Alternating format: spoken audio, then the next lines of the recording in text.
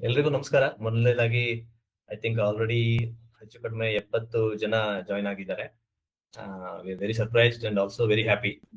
Thank you ಎಲ್ರಿಗೂ. ಶನಿವಾರ ಬೆಳಿಗ್ಗೆ ಎಲ್ಲರೂ ಜಾಯ್ನ್ ಆಗಿದ್ದೀರಿ. ಸೊ ಒಂದು ಕಿರು ಪರಿಚಯ. ನಾನು ವಸಂತ್ ಶೆಟ್ಟಿ ಅಂತ ಮುಂದೆ ಬನ್ನಿ ಅನ್ನುವಂತ ಒಂದು ಇನಿಷಿಯೇಟಿವ್ ಏನು ಶುರು ಮಾಡಿದ್ವಿ. ನಾನು ಮತ್ತೆ ನನ್ನ ತಂಡದ ಒಂದಿಬ್ರು ಸೇರ್ಕೊಂಡು ಇದನ್ನ ಶುರು ಮಾಡಿದೀವಿ.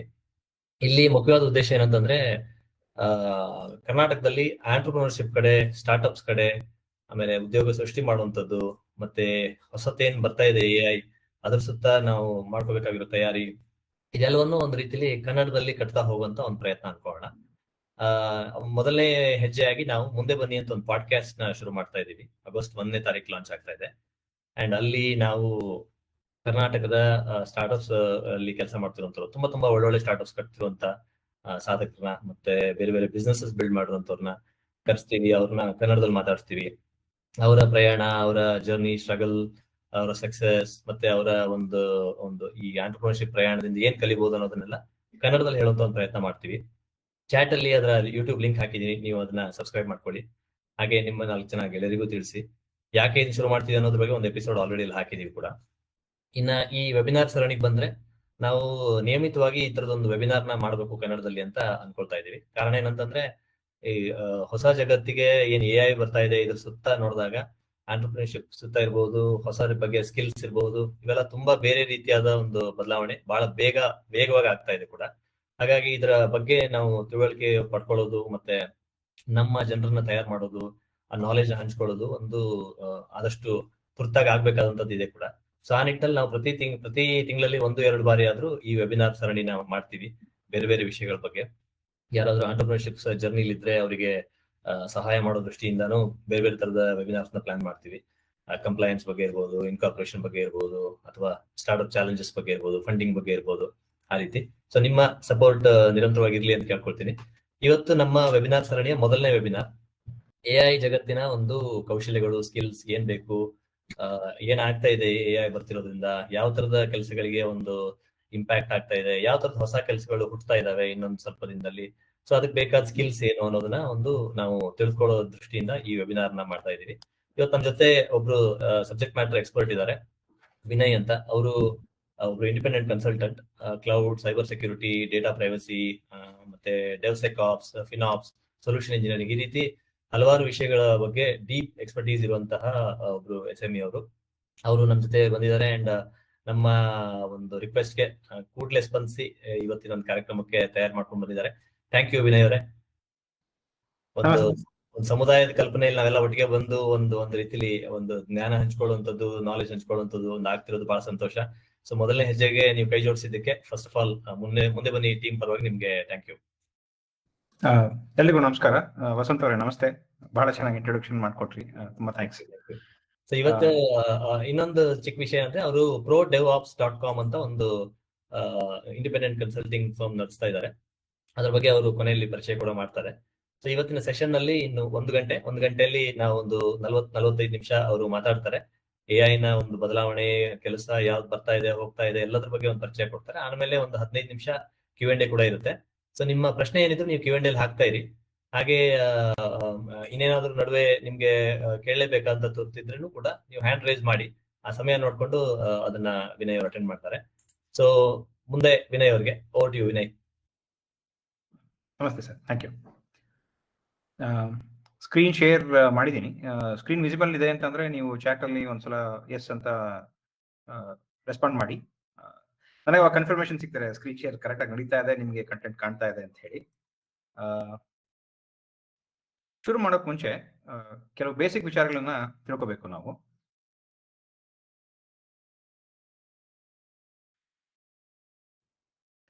ಈಗ ಹಲೋ ಕಾಣಿಸ್ತಾ ಇದೆ ಮತ್ತೆ ಕೇಳಿಸ್ತಾ ಇದೆ, ಸ್ಕ್ರೀನ್ ಶೇರಿಂಗ್ ಕೂಡ ಕಾಣಿಸ್ತಾ ಇದೆ. ಹಾಗೆ ಸರ್. ಹಾ, ಸೊ ಮೊದಲನೇದಾಗಿ AI ಬಗ್ಗೆ ಎಲ್ಲರಿಗೂ ಕುತೂಹಲ ಜಾಸ್ತಿ ಇದೆ, ಯಾಕೆಂದ್ರೆ ಈಗ ಬಹಳ ಚರ್ಚೆಗೆ ಗ್ರಾಸವಾಗಿರೋ ವಿಷಯನೇ AI. ಏನಿದೆ AI, ಯಾಕೆ, ಯಾವ್ಯಾವ ರೀತಿಯ ಇಂಪ್ಯಾಕ್ಟ್ ಇದರಿಂದ ಸಾಧ್ಯ ಆಗುತ್ತೆ ನಮ್ಗಳ ಜೀವನದ ಮೇಲೆ, ನಮ್ಗಳ ಇಕನಾಮಿ ಮೇಲೆ, ನಮ್ಮ ಕೆಲಸದ ಮೇಲೆ, ನಮ್ಮ ಅವಕಾಶಗಳ ಮೇಲೆ, ಹೇಗೆ ನಮ್ಮ ಉದ್ದಿಮೆಗಳ ಮೇಲೆ ಮತ್ತೆ ನಮ್ಮ ಅವಕಾಶಗಳ ಮೇಲೆ ಹೇಗೆ ಇಂಪ್ಯಾಕ್ಟ್ ಆಗುತ್ತೆ ಅನ್ನೋದು ಬಹಳ ಜನಕ್ಕೆ ತಲೆಯಲ್ಲಿರುವಂತ ಕೆಲವು ಸಂಶಯಗಳು ಉಂಟು, ಹಾಗೆ ಕೆಲವು ಭಯಗಳು ಉಂಟು, ಕೆಲವು ಆತಂಕಗಳು ಉಂಟು. ಇನ್ನೂ ಹಲವರಿಗೆ ಕಾಣ್ತಾ ಇರೋ ಅವಕಾಶಗಳ ಬಗ್ಗೆ ತುಂಬಾ ಹುಮ್ಮಸ್ಸು, ಆಸಕ್ತಿ ಕೂಡ ಉಂಟು. ಇದೊಂಥರ ಮಿಕ್ಸ್ಡ್ ಬ್ಯಾಗ್ ಅಂತ ಹೇಳ್ತೀವಲ್ಲ ಹಾಗೆ. ಬಹಳಷ್ಟು ಎಮೋಷನ್ಸ್ ಬರುತ್ತೆ ಜನಕ್ಕೆ ಎ ಅಂದ ತಕ್ಷಣ. ಅಯ್ಯೋ ಏನದು ನಾಳೆ ಕೆಲಸನೇ ಇರೋಲ್ವಂತೆ, ಎಲ್ಲ ಹೋಗ್ಬಿಡುತ್ತಂತೆ, ಎಲ್ಲ ರೋಬೋಟ್ಸ್ ಬಂದ್ಬಿಡುತ್ತಂತೆ, ಎಲ್ಲ ಎ ಮಾಡ್ಬಿಡುತ್ತಂತೆ. ಈ ತರದ್ದೆಲ್ಲ ಬಹಳ ಕಲ್ಪನೆಗಳಿದೆ. ಅದಕ್ಕೆ ತಕ್ಕನಾಗಿ ನಮ್ಮ ಮೀಡಿಯಾದಲ್ಲಿ, ಮೇನ್ ಸ್ಟ್ರೀಮ್ ಮೀಡಿಯಾದಲ್ಲಿ ಇದಕ್ಕೆ ಬಹಳಷ್ಟು ಒಂಥರ ಊಹಾಪೋಹಗಳಿಗೆ ಎಡೆ ಮಾಡ್ಕೊಡುವಂತ ಅನೇಕ ಸುದ್ದಿ, ಸುಳ್ಳು ಸುದ್ದಿಗಳು, ತಪ್ಪು ಸುದ್ದಿಗಳು ಓಡಾಡ್ತಾ ಇರುತ್ತೆ.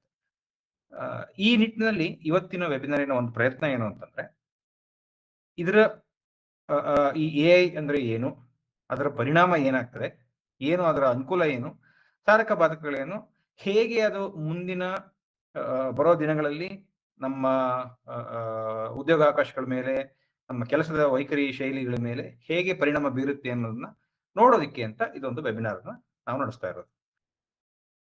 ಈಗ ಬಹಳ ಮುಖ್ಯವಾದ ವಿಷಯ ಅಂತಂದ್ರೆ, ನಾವು ಬಹಳ ಕಾಮನ್ ಆಗಿ ಕೇಳ್ಪಡೋ ಒಂದು ವಿಷಯ ಏನು ಅಂದ್ರೆ, ಏಜೆಂಟ್ ಅಥವಾ ಎ ಐ ಏಜೆಂಟ್ ಅಂತ ಒಂದು ವಿಷಯ ಬರ್ತದೆ. ಏನು ಎ ಐ ಹಿಂದೆನೂ ಟೂಲ್ಸ್ ಇತ್ತು, ಈಗ ಹಿಂದೆ ಎಲ್ಲ ಇರ್ಲಿಲ್ಲ ಅಂತ ಅಲ್ಲ. ನಮ್ಮ ಹಿಂದೆ ನಮ್ಗೆ ಬಹಳಷ್ಟು ಟೂಲ್ಸ್ ಎಲ್ಲ ಇದ್ವು. ನಾವು ಬೇಕಾದಷ್ಟು ಆಟೋಮೇಶನ್, ಬೇಕಾದಷ್ಟು ಕಂಪ್ಯೂಟರ್ ತಂತಾನೆ ಕೆಲಸ ಮಾಡುವಂತ ಬೇಕಾದಷ್ಟು ಬಹಳ ಫಾಸ್ಟ್ ಆಗಿ, ಬಹಳ ಬೇಗ, ಮತ್ತೆ ಬೇಗ ಅಟ್ ಸ್ಕೇಲ್ ಅಂತೀವಲ್ಲ, ದೊಡ್ಡ ಪ್ರಮಾಣದಲ್ಲಿ ಮತ್ತೆ ಬಹಳ ಬೇಗ ಆಗುವಂತ ಕೆಲಸಗಳನ್ನು ಮಾಡುವಂತ ಕೇಪಬಿಲಿಟಿ ಇರೋ ಕಂಪ್ಯೂಟರ್ಗಳು ಮುಂಚೆನೂ ಇತ್ತು. ಆದ್ರೆ ಇವಾಗ ಏನು ಬದಲಾವಣೆ, ಈ ಎ ಐ ಕಾಲದಲ್ಲಿ ಏನು ಅಂತ ಬದಲಾವಣೆ? ಇದರಿಂದ ಮಹತ್ತರವಾದ ಬದಲಾವಣೆ ಏನು ಅಂತಂದ್ರೆ, ಇದು ಒಂದು ಏಜೆಂಟ್. ಏಜೆಂಟ್ ಅಂತಂದ್ರೆ ನಾವು ಅದಕ್ಕೆ ಡಿಸಿಷನ್ ತಗೊಳ್ಳೋ ಅಥವಾ ನಿರ್ಧಾರ ಮಾಡುವಂತ ಒಂದು ಜವಾಬ್ದಾರಿನ ಅದ್ರ ಕೈಲಿ ಕೊಡಬಲ್ಲೆವು ಇವಾಗ. ಅದು ಮುಂಚೆ ಇರಲಿಲ್ಲ, ಇವಾಗ ಅದು ಸಾಧ್ಯ ಆಗಿದೆ. ಏನು ಅಂತ ಒಂದು ಎಕ್ಸಾಂಪಲ್ ಹೇಳ್ಬೇಕು ಅಂತಂದ್ರೆ, ನಾನು ಏನಾದ್ರೂ ಒಂದು ಬರಿಬೇಕು ಅಥವಾ ಏನಾದ್ರೂ ಒಂದು ಬರವಣಿಗೆ ಮಾಡ್ಬೇಕು ಅಂದ್ರೆ, ಮುಂಚೆ ನಾನು ಬರಿಬೇಕಿತ್ತು, ಅದಕ್ಕೆ ಸಹಾಯ ಮಾಡ್ಲಿಕ್ಕೆ ಅಂತ ಹೇಳಿ ಬೇಕಾದಷ್ಟು ಸಾಧನಗಳು, ಈ ಮೈಕ್ರೋಸಾಫ್ಟ್ ಆಫೀಸ್ ಆಗ್ಲಿ, ಪವರ್ ಪಾಯಿಂಟ್ ಆಗ್ಲಿ, ಇನ್ನೊಂದಾಗ್ಲಿ ಮತ್ತೊಂದಾಗ್ಲಿ, ಆ ತರದ್ ಬೇಕಾದಷ್ಟು ಸಾಧನಗಳಿದ್ವು. ಆ ಸಾಧನಗಳನ್ನ ಬಳಸ್ಕೊಂಡು, ನನ್ನ ಬುದ್ಧಿಮತ್ತೆ ಬಳಸ್ಕೊಂಡು ನಾನು ರಿಸರ್ಚ್ ಮಾಡಿ ಗೂಗಲ್ ಅಥವಾ ಮತ್ತೊಂದು ಸರ್ಚ್ ಇಂಜಿನ್ಗೆ ಹೋಗಿ ಮಾಹಿತಿ ಹುಡುಕಿ, ಕಲೆ ಹಾಕಿ, ಅದನ್ನ ಹಿಂದೆ ಮುಂದೆ ನೋಡಿ, ಅದನ್ನ ಚೆಕ್ ಮಾಡಿ, ಅದು ಸರಿನಾ ತಪ್ಪಾ ಅಂತ ವಿಶ್ಲೇಷಿಸಿ, ಹೇಗೆ ನಮ್ಮ ಟಾಪಿಕ್ಗೆ ಅಥವಾ ನಾನು ಏನ್ ಕೆಲಸ ಮಾಡ್ತಾ ಇದ್ದೇನೋ ಅದಕ್ಕೆ ಸಂಬಂಧಪಟ್ಟದ್ದ ತಕ್ಕದಾದ ವಿಷಯ ಏನು ಅಂತ ಹುಡುಕಿ, ಅದನ್ನ ಸೋಸಿ ತೆಗೆದು ನಮ್ಮ ಡಾಕ್ಯುಮೆಂಟ್ ಅಲ್ಲಿ ಬರೆಯೋದು ಅಥವಾ ಅದನ್ನು ಬಳಸೋದು ಏನಾದ್ರೂ ಮಾಡ್ಬೇಕಿತ್ತು. ಇವಾಗ ಆ ನಿರ್ಧಾರ ಏನಿದೆಯಲ್ಲ, ಇದು ಇದಕ್ಕೆ ಸಂಬಂಧಪಟ್ಟಿದ್ದ ಅಲ್ವಾ, ಇದು ಹೇಗೆ ಅದನ್ನ ಬೆಳೆಸಬಹುದು, ಅದನ್ನ ಹೇಗೆ ಬರಿಬಹುದು ಅನ್ನುವಂಥ ನಿರ್ಧಾರ ಕೂಡ ಆ ಎ ಐ ಅಥವಾ ಒಂದು ಎ ಏಜೆಂಟ್ ಅಂತ ಏನ್ ಹೇಳ್ತೀವಿ ಅದ್ರ ಕೈಲಿ ತಗೊಳ್ಳೋದಕ್ಕೆ ಸಾಧ್ಯ. ಇದು ಅತ್ಯಂತ ಮಹತ್ತರವಾದ ಬದಲಾವಣೆ. ಇದು ನೀವು ಸಿಂಪಲ್ ಆಗಿ ಹೇಳ್ಬೇಕು ಅಂತಂದ್ರೆ, ಇಂಡಸ್ಟ್ರಿಯಲ್ ರೆವಲ್ಯೂಷನ್ ಬಹಳ ಮುಂಚೆ ಆಯ್ತು. ಈ 18ನೇ ಶತಮಾನದ ಕೊನೆಯಲ್ಲಿ, 19ನೇ ಶತಮಾನದ ಶುರುವಿನಲ್ಲಿ ಬ್ರಿಟನ್ ನಲ್ಲಿ ಇಂಡಸ್ಟ್ರಿಯಲ್ ಏಜ್ ಶುರುವಾಯ್ತಲ್ಲ, ತದನಂತರ ಬಂದಿದ್ದು ಇಂಟರ್ನೆಟ್ ಎರ. ಇಂಟರ್ನೆಟ್ ಎರ ಬಂದಾಗ ಇಡೀ ಜಗತ್ತಿನ ಜ್ಞಾನ ಭಂಡಾರ ಎಲ್ಲರಿಗೂ ತೆರ್ಕೋತು. ಇಲ್ಲಿ ಕುತ್ಕೊಂಡು ನಾನು ಯಾವುದೋ ಒಂದು ಮೂಡುಬಿದ್ರೆ ಹಳ್ಳಿಲಿ ಕುತ್ಕೊಂಡು ಪೂರ್ಣಚಂದ್ರ ತೇಜಸ್ವಿ ಅವರು ಜಗತ್ತಿನ ಆಗುಹೋಗುಗಳ ಬಗ್ಗೆ ಬರೆದು ಜನಕ್ಕೆ ತಿಳುವಳಿಕೆ ಮೂಡಿಸೋ ಪ್ರಯತ್ನ ಎಲ್ಲ ಮಾಡ್ತಾ ಇದ್ರು ಇಂಟರ್ನೆಟ್ಟಿನ ಅನುಕೂಲದಿಂದ. ಇದು ನಮ್ಮ ಕಾಲಘಟ್ಟದಲ್ಲಿ ನಾವು ನೋಡ್ತಾ ಇರೋಂತ ನೆಕ್ಸ್ಟ್ ಬಿಗ್ ಚೇಂಜ್. ಇದು ಅತ್ಯಂತ ಮಹತ್ತರವಾದ ಬದಲಾವಣೆ. ಫಾಲೋ ಮಾಡ್ತಾ ಇದ್ದೀರಾ ಅಂತಂದ್ರೆ ನೀವು ಚಾಟ್ ಬಾಕ್ಸ್ ಅಲ್ಲಿ ಮೆಸೇಜ್ ಹಾಕಿ. ಪ್ರಶ್ನೆಗಳೇನಾಯ್ತಂದ್ರೆ ನೀವು ತದನಂತರ ಬರ್ತೀವಿ. Q&A ಇದರಲ್ಲಿ ಹಾಕಿ ನೀವು ಇಟ್ಕೊಂಡಿದ್ರಿ, ಪ್ರಶ್ನೆಗಳನ್ನು ನಾವು ಅಡ್ರೆಸ್ ಮಾಡ್ತೀವಿ ತದನಂತರ. ಈಗ ಇನ್ ಡೆಪ್ತ್ ನಾವು ಶುರು ಮಾಡೋಣಂತೆ. ಎ ಎರ, ಇದು ಪರಿಣಾಮ ಏನು, ಇವತ್ತಿನ ಉದ್ಯೋಗಾವಕಾಶಗಳು ಇವತ್ತಿನ ಹೇಗೆ, ಮುಂದೆ ಹೇಗೆ? ನಾವೀಗೆಲ್ಲ ನೋಡ್ಬೋದು, ಬಹಳ ಬದಲಾವಣೆ ನಡೀತಾ ಇದೆ. ಬೇಕಾದಷ್ಟು ಬದಲಾವಣೆ ನಮ್ಮ ಸುತ್ತಲೂ ಆಗ್ತಾ ಇದೆ. ಬಹಳ ಜನ ಅಯ್ಯೋ ನಮ್ಮಲ್ಲಿ ಎ ಐ ಟೂಲ್ಸ್ ಅನ್ನ ತರಬೇಕು, ಹೇಗೆ ತರಬೇಕು, ಯಾವ ರೀತಿ ತರಬೇಕು, ಯಾವ ರೀತಿ ಅದನ್ನ ನಾವು ಎಕ್ಸ್ಪ್ಲೋರ್ ಮಾಡಬೇಕು, ಏನೇನ್ ಕೆಲಸಗಳು ಎ ಐ ಬಳಸ್ಕೊಂಡು ಮಾಡ್ಲಿಕ್ಕೆ ಸಾಧ್ಯ, ಏನೇನ್ ಕೆಲಸಗಳು ಸಾಧ್ಯವಿಲ್ಲ, ಯಾಕೆ ಕೆಲವು ಕೆಲಸಗಳು ಸಾಧ್ಯ, ಯಾಕೆ ಕೆಲವು ಕೆಲಸಗಳು ಸಾಧ್ಯ ಇಲ್ಲ, ಈ ತರದ ಬೇಸಿಕ್ ಪ್ರಶ್ನೆಗಳನ್ನ ಅಡ್ರೆಸ್ ಮಾಡೋದಕ್ಕೆ ಸ್ವಲ್ಪ ಪ್ರಯತ್ನ ಪಡ್ತಾ ಇದ್ದಾರೆ. ಇವಾಗಿನ ಜಗತ್ತಿನಲ್ಲಿ 2-3 ತರ ಕಂಪ್ನಿಗಳು, 2-3 ಸ್ತರಗಳಲ್ಲಿ ಕಂಪ್ನಿಗಳು ಸದ್ಯಕ್ಕೆ ನಿಂತಿವೆ.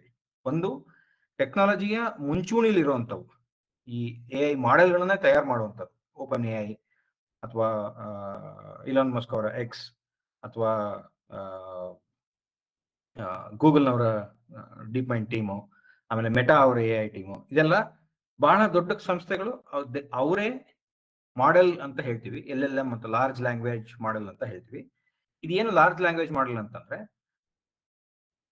ಜಗತ್ತಿನಲ್ಲಿ ಏನೇನು ಕಂಟೆಂಟ್ ಇದೆಯೋ, ಇಂಟರ್ನೆಟ್ ಅಲ್ಲಿ ಏನೇನು ಕಂಟೆಂಟ್ ಇದೆಯೋ, ಪುಸ್ತಕಗಳಲ್ಲಿ ಡಿಜಿಟೈಸ್ ಆಗಿರೋದು, ಡಿಜಿಟೈಸ್ ಆಗದಲೇ ಇರೋದು, ಈ ಕಂಟೆಂಟ್ ಅನ್ನೆಲ್ಲ ತಗೊಂಡು ಅವ್ರು ಏನ್ ಮಾಡ್ತಾರೆ, ಟ್ರೈನಿಂಗ್ ಅಂತ ಹೇಳ್ತಾರೆ. ಆ ಡೇಟಾ ಎಲ್ಲಾನು ಒಂದ್ ಕಡೆ ಕಲೆ ಹಾಕ್ಬಿಟ್ಟು ಬರೆದಿರೋ ಅದನ್ನ ನ್ಯೂಮರಿಕಲಿ ಅದನ್ನ ಟ್ರಾನ್ಸ್ಕೋಡ್ ಮಾಡಿ ಅದರಿಂದ ಒಂದು ಮ್ಯಾಥಮೆಟಿಕಲ್ ಮಾಡೆಲ್ ತರ ಮಾಡ್ಬಿಟ್ಟು, ಈ ಪದಗಳು ಬಂತು ಅಂದ್ರೆ ಮುಂದೆ ಏನ್ ಪದ ಬರಬಹುದು ಅನ್ನೋ ಒಂದು ಪ್ರಿಡಿಕ್ಟಿವ್ ಲೆಕ್ಕಾಚಾರ ಹಾಕುವಂತ ಒಂದು ಕೌಶಲ್ಯ ಇರುವಂತ ವಸ್ತುನೇ ಆ ಎಲ್ ಎಲ್ ಎಂ ಅಂತ ಹೇಳ್ತೀವಿ, ಲಾರ್ಜ್ ಲ್ಯಾಂಗ್ವೇಜ್ ಮಾಡೆಲ್. ಈ ಲಾರ್ಜ್ ಲ್ಯಾಂಗ್ವೇಜ್ ಮಾಡೆಲ್ಗಳನ್ನು ತಯಾರಿಸೋ ಕಂಪನಿಗಳಲ್ಲಿ ಈ ಮೂರು ಇದಾವೆ. ಈ ತರ ಹಲವಾರು ದೊಡ್ಡ ಸಂಸ್ಥೆಗಳಿದಾವೆ. ಆಲ್ಮೋಸ್ಟ್ ಎಲ್ಲರೂ ಇದ್ದಾರೆ. ಈಗ ಯಾವ್ಯಾವ ದೊಡ್ಡ ಸಂಸ್ಥೆ ಇದೆಯೋ ಎಲ್ಲರೂ ಅವ್ರವ್ರದೇ ಆದ ಎಲ್ ಎಲ್ ಎಂಗಳನ್ನ ತಯಾರು ಮಾಡಬೇಕು ಅಂತ ಹೇಳಿ ಪ್ರಯತ್ನ ಪಡ್ತಾ ಇದ್ದಾರೆ. ನಂತರದ ಸ್ತರದಲ್ಲಿರೋರು ತಕ್ಕ ಮಟ್ಟಿಗೆ ತಮ್ಮ ವ್ಯವಹಾರ ವಹಿವಾಟುಗಳನ್ನ ಚೆನ್ನಾಗಿ ಏಳಿಸ್ಕೊಂಡಿದ್ದಾರೆ, ನಡೆಸ್ತಾ ಇದ್ದಾರೆ. ಆದ್ರೆ ಇವಾಗ ಅವರಿಗೆ ಈಗ ಬಂದಿರೋ ಅಡ್ವಾನ್ಸ್ಮೆಂಟ್ಸ್ ಇಂದ, ಎ ಐ ಅಡ್ವಾನ್ಸ್ಮೆಂಟ್ಸ್ ಇಂದ ಹೇಗೆ ಇನ್ನೂ ಹೆಚ್ಚಿನ ಲಾಭ ಪಡ್ಕೋಬಹುದು, ಹೇಗೆ ಇನ್ನೂ ಹೆಚ್ಚಿನ ಪ್ರೊಡಕ್ಟಿವಿಟಿ ಮಾಡ್ಕೋಬಹುದು, ಹೇಗೆ ಇನ್ನು ಹೊಸ ಹೊಸ ದಿಕ್ಕುಗಳಲ್ಲಿ ತಮ್ಮ ಬಿಸ್ನೆಸ್ ಅನ್ನು ಹಬ್ಬಿಸ್ಕೋಬಹುದು, ಹೇಗೆ ಹೊಸ ಹೊಸ ವಿಧಾನಗಳಲ್ಲಿ ತಮ್ಮ ಬಿಸ್ನೆಸ್ ಅನ್ನ ಮುಂದುವರಿಸಬಹುದು ಅನ್ನುವಂತ ಯೋಚನೆಯಲ್ಲಿ ಅವರು ಈ ಟೆಕ್ನಾಲಜಿನ ಬಳಸಬೇಕು ಅಂತ ಪ್ರಯತ್ನ ಪಡ್ತಾ ಇದ್ದಾರೆ. ಇನ್ನು ಮೂರನೇ ಸ್ತರದಲ್ಲಿರುವಂತ ಕಂಪನಿಗಳು ಹೇಗೆ ಅಂದ್ರೆ, ಅವರಿಗೆ ಅಳುಕೋ ಆತಂಕ ಎಲ್ಲ ಇದೆ, ಕಾಣಿಸ್ತಾ ಇದೆ, ಎ ಐ ಜಗತ್ತು ನಿಜ, ಅದೆಲ್ಗೂ ಹೋಗ್ತಾ ಇಲ್ಲ, ನಮ್ಮ ಮುಂದೆ ಕಣ್ಮುಂದೆ ಬಂದಾಗಿದೆ ಅಂತ. ಹೇಗೆ ನಾವು ಅಡಾಪ್ಟ್ ಮಾಡ್ಕೋಬೇಕು, ಅಥವಾ ನಮಗೂ ಅಡಾಪ್ಷನ್ ಸಾಧ್ಯನಾ, ನಮ್ಮ ಕೆಲಸಗಳಿಗೆ, ನಮ್ಮ ಕಾರ್ಯಗಳಿಗೆ ಅದು ನಿಜವಾಗ್ಲೂ ಸಂಬಂಧ ಪಟ್ರೆ ಹೇಗೆ, ಅದನ್ನು ಯಾವ ರೀತಿ ನಾವು ಬಳಸ್ಕೋಬಹುದು ಅನ್ನೋದು ಈ ಮೂರನೇ ಸ್ತರದ ಕಂಪನಿಗಳಿಗೆ ಇರುವಂತ ಸಮಸ್ಯೆ. ಈಗ ನೋಡೋಣಂತೆ, ಎಲ್ಲರಿಗೂ ಒಂದು ಸಾಧಾರಣವಾಗಿ ಒಂದು ತಲೆಯಲ್ಲಿ ಏನು ಅಂತಂದ್ರೆ, ಈಗ ಜಾಬ್ ಮಾರ್ಕೆಟ್ ಇದೆ, ಬಹಳಷ್ಟು ಜನ ಡಿಗ್ರಿ ಪಡೆದು ಹೊರಗಡೆ ಬರ್ತೀವಿ, ವರ್ಕ್ ಫೋರ್ಸ್ ಸೇರ್ತೀವಿ. ಕೆಲಸಗಳು ಹೇಗೆ, ಏನ್ ಮಾಡಬೇಕು, ಯಾವ್ಯಾವ ರೀತಿ ಕೆಲಸಗಳು ಮುಂದೆ ನಮಗೆ ಸಿಗಬಹುದು, ಎ ಐ ಇಂದ ಏನಾದ್ರೂ ತೊಂದರೆ ಉಂಟಾ, ಅದರಿಂದ ನಾವು ಅನುಕೂಲ ಪಡ್ಕೋಬೇಕು ಅಂದ್ರೆ ಹೇಗೆ ನಾವು ಇಲ್ಲಿಂದನೇ ಬದಲಾವಣೆ ಪಡ್ಕೊಳಕ್ ಸಾಧ್ಯ, ಏನಾದ್ರೂ ಮಾಡ್ಲಿಕ್ಕೆ ಸಾಧ್ಯವಾ ಅನ್ನೋದು ಒಂದು ಸಾಧಾರಣವಾದ ಪ್ರಶ್ನೆ. ಕೂಲಂಕುಷವಾಗಿ ನೋಡ್ತಾ ಹೋಗೋಣ. Automation of entry level jobs ಅಂತ ಹೇಳ್ತೀವಿ. ಏನು ಅಂದ್ರೆ, ಈಗ ಬಹಳಷ್ಟು ಎಂಟ್ರಿ ಲೆವೆಲ್ ಜಾಬ್ಸ್ ಏನಿತ್ತು ಸಮಸ್ತವಾಗಿ ಅದು ಆಟೋಮೇಟ್ ಆಗುತ್ತೆ. ಆಟೋಮೇಟ್ ಆಗುತ್ತೆ ಅಂದ್ರೆ ಬರೀ ಹೇಳಿದ್ದನ್ನ ಮಾಡೋ ಹಾಗೆ ಅಲ್ಲ, ಅದು ಸಂಪೂರ್ಣವಾಗಿ ವಿತ್ ಏಜೆನ್ಸಿ ನಾವು ಆ ಟೂಲ್ಗಳಿಗೆ ಕೊಡ್ತೀವಿ. ಅಂದ್ರೆ ಮುಂಚೆ ಯಾವ್ದಾದ್ರು ಒಂದು ಸಣ್ಣ ಕೆಲಸ, ಈಗ ಒಂದು ಎಕ್ಸಾಂಪಲ್ ತಗೊಳ್ಳೋಣಂತೆ, ಯಾವ್ದೋ ಒಂದು ಇದಕ್ಕೆ ಮಾರ್ಕೆಟಿಂಗ್ ಮಾಡಬೇಕು ಅಂತ ಇಟ್ಕೊಳ್ಳೋಣ. ಮಾರ್ಕೆಟಿಂಗ್ ಕಾಪಿ ರೆಡಿ ಮಾಡಬೇಕು, ನಾವು ಕಂಟೆಂಟ್ ರೆಡಿ ಮಾಡಬೇಕು, ಬರವಣಿಗೆ ಬರೆಯೋದು, ಅದನ್ನ ಡಿಸೈನ್ ಮಾಡೋದು, ಅದು ಕಾರ್ಟ್ ಮಾಡೋದು, ಹೀಗೆ 4-5 ಜನ ಸ್ವಲ್ಪ ಕೆಲಸ ಮಾಡ್ತಾ ಇದ್ರು ಒಂದು ಸಣ್ಣ ಬೇಸಿಕ್ ಅಡ್ವರ್ಟೈಸ್ಮೆಂಟ್ ರೆಡಿ ಮಾಡಬೇಕು ಅಂತಂದ್ರು. ಇವಾಗ ಅದೆಲ್ಲದನ್ನು ಒಂದು ಪ್ರಾಂಪ್ಟ್ ಅಂತ ಹೇಳ್ತೀವಿ. ನೀವು ಅದಕ್ಕೆ ಒಂದು ಹೇಳಿಕೆ ಕೊಡಬೇಕು, ಆ ಹೇಳಿಕೆ ಆಧಾರದ ಮೇಲೆ ನಿಮಗೆ ಏನು ಬೇಕು ಅಂತ ಆ ಎಲ್ ಎಲ್ ಎಂಗಳು ತಯಾರು ಮಾಡಿ ವಾಪಸ್ ನಿಮಗೆ ಕೊಡುತ್ತೆ.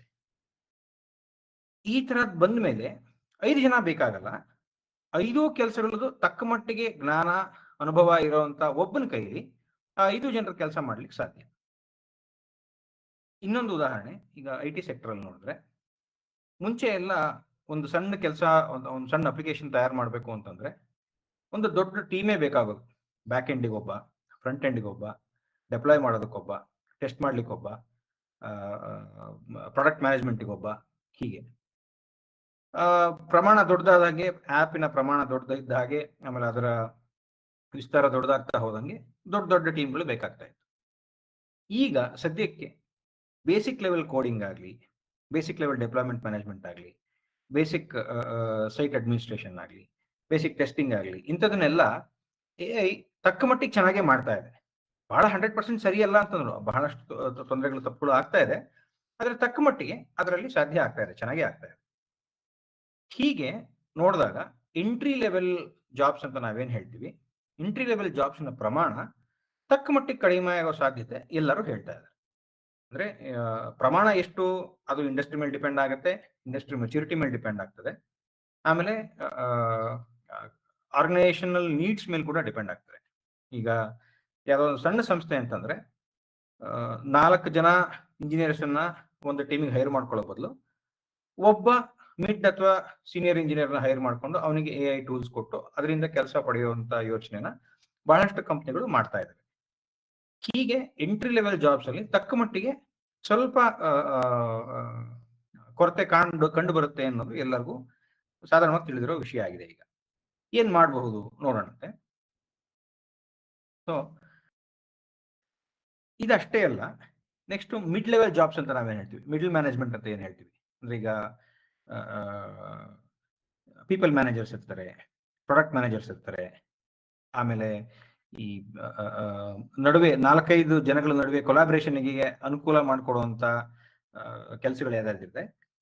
ಇದು ಎಲ್ಲದನ್ನು ಬಹಳಷ್ಟು ಕೆಲಸ ಇವಾಗ ನಡೀತಾ ಇರೋದು ಬಹಳ ಮ್ಯಾನುವಲ್ ಆಗಿ ಯಾರೋ ಒಬ್ಬ 4 ಜನರನ್ನ ಮಾತಾಡಿಸಿ ವಿಷಯ ಕಲೆ ಹಾಕಿ ಅದನ್ನ ಒಂದ್ ಕಡೆ ಬರೆದು ಇನ್ನೊಂದು 4 ಜನಕ್ಕೆ ತಲುಪಿಸಿ ಮುಕ್ಕಾಲ್ ಪಾಲು ಇಮೇಲು, ಸ್ಪ್ರೆಡ್ ಶೀಟು ಈ ತರದ್ದು ಬೇರೆ ಅಥವಾ ಈ ಟಿಕೆಟ್ ಮ್ಯಾನೇಜ್ಮೆಂಟ್ ಸಾಫ್ಟ್ವೇರ್ ಈ ತರದ್ನೆಲ್ಲ ಇಟ್ಕೊಂಡು ಅವ್ರ ಕೋಆರ್ಡಿನೇಷನ್ ಮತ್ತೆ ಕೊಲಾಬರೇಷನ್ ಅನುಕೂಲ ಮಾಡ್ಕೊಡ್ತಾ ಇದ್ದಾರೆ ಬಹಳಷ್ಟು ಜನ.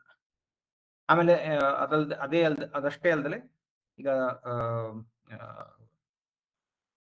ಇಂಜಿನಿಯರಿಂಗ್ ಮ್ಯಾನೇಜ್ಮೆಂಟ್ ಅಂತ ಒಂದು ಡೆಸಿಗ್ನೇಷನ್ ಉಂಟು. ಇಂಜಿನಿಯರಿಂಗ್ ಮ್ಯಾನೇಜ್ಮೆಂಟ್ ಅಂತಂದ್ರೆ ಇಂಜಿನಿಯರಿಂಗ್ ಟೀಮ್ಸ್ ಇರ್ತಾರೆ. ಇಂಜಿನಿಯರಿಂಗ್ ಟೀಮ್ಸ್ ನ ನಾವು ಹೇಗೆ ಆ ಟೀಮ್ಸ್ ಒಂದು ದಿಕ್ಕಿನಲ್ಲಿ ಒಂದು ಸರಿಯಾದ ಡೈರೆಕ್ಷನ್ ಅಲ್ಲಿ ಒಂದು ಸರಿಯಾದ ಅಬ್ಜೆಕ್ಟಿವ್ ಗೋಲ್ ಇಟ್ಕೊಂಡು ಹೇಗೆ ಕೆಲಸ ಮಾಡಬೇಕು, ಅದನ್ನ ಹೇಗೆ ಟ್ರ್ಯಾಕ್ ಮಾಡಬೇಕು, ಅದಾಗ್ತಾ ಇದೆಯಾ ಇಲ್ವಾ ಅಂತ ಹೇಗೆ ಒಡನಾಟ ಚೆನ್ನಾಗಿ ಇಟ್ಕೊಂಡು ಎಲ್ಲರ ಜೊತೆ ಅದನ್ನ ತಗೊಂಡು ಹೋಗ್ಬೇಕು ಮುಂದೆ ಅನ್ನೋದು ಇಂಜಿನಿಯರಿಂಗ್ ಮ್ಯಾನೇಜ್ಮೆಂಟ್ ಅವ್ರ ಕೆಲಸ. ಈಗ ಹೋಗ್ತಾ ಹೋಗ್ತಾ ಏನಾಗ್ತದೆ, ಈ ಮಿಡ್ ಲೆವೆಲ್ ಜಾಬ್ಸ್ಗೂ ಸ್ವಲ್ಪ, ಯಾಕಂದ್ರೆ ಇಲ್ಲಿ ಬಹಳಷ್ಟು ಅನುಕೂಲ ಮಾಡ್ಕೊಡುತ್ತೆ. ಈಗ 4 ಜನರ ಹತ್ರ ಒಬ್ಬ ವಿಷಯ ಕಲೆ ಹಾಕ್ಬಿಟ್ಟು ಅದನ್ನ ಸಂಸ್ಕರಿಸಿ ಅದನ್ನ ಪೂರ್ತಿ ಸೋಸಿ ಫಿಲ್ಟರ್ ಮಾಡಿ ಮತ್ತೆ ಬೇಕಿರೋ ಹಾಗೆ ತಯಾರು ಮಾಡಿ ಪ್ರೆಸೆಂಟ್ ಮಾಡಿ ಇನ್ನೊಂದು ಟೀಮಿಗೆ ಅದನ್ನ ತೋರಿಸಿ ಮಾಡುವಂತ ಕೆಲಸ AI ಆಟೋಮೆಟಿಕ್ ಆಗಿ ಮಾಡ್ಲಿಕ್ಕೆ ತಕ್ಕ ಮಟ್ಟಿಗೆ ಶಕ್ತಿ ಹೊಂದಿದೆ. ಈಗ ಪೂರ್ತಿ ಸರಿ ಇಲ್ದಲೇ ಇರ್ಬೋದು, ಆದ್ರೆ ತಕ್ಕ ಮಟ್ಟಿಗೆ ಅದು ಬೆಳವಣಿಗೆ ಆಗ್ತಾ ಇದೆ. ನಾವೀಗ ಏನ್ ನೋಡ್ತಾ ಇದ್ದೀವಿ, ಇದು ಇವತ್ತಿನ ದಿನಗಳಲ್ಲಿ ನಮ್ಗೆ ಈ AI ಟೂಲ್ಗಳಲ್ಲಿ ಬಹಳಷ್ಟು ಸಮಸ್ಯೆಗಳು, ಬಹಳಷ್ಟು ನ್ಯೂನತೆಗಳು ಕಾಣಿಸೋದು ಸಹಜ. ಆದ್ರೆ ಇನ್ನು ಹೋಗ್ತಾ ಹೋಗ್ತಾ ಇನ್ನು ಮುಂದಿನ 1 ವರ್ಷ 1.5 ವರ್ಷದಲ್ಲಿ ನಾವೀಗ ಕಳೆದ 2 ವರ್ಷದಲ್ಲಿ ನಾವೇನ್ ಬದಲಾವಣೆ ನೋಡಿದೀವೋ ಅದು ಇನ್ನು 1 ವರ್ಷದಲ್ಲಿ ಅದರಷ್ಟು ಇಂತ ಜಾಸ್ತಿ ಬದಲಾವಣೆ ನಮ್ಮ ಮುಂದೆ ಬರೋ ಸಾಧ್ಯತೆ ಬಹಳ ಉಂಟು. ಹಾಗಾಗಿ ಇನ್ನು ಹೋಗ್ತಾ ಹೇಳಿ ಶಿಶಿರ್, ನೋಡಿದೆ. No problem sir, continue. So ಹೋಗ್ತಾ ಹೋಗ್ತಾ ಹೀಗೆ ಮಿಡ್ ಲೆವೆಲ್ ಜಾಬ್ಸ್ನವರೆಗೂ ಸ್ವಲ್ಪ ಆ ಮಿಡ್ ಲೆವೆಲ್ ಜಾಬ್ಸ್ಗೂ ಕೊರತೆ ಬರೋ ಸಾಧ್ಯತೆ ಇದೆ ಅಂತ ಹೇಳಿ ಒಂದು ವಿಶ್ಲೇಷಣೆ ತೋರಿಸ್ತಾ ಇದೆ. ಈ ಮಾಹಿತಿಯೆಲ್ಲ ನಾವು ತಗೊಂಡಿರೋದು ಮರ್ಸರ್ ಮತ್ತೆ ಮೆಕಿನ್ಸೆ ರಿಪೋರ್ಟ್ಸ್ ಇಂದ, ಗಾರ್ಟ್ನರ್, ಮರ್ಸರ್ ಮತ್ತೆ ಮೆಕಿನ್ಸೆ ರಿಪೋರ್ಟ್ಸ್ ಇಂದ ಸ್ಪೆಸಿಫಿಕಲಿ ಇಂಡಿಯಾ ಮೇಲೆ ಏನು ಪರಿಣಾಮ ಇದೆ ಅಂತ ಅವರು ಅಂದಾಜು ಮಾಡಿ ವಿತ್ ಡೇಟಾ ಅವರು ಹಾಕಿರೋದು. ಇದಕ್ಕೆ ಬೇಕಿರೋ ಲಿಂಕ್ಸ್ ಮತ್ತೆ ಕಲೆ ಹಾಕಿರೋ ಮಾಹಿತಿಯ ಮೂಲ ಎಲ್ಲ ನಾನು ಕೊನೆಯಲ್ಲಿ ಶೇರ್ ಮಾಡ್ತೇನೆ. ಇನ್ನೊಂದು ಮೇನ್ ವಿಷಯ ಹೇಳೋದು ಮರ್ತ್ಬಿಟ್ಟೆ, ಸಾರಿ. ಈಗ ನೀವೆಲ್ಲ ನೋಡ್ತಾ ಇದ್ದೀರಾ, ಇದೆಲ್ಲ ಕೇಳ್ತಾ ಇದ್ದೀರಾ. AI ಹೇಗೆ ನೀವು ಬಳಸ್ಬೋದು, ಇದು ಭಯ ಪಡೋಂತ ಆತಂಕ ಪಡುವಂತ ವಸ್ತು ಅಷ್ಟೇ ಅಲ್ಲ, ಇದರಿಂದ ನೀವು ಬಹಳಷ್ಟು ಅನುಕೂಲ ಪಡ್ಕೋಬಹುದು. ಹೇಗೆ ಇದುಗಳ ಅನುಕೂಲ ನೀವು ಪಡ್ಕೋಬಹುದು ಅಂತ ನೋಡ್ಬೇಕು ಅಂದ್ರೆ ಒಂದಿಷ್ಟು ಪ್ರಾಂಪ್ಟ್ ಕಿಟ್ಸ್ ಅಂತ ಹೇಳ್ತೀವಿ, ಅದನ್ನೆಲ್ಲ ತಯಾರು ಮಾಡಿ ಇಟ್ಟಿದ್ದೀನಿ. ಕೊನೆಯಲ್ಲಿ ಇದನ್ನ ನಾನು ಪಬ್ಲಿಷ್ ಮಾಡ್ತೀನಿ. ಈ ವೆಬಿನಾರ್ ಕೊನೆಯಲ್ಲಿ ಪ್ರಶ್ನಾವಳಿ ಎಲ್ಲ ನಡೆಯೋ ಸಂದರ್ಭದಲ್ಲಿ ಅದನ್ನ ನಿಮಗೆ ಪಬ್ಲಿಷ್ ಮಾಡಿ ಕೊಡ್ತೇನೆ. ನೀವುಗಳು ಅದನ್ನ ಇಲ್ಲಿ ಯಾರು ಕೇಳ್ತಾ ಇದ್ದೀರೋ ನೀವುಗಳು ಅದನ್ನ ಬಳಸ್ಕೋಬಹುದು. ಅದನ್ನ ಸ್ಟೂಡೆಂಟ್ಸ್ಗೆ, ಪ್ರೊಫೆಷನಲ್ಸ್ಗೆ ಎಲ್ಲರಿಗೂ ನೋಡಿ ಅದನ್ನ ಒಂದಿಷ್ಟು ಪ್ರಾಂಪ್ಟ್ ಕಿಟ್ಸ್ ಅಂತ ತಯಾರು ಮಾಡಿರೋದು ಅದು ಉಂಟು. ಸೆಷನ್ ಕೊನೆಯಲ್ಲಿ ನಿಮ್ಗೆಲ್ಲರಿಗೂ ಅದನ್ನ ಶೇರ್ ಮಾಡ್ತೀವಿ. ಮುಂದಕ್ಕೆ ಹೋಗೋಣಂತೆ. ಈಗ ಜಾಬ್ ಡಿಸ್ಕ್ರಿಪ್ಷನ್ ಅಂತ ಹೇಳ್ತೀವಿ. ಇಲ್ಲಿ ಒಂದು ಅಂದಾಜ್ ಪ್ರಕಾರ ಒಂದು 20% ಗ್ಲೋಬಲ್ ಜಾಬ್ಸ್, ಬರೀ ಇಲ್ಲಷ್ಟೇ ಅಲ್ಲ, ಗ್ಲೋಬಲಿ ಒಂದು 20% ಜಾಬ್ಸ್ ಮೇಲೆ ತೀವ್ರವಾದ ಪರಿಣಾಮ ಬೀಳೋ ಸಾಧ್ಯತೆ ಇದೆ ಅಂತ ಹೇಳಿ ಈ ವರ್ಲ್ಡ್ ಎಕನಾಮಿಕ್ ಫೋರಮ್ನ ಫ್ಯೂಚರ್ ಆಫ್ ಜಾಬ್ಸ್ ರಿಪೋರ್ಟ್ ಅನ್ನೋದು ಹೇಳ್ತದೆ. ಎಲ್ಲದಕ್ಕಿಂತ ಮುಖ್ಯ ನಮ್ಮಲ್ಲಿ ಇನ್ಫಾರ್ಮಲ್ ವರ್ಕ್ ಫೋರ್ಸ್ ಅಂತ ಉಂಟು. ಏನಿದು ಇನ್ಫಾರ್ಮಲ್ ವರ್ಕ್ ಫೋರ್ಸ್ ಅಂದ್ರೆ? ಇನ್ಫಾರ್ಮಲ್ ವರ್ಕ್ ಫೋರ್ಸ್ ಅಂತಂದ್ರೆ ಯಾವುದೇ ಒಂದು ಸಂಸ್ಥೆಯ ಅಧೀನಕ್ಕೆ ಇಲ್ದಲೆ ಈಗ ಎಲ್ಲ ಫ್ರೀಲಾನ್ಸ್ ಕೆಲಸಗಳು ನಡೀತಾ ಇರೋದು, ಆಮೇಲೆ ಬಹಳಷ್ಟು ಸಣ್ಣ ಪುಟ್ಟ ವ್ಯವಹಾರಗಳು, ಉದ್ಯಮಗಳು ನಡೀತಾ ಇರೋದು, ಇವ್ರುಗಳಿಗೂ ಅದರಿಂದ ಇಂಪ್ಯಾಕ್ಟ್ ಸಾಧ್ಯ ಉಂಟು. ಎರಡೂ ರೀತಿ. ಅವರು ದೋ ದೇ ಆರ್ ವಲ್ನರಬಲ್, ಅವರು ಅದನ್ನ ತಮ್ಮ ಅನುಕೂಲಕ್ಕೆ ಬಳಸ್ಕೊಂಡು ಅವರು ತಮ್ಮ ಬೆಳವಣಿಗೆನೂ ಕಾಣ್ಬೋದು ಅದರಲ್ಲಿ. ಯಾರು ಅದನ್ನ ಬಳಸ್ಕೊಳ್ಳೋದಕ್ಕೆ ಹಿಂಜರಿತಾರೋ ಅಥವಾ ಹಿಂದೆ ಸರಿ ಉಳಿತಾರೋ ಅವರಿಗೆ ಸ್ವಲ್ಪ ಬೆಳವಣಿಗೆ ಕಮ್ಮಿ ಆಗೋ ಸಾಧ್ಯತೆನೂ ಉಂಟು. ಈಗ ನೋಡೋಣಂತೆ, ಎಐ ಅನ್ನೋದು ಬಂದ್ಮೇಲೆ ಎಐ ಅನ್ನೋದು ಒಂದು ಬಹಳ ದೊಡ್ಡ ಆಪರ್ಚುನಿಟಿ. ಈ ಆಪರ್ಚುನಿಟಿನ ಎಲ್ಲರೂ ಬಳಸ್ಕೊಳ್ಳಿಕ್ಕೆ ಪ್ರಯತ್ನ ಪಡ್ತಾರೆ. ಯಾಕೆಂದ್ರೆ ಬಳಸಿದಷ್ಟು ಅದರಿಂದ ಲಾಭ ಜಾಸ್ತಿ, ಅದರಿಂದ ಪ್ರೊಡಕ್ಟಿವಿಟಿ ಹೆಚ್ಚುತ್ತೆ. ಈಗ ಅದನ್ನ ಹೆಚ್ಚಿಸಬೇಕು, ಪ್ರೊಡಕ್ಟಿವಿಟಿ ನಾವು ಪಡಿಬೇಕು ಅಂತಂದ್ರೆ, ಆ ಲಾಭ ಪಡಿಬೇಕು ಅಂತಂದ್ರೆ ಅದಕ್ಕೆ ತಕ್ಕನ ಹಾಗೆ ಹೊಸ ಹೊಸ ಮಾಡೆಲ್ಗಳು, ಹೊಸ ಹೊಸ LLMಗಳು, ಹೊಸ ಹೊಸ ಮಾಡೆಲ್ಗಳನ್ನ ಬಳಸುವಂತ ಸಾಧನಗಳು, ಅದನ್ನ ಬಳಸುವಂತ ಸಾಫ್ಟ್ವೇರ್, ಅದನ್ನ ಬಳಸುವಂತ ಅಪ್ಲಿಕೇಶನ್ಗಳು, ಅದನ್ನ ಬಳಸುವಂತ ವಿಧಾನಗಳು, ಅದನ್ನ ಬಳಸುವಂತ ಟೆಕ್ನಿಕ್, ಹಾರ್ಡ್ವೇರ್ ಎಲ್ಲದೂ ಕೂಡ ಹುಟ್ಟುತ್ತಾ ಹೋಗುತ್ತೆ. ಇಲ್ಲಿ ಅತ್ಯಂತ ದೊಡ್ಡ ಅವಕಾಶ ಉಂಟು. ಏನೇನ್ ಬೇಕಾಗ್ತದೆ, ಏನೇನ್ ಬರ್ತಾರೆ, ಇಲ್ಲಿ ಯಾರ್ಯಾರು ಹೊಸದಾಗಿ ಬರ್ತಾರೆ? ಪ್ರಮುಖವಾಗಿ ನಮಗೆ ಕಾಣೋಕೆ ಸಿಗೋದು ಈ ಇಂಜಿನಿಯರ್ ಅನ್ನೋ ಒಂದು ರೋಲು, ಡೇಟಾ ಸೈಂಟಿಸ್ಟ್. ಅಂದ್ರೆ ಈ ಡೇಟಾ ಕಲೆ ಹಾಕಿ ಅದು ಸರಿ ಇದೆಯಾ, ತಪ್ಪಿದೆಯಾ, ಯಾವ ರೀತಿ ಅದನ್ನ ತಯಾರು ಮಾಡಿದ್ರೆ ಅದರಿಂದ ಒಂದು ಸರಿಯಾಗಿರೋ ಒಂದು ಮ್ಯಾಥಮೆಟಿಕಲ್ ಮಾಡೆಲ್ ಅಥವಾ ಒಂದು AI ಮಾಡೆಲ್ ತಯಾರು ಮಾಡ್ಬೋದು, ಇದನ್ನ ಮಾಡುವಂಥವ್ರು. ಆಮೇಲೆ AI ಎಥಿಸಿಸ್ಟ್ಸ್ ಅಂತ ಹೇಳ್ತೀವಿ. ಎಥಿಸಿಸ್ಟ್ಸ್ ಅಂತಂದ್ರೆ ಯಾವುದೇ ಒಂದು AI ಮಾರಲಿ, ಮಾನವನ ಸಾಂಸ್ಕೃತಿಕ ಮತ್ತು ಕಲ್ಚರಲ್ ವ್ಯಾಲ್ಯೂಸ್ಗೆ ಅಲೈನ್ ಆಗುವಂತ ರೀತಿ ಕೆಲಸ ಮಾಡಬೇಕು. ಹಾಗೆ ಆಗುತ್ತೋ ಇಲ್ವೋ ಅಂತ ನೋಡೋದಿಕ್ಕೆ, ಅದನ್ನ ಮೇಲ್ವಿಚಾರಣೆ ಮಾಡಿ ಅದರ ಮಾರಲ್ ಕಂಪಾಸ್ ಸರಿ ಇದೆ ಅಂತ ಚೆಕ್ ಮಾಡಿ ಅದನ್ನ ಹಾಗೆ ನೋಡ್ಕೊಳ್ಳೋ ರೀತಿ ಅದನ್ನ ಪೋಷಿಸೋದಕ್ಕೆ AI ಎಥಿಸಿಸ್ಟ್ಸ್ ಅಂತ ಒಂದು ಸ್ಪೆಷಲ್ ರೋಲ್ ಬರ್ತದೆ. ಹೀಗೆ ಇದೆಲ್ಲ ಹೊಸ ಹೊಸ ರೋಲ್ಸ್. ಇದೆಲ್ಲ ಇವಾಗ ಅದು ಪ್ರಾಮಿನೆನ್ಸ್ ಕಂಡ್ತಾನೆ ಇರ್ಬೋದು, ಆದ್ರೆ ಬರೋ ದಿನಗಳಲ್ಲಿ ಇದಕ್ಕೆ ಬಹಳಷ್ಟು ಮಹತ್ವ ಮತ್ತೆ ಒತ್ತು ಸಿಗುತ್ತೆ. ಇದನ್ನು ಕರಿಯರ್ ಪ್ರಾಸ್ಪೆಕ್ಟ್ಸ್ ಅಂತ ಅಥವಾ ಒಂದು ಕರಿಯರ್ ಗೋಲ್ ಅಂತ ಬಹಳಷ್ಟು ಜನ ನೋಡಿ ತಗೋಬಹುದು. ಈಗ ನಾವು ನೋಡ್ತಾ ಇದೀವಿ, ಇಂಡಿಯಾ AI ಅಂತ ಒಂದು ಮಿಷನ್ ಉಂಟು. ಆ ಮಿಷನ್ ಅಡಿಯಲ್ಲಿ ಒಂದು 300 ಚಿಲ್ಲರೆ ಡೇಟಾ ಸೆಟ್ಸ್ ಅಂತ ಹೇಳ್ತೀವಿ, ಮಾಹಿತಿಗಳ ಒಂದು ಗುಂಪು, ಅದನ್ನೆಲ್ಲ ಕಲೆ ಹಾಕಿದರೆ ಅದನ್ನ ಬಳಸ್ಕೊಂಡು ಮಾಡೆಲ್ಗಳನ್ನ ತಯಾರಿಸಬಹುದು. ಅದನ್ನ ಬಳಸ್ಕೊಂಡು ಹೊಸ ಮಾಡೆಲ್ಗಳನ್ನ ತಯಾರಿಸಿ ಆ ಮಾಡೆಲ್ಗಳನ್ನ ಪ್ರಾಕ್ಟಿಕಲ್ ಅಪ್ಲಿಕೇಶನ್ಸ್ಗೆ ಬಳಸೋದಕ್ಕೆ ಅವಕಾಶ ಎಲ್ಲ ಮಾಡ್ಕೊಡ್ತಾ ಇದ್ದಾರೆ. ಇದು ಭಾರತಕ್ಕೆ ಸಂಬಂಧಪಟ್ಟಂತ ಮಾಹಿತಿ. ಭಾರತದ ಭಾಷೆ, ಬೇಕಾದಷ್ಟು ಭಾಷೆಗಳುಂಟು, ಬೇಕಾದಷ್ಟು ನುಡಿಗಳುಂಟು. ಈ ನುಡಿಗಳನ್ನು ಹೇಗೆ, ಯಾಕಂದ್ರೆ ಇವಾಗಿರೋ ಮಾಡೆಲ್ಗಳು ಮುಕ್ಕಾಲ್ ಪಾಲು ಬರೀ ಇಂಗ್ಲಿಷ್ ನಲ್ಲಿ ಮಾತಾಡ್ತವೆ, ಅಥವಾ ಇಂಗ್ಲಿಷು, ಸ್ಪ್ಯಾನಿಷು, ಜಾಪನೀಸ್, ಕೊರಿಯನ್, ಚೈನೀಸ್ ಇದ್ರ ಮೇಲೆ ಮಾತ್ರ ಮಾತಾಡ್ತವೆ. ಭಾರತದ ಭಾಷೆಗಳು, ಇಂಡಿಕ್ ಲ್ಯಾಂಗ್ವೇಜಸ್ ಅಂತ ಏನ್ ಹೇಳ್ತೀವಿ, ಇಂಡಿಕ್ ಲ್ಯಾಂಗ್ವೇಜಸ್ ಮೇಲೆ ಬಹಳಷ್ಟು ಈ ಕೇಪಬಿಲಿಟಿ LLMಗಳಿಗೆ ಇಲ್ಲ. ಈ LLMಗಳಿಗೆ ಆ ಕೇಪಬಿಲಿಟಿನ ತರಬೇಕು, ಅಥವಾ ಹೊಸ LLMಗಳನ್ನ, ಆ ಕೇಪಬಿಲಿಟಿ ಇರೋ ಹೊಸ LLMಗಳನ್ನ ತಯಾರು ಮಾಡಬೇಕು ಅನ್ನೋದು ಇಂಡಿಯಾ AI ಮಿಷನ್. ಇಲ್ಲಿಯ ಲೋಕಲ್ LLMಗಳನ್ನು ಬಳಸ್ಕೊಂಡು ಹೇಗೆ ನಮ್ಮ ಇಲ್ಲಿಯ ವಾಣಿಜ್ಯೋದ್ಯಮಗಳು ಮತ್ತು ಉದ್ಯಮಿಗಳು ಅದನ್ನ ಬಳಸ್ಕೊಂಡು ಬೆಳಿಬಹುದು ಅಂತ ನೋಡೋದಕ್ಕೆ ಅಂತಾನೆ ಇಂಡಿಯಾ AI ಮಿಷನ್ ಅಂತ ಮಾಡಿದ್ದಾರೆ. ಅದ್ರ ಬಗ್ಗೆ ನೀವು ಓದ್ ನೋಡಿ, ಇನ್ನೂ ಹೆಚ್ಚಿನ ಮಾಹಿತಿ ನಿಮಗೆ ಸಿಗ್ತದೆ. ಇಂಡಿಯಾದಲ್ಲಿ ಇನ್ನು 2030ನೇ ಅಷ್ಟೊತ್ತಿಗೆ $500 ಬಿಲಿಯನ್ ಮಟ್ಟಿನ ಬೆಳವಣಿಗೆ ಈ AI ಇಕಾನಮಿಯಿಂದ ಬರ್ಲಿಕ್ಕೆ ಸಾಧ್ಯ ಅಂತ ಒಂದು ಅಂದಾಜು. ಇದು ಮರ್ಸರ್ನವರು ಹೇಳೋ ನಂಬರು. ಮಿಕ್ಕಿದ್ದ ಎಲ್ಲ ಗಾರ್ಟ್ನರ್ ಆಗ್ಲಿ, ಮರ್ಸರ್ ಆಗ್ಲಿ, ಮೆಕೆನ್ಸಿ ಆಗ್ಲಿ ಈ ನಂಬರಿನ ಆಸ್ಪಾಸ್ನಲ್ಲೇ ಅವರ ಒಂದು ಪ್ರೊಡಿಕ್ಷನ್ ಮತ್ತೆ ಒಂದು ಫೋರ್ಕಾಸ್ಟ್ ಸಹ ಕೊಟ್ಟಿರೋದು. ನಮ್ಮ ಸರ್ಕಾರ ಕೂಡ ಅದನ್ನ ತಲುಪಬೇಕು ಅಂತ ಹೇಳಿ ಬಹಳಷ್ಟು ರೀತಿಯಲ್ಲಿ ಪ್ರಯತ್ನ ಪಡ್ತಾ ಇದೆ. ಈ ಇಂಡಿಯಾ AI ಒಂದು ಯೋಜನೆ, ಅದರ ಅಡಿಯಲ್ಲಿ. ಇದಷ್ಟೇ ಅಲ್ಲ, ಎಲ್ಲ ಕ್ಷೇತ್ರದಲ್ಲೂ, ಬರೀ ಸಾಫ್ಟ್ವೇರ್ ಕ್ಷೇತ್ರ ಅಂತ ಅಷ್ಟೇ ಅಲ್ಲ ಅವ್ರು ನೋಡ್ತಾ ಇರೋದು. ಸಾಫ್ಟ್ವೇರ್ ಅಷ್ಟೇ ಅಲ್ಲ, ಇನ್ಕ್ಲೂಡಿಂಗ್ ಅಗ್ರಿಟೆಕ್, ಇನ್ಕ್ಲೂಡಿಂಗ್ ಡಿಫೆನ್ಸ್ ಆಗಲಿ, ಅಗ್ರಿಟೆಕ್ ಆಗಲಿ, ಎನರ್ಜಿ ಆಗಲಿ, ಸೋಲಾರ್ ಆಗಲಿ, ಎಲ್ಲಾ ಕಡೆ, ಮ್ಯಾನುಫ್ಯಾಕ್ಚರಿಂಗ್ ಆಗಲಿ, ಫಾರ್ಮಾ ಆಗಲಿ, ಎಂಟರ್ಟೈನ್ಮೆಂಟ್ ಇಂಡಸ್ಟ್ರಿಲ್ ಆಗಲಿ, ಎಲ್ಲಾ ಕಡೆನೂ AI ನ ಛಾಪು ಮೂಡ್ಲಿಕ್ಕೆ ಬಹಳ ಅನುಕೂಲ ಇದೆ, ಸಾಧ್ಯನೂ ಇದೆ. ಅದೆಲ್ಲದನ್ನು ನಾವು ಬಳಸ್ಕೊಂಡು ಬೆಳೆದ್ವಿ ಅಂತಂದ್ರೆ ಈ ನಂಬರ್ ನಮ್ಮ ದೇಶಕ್ಕೆ ನಿಜವಾಗ್ಲೂ ಬಹಳ ದೊಡ್ಡ ನಂಬರ್ ಏನಲ್ಲ, ಇದು ಸಾಧ್ಯ ಆಗುವಂತ ನಂಬರ್. ಬಹಳ ಮಹತ್ವ ಇರುವಂತ ಸೆಕ್ಟರ್ಗಳು health care, education, agriculture, finance ಮತ್ತೆ ರಿಟೈಲ್. ಇಲ್ಲಿ ನೋಡಿ, ಸಾಫ್ಟ್ವೇರ್ ಇದರಲ್ಲಿ ಡೈರೆಕ್ಟ್ ಆಗಿ ಲಿಸ್ಟ್ ಆಗೋದಿಲ್ಲ, ಯಾಕಂದ್ರೆ ಸಾಫ್ಟ್ವೇರ್ ಇದರಲ್ಲಿ ಎನೇಬ್ಲರ್ ಆಗುತ್ತೆ. ಇದೆಲ್ಲ ಕೀ ಸೆಕ್ಟರ್ಗಳು. ಈ ಸೆಕ್ಟರ್ಗಳಲ್ಲಿ, ಈ ಕ್ಷೇತ್ರಗಳಲ್ಲಿ, ಈ ವಲಯಗಳಲ್ಲಿ AI ಬಳಸ್ಕೊಂಡು ಪ್ರೊಡಕ್ಟಿವಿಟಿ, ಲಾಭ ಎರಡನ್ನೂ ಮೇಲಕ್ಕೆ ಏರಿಸುವ ಸಾಧ್ಯತೆಗಳು ಬಹಳ ಚೆನ್ನಾಗುಂಟು. ಅದಕ್ಕೋಸ್ಕರ ಇಲ್ಲಿ ಇನ್ನೋವೇಷನ್ಗೆ ಅವರು ಒತ್ತು ಕೊಡ್ತಾ ಇದ್ದಾರೆ, ಸರ್ಕಾರದವರು ಒತ್ತು ಕೊಡ್ತಾ ಇದ್ದಾರೆ.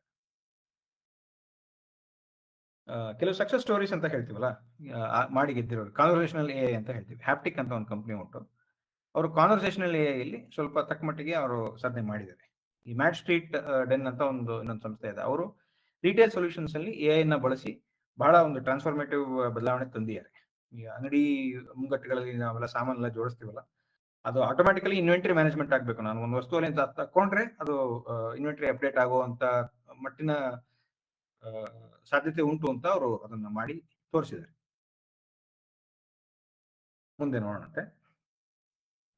ಸೊ ಜಾಬ್ ಡಿಸ್ಕ್ರಿಪ್ಷನ್ ಯಾವ ಮಟ್ಟಿಗೆ ಆಗಬಹುದು, ಹೇಗೆ ನಮಗೆ ಈ ಒಂದು ಸ್ಟ್ರಾಟಜಿಕ್ ಫೋಕಸ್ ಅಗತ್ಯ ಉಂಟು, ಯಾವ್ಯಾವ ಸ್ಕಿಲ್ಸ್ ಬಗ್ಗೆ ನಾವು ನೋಡಬೇಕು ಅಂತ ನೋಡಿದಾಗ, ಈ ಫ್ಯೂಚರ್ ಆಫ್ ಜಾಬ್ಸ್ ರಿಪೋರ್ಟ್ ಅಂತ ಹೇಳೋದು ಒಂದು 20% ಜಾಬ್ ಮೇಲಂತೂ ಡಿಸ್ರಪ್ಷನ್ ಸಾಧ್ಯ ಅನ್ನೋದು. ಹಾಗೆ 2030 ಅಷ್ಟೊತ್ತಿಗೆ ಒಂದು 78 ಮಿಲಿಯನ್ ಜಾಬ್ಸ್ ಹೊಸದಾಗಿ ಬರುತ್ತೆ ಅಂತ ಹೇಳ್ತಾರೆ. ಹೊಸದಾಗಿ ಹುಟ್ಟುತ್ತೆ 2030 ಒಳಗೆ 78 ಮಿಲಿಯನ್ ಜಾಬ್ಸ್ ಗ್ಲೋಬಲಿ ಬರ್ತಾರೆ. ಗ್ಲೋಬಲಿ ಅಂತಂದಾಗ ಅದರ ಒಂದು 30-25% ಪೋರ್ಷನ್ ಅಂತೂ ನಮ್ಮಲ್ಲಿ ಬರಲಿಕ್ಕೆ ಸಾಧ್ಯತೆ ಬಹಳ ಉಂಟು. ನಮ್ಮಲ್ಲಿ ಅಷ್ಟು ಅವಕಾಶಗಳು ಹೆಚ್ಚುತ್ತಾ ಇದೆ. AI ಬಳಸ್ಕೊಂಡು ಅದರಲ್ಲಿ ಮುಂದುವರಿಯುವಂತ ಅವಕಾಶಗಳನ್ನ ನಾವು ಈ ಮಟ್ಟಿಗೆ, ಈ ಪ್ರಮಾಣದಲ್ಲಿ ಕಾಣ್ತೀವಿ. ಇದು 2030 ಅವ್ರು ಕೊಟ್ಟಿರೋ ಪ್ರೊಜೆಕ್ಷನ್. ಹಾಗಂತ 2030 ತನಕ ಏನೂ ಆಗಲ್ಲ ಅಂತಲ್ಲ, ಅದು ಆಗ್ತಾ ಆಗ್ತಾ ಬೆಳೀತಾ ಹೋಗ್ತದೆ. ಈಗ ಹೋಗ್ತಾ ಇರೋ ದಿಕ್ಕಿನಲ್ಲಿ ನೋಡಿದ್ರೆ ಇದು ಇನ್ನೂ ಹೆಚ್ಚಾಗೋ ಸಾಧ್ಯತೆ ಜಾಸ್ತಿ ಉಂಟು. ಇಂಡಸ್ಟ್ರಿಗಳ ಬಗ್ಗೆ ನಾವು ನೋಡಿದಾಗ, ನಮ್ಮ ಇಂಡಸ್ಟ್ರಿ ವರ್ಟಿಕಲ್ಸ್ ಅಂತ ಏನು ಹೇಳ್ತೀವಿ, ಹಲವಾರು ರೀತಿಯ ಇಂಡಸ್ಟ್ರೀಸ್ ಉಂಟು. ಟೆಕ್ನಾಲಜಿ ಸೆಕ್ಟರ್ ಉಂಟು, IT ಸೆಕ್ಟರ್ ಉಂಟು, ಮ್ಯಾನುಫ್ಯಾಕ್ಚರಿಂಗ್ ಉಂಟು, ಹೆಲ್ತ್ ಕೇರ್ ಉಂಟು, ರಿಟೇಲ್ ಉಂಟು, ಫೈನಾನ್ಸು, ಲೀಗಲ್, ಇವೆಲ್ಲ ಹಲವಾರು ಇಂಡಸ್ಟ್ರಿ ವರ್ಟಿಕಲ್ಸ್. ಇವರಲ್ಲಿ ಯಾರ್ಯಾರು AI ಬಳಸೋದ್ರಲ್ಲಿ ಮುಂದೆ ಇದ್ದಾರೆ, ಯಾರ್ಯಾರು ಅದನ್ನ ಇವಾಗ ಬಳಸ್ಕೊಂಡು ಬಹಳ ದೊಡ್ಡ ಬದಲಾವಣೆಗಳನ್ನ ಕಾಣ್ತಾ ಇದ್ದಾರೆ, ಇನ್ನು ಯಾರ್ಯಾರು ಅದನ್ನ ಬಳಸ್ಕೊಳ್ಳೋದಕ್ಕೆ ಪ್ರಯತ್ನ ಪಟ್ಟು ಸ್ವಲ್ಪ ಕಷ್ಟಪಡ್ತಾ ಇದ್ದಾರೆ. ಈ ಯಾರ್ಯಾರು ಕಷ್ಟಪಡ್ತಾ ಇದ್ದಾರೆ ಅಂತ ನೋಡಿದಾಗ ನಿಮ್ಗೆ ಅಲ್ಲಿ ಅವಕಾಶಗಳು ಇದೆ ಅನ್ನೋದು ನಿಮಗೆ ನೀವು ಮನಗಾಣಬೇಕು. ಯಾಕಂದ್ರೆ ಯಾಕೆ ಕಷ್ಟಪಡ್ತಾ ಇದ್ದಾರೆ ಅಂತಂದ್ರೆ ಅದಕ್ಕೆ ಹಲವಾರು ರೀತಿಯ ಆಯಾಮಗಳು ಉಂಟು ನೋಡೋದಕ್ಕೆ. ಏನೋ ಆಗಿಲ್ಲ, ಅಂತ ಮಹತ್ತರವಾದ ಇನ್ನೋವೇಷನ್ ಅಲ್ಲಿ ಇನ್ನೂ ಕಂಡಿಲ್ಲ. ಕಾಣ್ತು ಅಂತಂದ್ರೆ ಅಲ್ಲಿ ಅದರ ಲಾಭ ಹೆಚ್ಚಲಿಕ್ಕೆ ಬಲು ಸಾಧ್ಯ. ಈಗ ಐಟಿ ಮತ್ತೆ ಟೆಕ್ ಸೆಕ್ಟರ್ ಅಲ್ಲಿ ಕೆಲಸನ ಬೇಗ ಮಾಡ್ಲಿಕ್ಕೆ, ಕೆಲಸನ ಇನ್ನೂ ಗುಣಮಟ್ಟ ಜಾಸ್ತಿ ಇರೋ ಹಾಗೆ ಮಾಡ್ಲಿಕ್ಕೆ, ಆಮೇಲೆ ವರ್ಕ್ ಫೋರ್ಸಿನ ಪ್ರಮಾಣ ಕಮ್ಮಿ ಮಾಡಿ ಅಷ್ಟೇ ತಕ್ಕ ಮಟ್ಟಿನ ಪ್ರೊಡಕ್ಟಿವಿಟಿ ತೆಗೆಯೋದಕ್ಕೆ ಬಹಳ ಮುಖ್ಯವಾದ ಫೋಕಸ್ AI ಇದೆ. AI ಬಳಸ್ಕೊಂಡು ಮಾಡ್ಬೇಕು ಅಂತ ಎಲ್ಲರೂ ಒಂದು ಮಾತು ಕೇಳಿರ್ತಾರೆ, AI will not take your job, another person who can use AI better will take your job. ಅಂದ್ರೆ ಬರೀ AI ನಿಮ್ಮ ಕೆಲಸ ತಿಂದ್ಬಿಡಲ್ಲ, ಆದ್ರೆ ನಿಮಗಿಂತ ಚೆನ್ನಾಗಿ AI ಬಳಸ್ಕೊಂಡು ಕೆಲಸ ಮಾಡ್ಲಿಕ್ಕೆ ಯಾರಿಗೆ ಸಾಧ್ಯತೆ ಇದೆಯೋ ಅವರು ನಿಮಗೆ ಬಹಳ ದೊಡ್ಡ ಕಾಂಪಿಟೇಷನ್ ಆಗುವ ಸಾಧ್ಯತೆ ಅತಿ ಹೆಚ್ಚಿದೆ ಅಂತ ಎಲ್ಲರೂ ಹೇಳೋದು. ನಾವು ಬಳಸ್ತಾ ಇಲ್ಲ, ನಮ್ಮ ಇಂಡಸ್ಟ್ರಿಯಲ್ಲಿ ಇಲ್ಲ, ಅದು ನಮ್ಗೆ ಅದಕ್ಕೂ ಸಂಬಂಧ ಇಲ್ಲ, ನಮ್ದು ಬಹಳ ರೆಗ್ಯುಲೇಟೆಡ್ ಇಂಡಸ್ಟ್ರಿ, ನಮ್ಮಲ್ಲಿ ನಾವು ಹೇಗೆ ಏನ್ ಮಾಡ್ತಾ ಇದೀವೋ ಹಾಗೆ ನಡೀತಾ ಹೋಗುತ್ತೆ, ಇನ್ನೊಂದು 5-6 ವರ್ಷ, ಇನ್ನೊಂದು 16 ವರ್ಷ ಅಂತ ಒಂದು ನಂಬಿಕೆ ಬಹಳಷ್ಟು ಮಟ್ಟಿಗೆ ಬಹಳಷ್ಟು ಜನರಲ್ಲಿ ಉಂಟು. ಆದ್ರೆ ಆ ನಂಬಿಕೆ ಸುಳ್ಳಾಗೋ ದಿನಗಳು ಬಹಳ ಹತ್ತಿರದಲ್ಲಿ ಬರ್ತಾ ಇದೆ. ಎಲ್ಲರೂ ಹೆಲ್ತ್ ಕೇರ್ ಆಗಲಿ, ಅಗ್ರಿಕಲ್ಚರ್ ಆಗಲಿ, ಏವಿಯೇಷನ್ ಆಗಲಿ, ಎಂಥ ರೆಗ್ಯುಲೇಟೆಡ್ ಸೆಕ್ಟರ್, ಫೈನಾನ್ಸ್ ಆಗಲಿ, ಬಹಳಷ್ಟು ರೆಗ್ಯುಲೇಟೆಡ್ ಸೆಕ್ಟರ್ಸ್ ಕೂಡ ಅವರಲ್ಲಿರೋ ಕೆಲವು ಕೆಲಸಗಳನ್ನ ಸುಲಭ ಮಾಡ್ಕೊಳ್ಳಿಕ್ಕೆ, ಗುಣಮಟ್ಟವನ್ನು ಹೆಚ್ಚಿಸಲಿಕ್ಕೆ, ಆಮೇಲೆ ತಪ್ಪುಗಳನ್ನ ಕಮ್ಮಿ ಮಾಡ್ಲಿಕ್ಕೆ. ಯಾಕಂದ್ರೆ ಮನುಷ್ಯರು ಒಂದು ಮಷಿನ್ ರೀತಿ ಕೆಲಸ ಮಾಡ್ಲಿಕ್ಕೆ ಸಾಧ್ಯ ಇಲ್ಲ. ಮನುಷ್ಯನ ಮೆದುಳು, ಮನುಷ್ಯನ ಬ್ರೈನು ಮಷಿನ್ ರೀತಿ ಕೆಲಸ ಮಾಡ್ಲಿಕ್ಕೆ ಸಾಧ್ಯ ಇಲ್ಲ. ಯಾವುದೇ ಒಂದು ವಿಷಯನ ಒಂದು 1000 ಆಯಾಮಗಳಲ್ಲಿ ಯೋಚಿಸಿ, ಅದು ಯಾವ್ಯಾವ ರೀತಿ ಸಾಧ್ಯತೆಗಳು ಬರಬಹುದು ಅಂತ ಯೋಚಿಸಿ ಅದನ್ನೆಲ್ಲ ಮನಗಂಡು ಅದರದ್ದು 4-5 ಮಟ್ಟಿನ ಲೇಯರ್ಗಳ ಪರಿಣಾಮ ಯೋಚಿಸಿ ಅದನ್ನೆಲ್ಲ ಸೋಸಿ ತೆಗೆಯುವಂತ ಒಂದು ಕೌಶಲ್ಯ ಸಾಮಾನ್ಯ ಜನರಿಗೆ ಇರಲ್ಲ.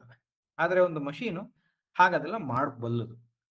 ಅದನ್ನ ಬಳಸ್ಕೊಂಡು ಬಹಳಷ್ಟು ಕಷ್ಟಕರವಾದ ಕೆಲಸಗಳನ್ನ ಇವತ್ತಿಗೆ ನಾವೇನ್ ಕಷ್ಟ ಅಂತೀವಿ, ಇವತ್ತು ಏನ್ ಮಾಡಕ್ ಸಾಧ್ಯ ಇಲ್ಲ ಅಂತ ಹೇಳ್ತೀವೋ ಅಂಥದನ್ನೆಲ್ಲ AI ಬಳಸ್ಕೊಂಡು ಮಾಡೋ ಸಾಧ್ಯತೆ ನಮಗೆ ಕಾಣ್ತಾ ಇದೆ. ಅದನ್ನ ಬಹಳಷ್ಟು ಸಂಸ್ಥೆಗಳು ಬಳಸ್ಕೊಳ್ತಾನೂ ಇದ್ದಾವೆ.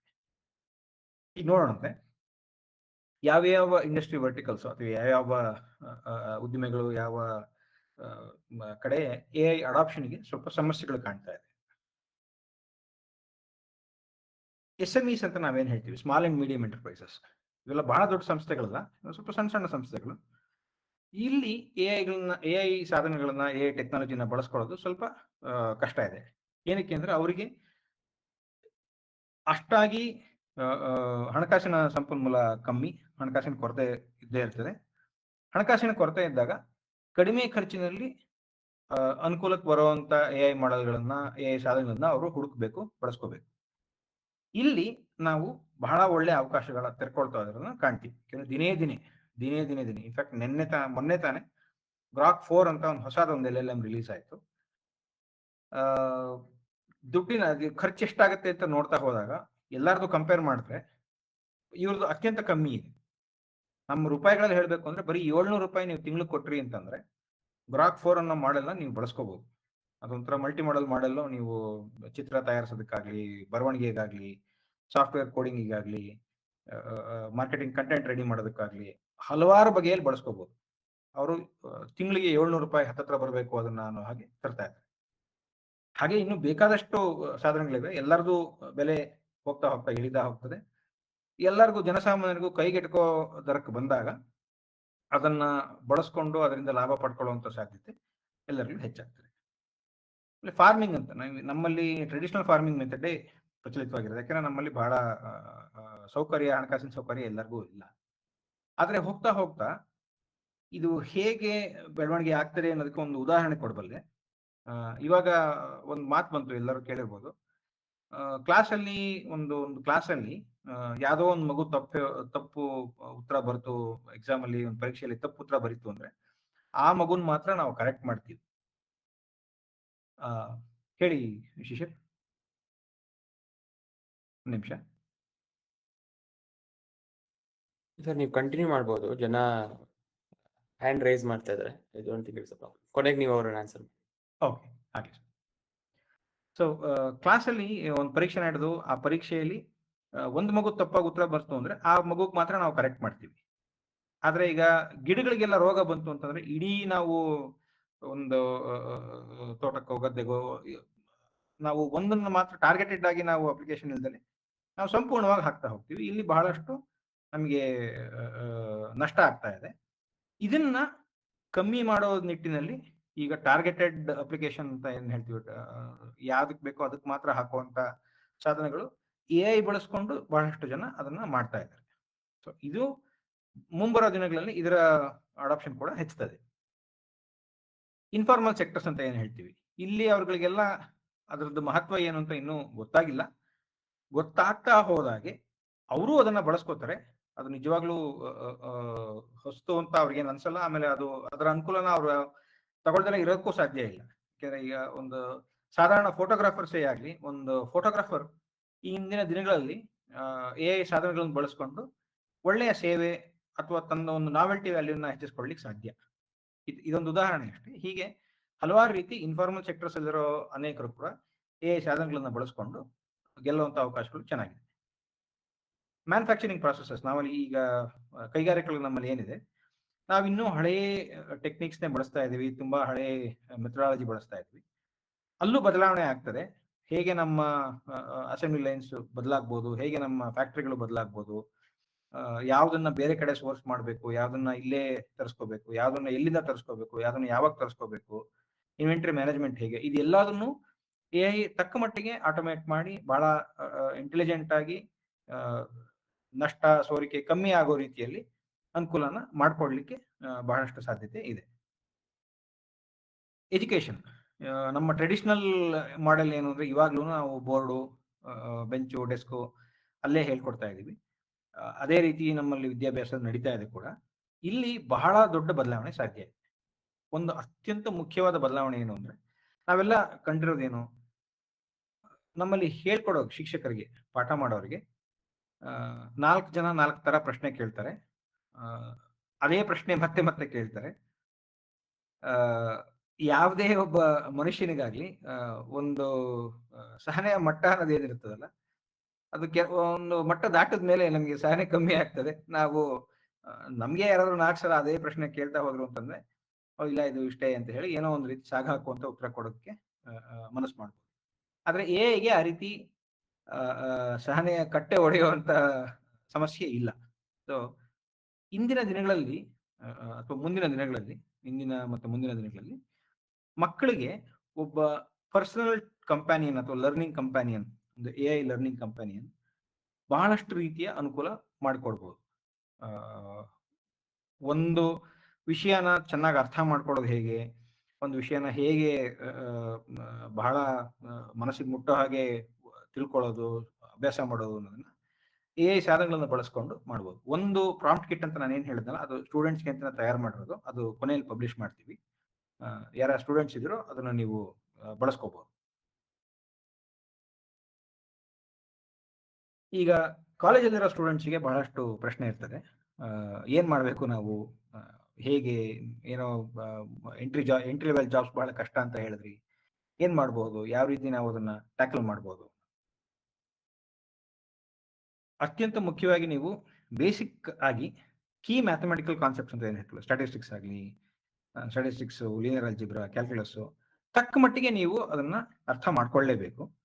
ಆಮೇಲೆ ಅಲ್ಗಾರಿದಮ್ಸ್ ಮತ್ತೆ ಡೇಟಾ ಅನಾಲಿಸಿಸ್, ಹೇಗೆ ಮಾಹಿತಿ ದೊಡ್ಡ ಮಟ್ಟದ ಒಂದು ದೊಡ್ಡ ಪ್ರಮಾಣದ ಒಂದು ಮಾಹಿತಿಯ ಭಂಡಾರ ನಿಮ್ಗೆ ಸಿಕ್ತು ಅಂದ್ರೆ ಅದನ್ನ ಹೇಗೆ ಸ್ಪೇಸ್ ಅಂಡ್ ಡೈಸ್ ಮಾಡಬೇಕು, ಯಾವ್ಯಾವ ಆಯಾಮಗಳಲ್ಲಿ ನೋಡಬೇಕು, ಹೇಗೆ ಅದನ್ನ ಫಿಲ್ಟರ್ ಮಾಡಬೇಕು, ಹೇಗೆ ಅದನ್ನ ಕ್ಲೀನ್ ಅಪ್ ಮಾಡಬೇಕು, ಹೇಗೆ ಅದನ್ನ ಅನಾಲಿಸಿಸ್ ಮಾಡಬೇಕು ಅನ್ನುವಂತ ಬೇಸಿಕ್ ಅಂಡರ್ಸ್ಟ್ಯಾಂಡಿಂಗ್ ನ ನೀವು ಹೊಂದಿರಬೇಕು.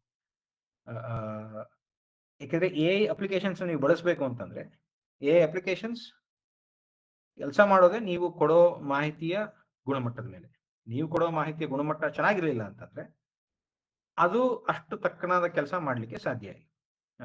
ಬಹಳ ಸಿಂಪಲ್ ಆಗಿ ಹೇಳ್ಬೇಕು ಅಂತಂದ್ರೆ ಗಾರ್ಬೇಜ್ ಇನ್ ಗಾರ್ಬೇಜ್ ಔಟ್ ಅಂತ ಹೇಳ್ತೀವಿ. ಅಂದ್ರೆ ನಾವು ತಕ್ಕ ಮಟ್ಟಾಗಿರೋ ಡೇಟಾ ಕೊಡದಲೆ ಮ್ಯಾಜಿಕ್ ಮಾಡೋದ್ರೆ ಅದ್ರ ಕೈಲಿ ಮ್ಯಾಜಿಕ್ ಮಾಡ್ಲಿಕ್ಕೆ ಸಾಧ್ಯ ಇಲ್ಲ.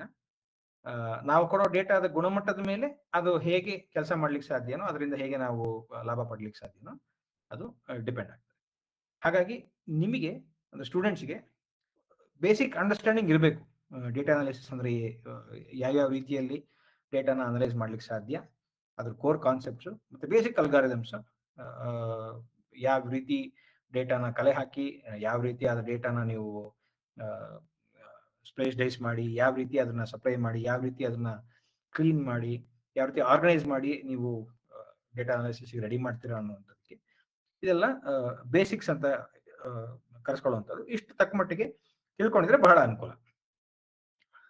ನಂತರ ಪ್ರೋಗ್ರಾಮಿಂಗ್ ಲ್ಯಾಂಗ್ವೇಜಸ್ ಎಲ್ಲರೂ ಕಲಿಬೇಕಾ, ನನಗೂ ಇದಕ್ಕೂ ಸಂಬಂಧನೇ ಇಲ್ಲ, ನಾನು ಇಂಜಿನಿಯರ್ ಅಲ್ಲ, ನಾನು ಏನಕ್ಕೆ ಕಲಿಬೇಕು, ಇದೆಲ್ಲ ನನಗೆ ಗೊತ್ತಿಲ್ಲ ಅನ್ನೋಂಥವ್ರು ಬಹಳಷ್ಟು ಜನ ಇದ್ದಾರೆ.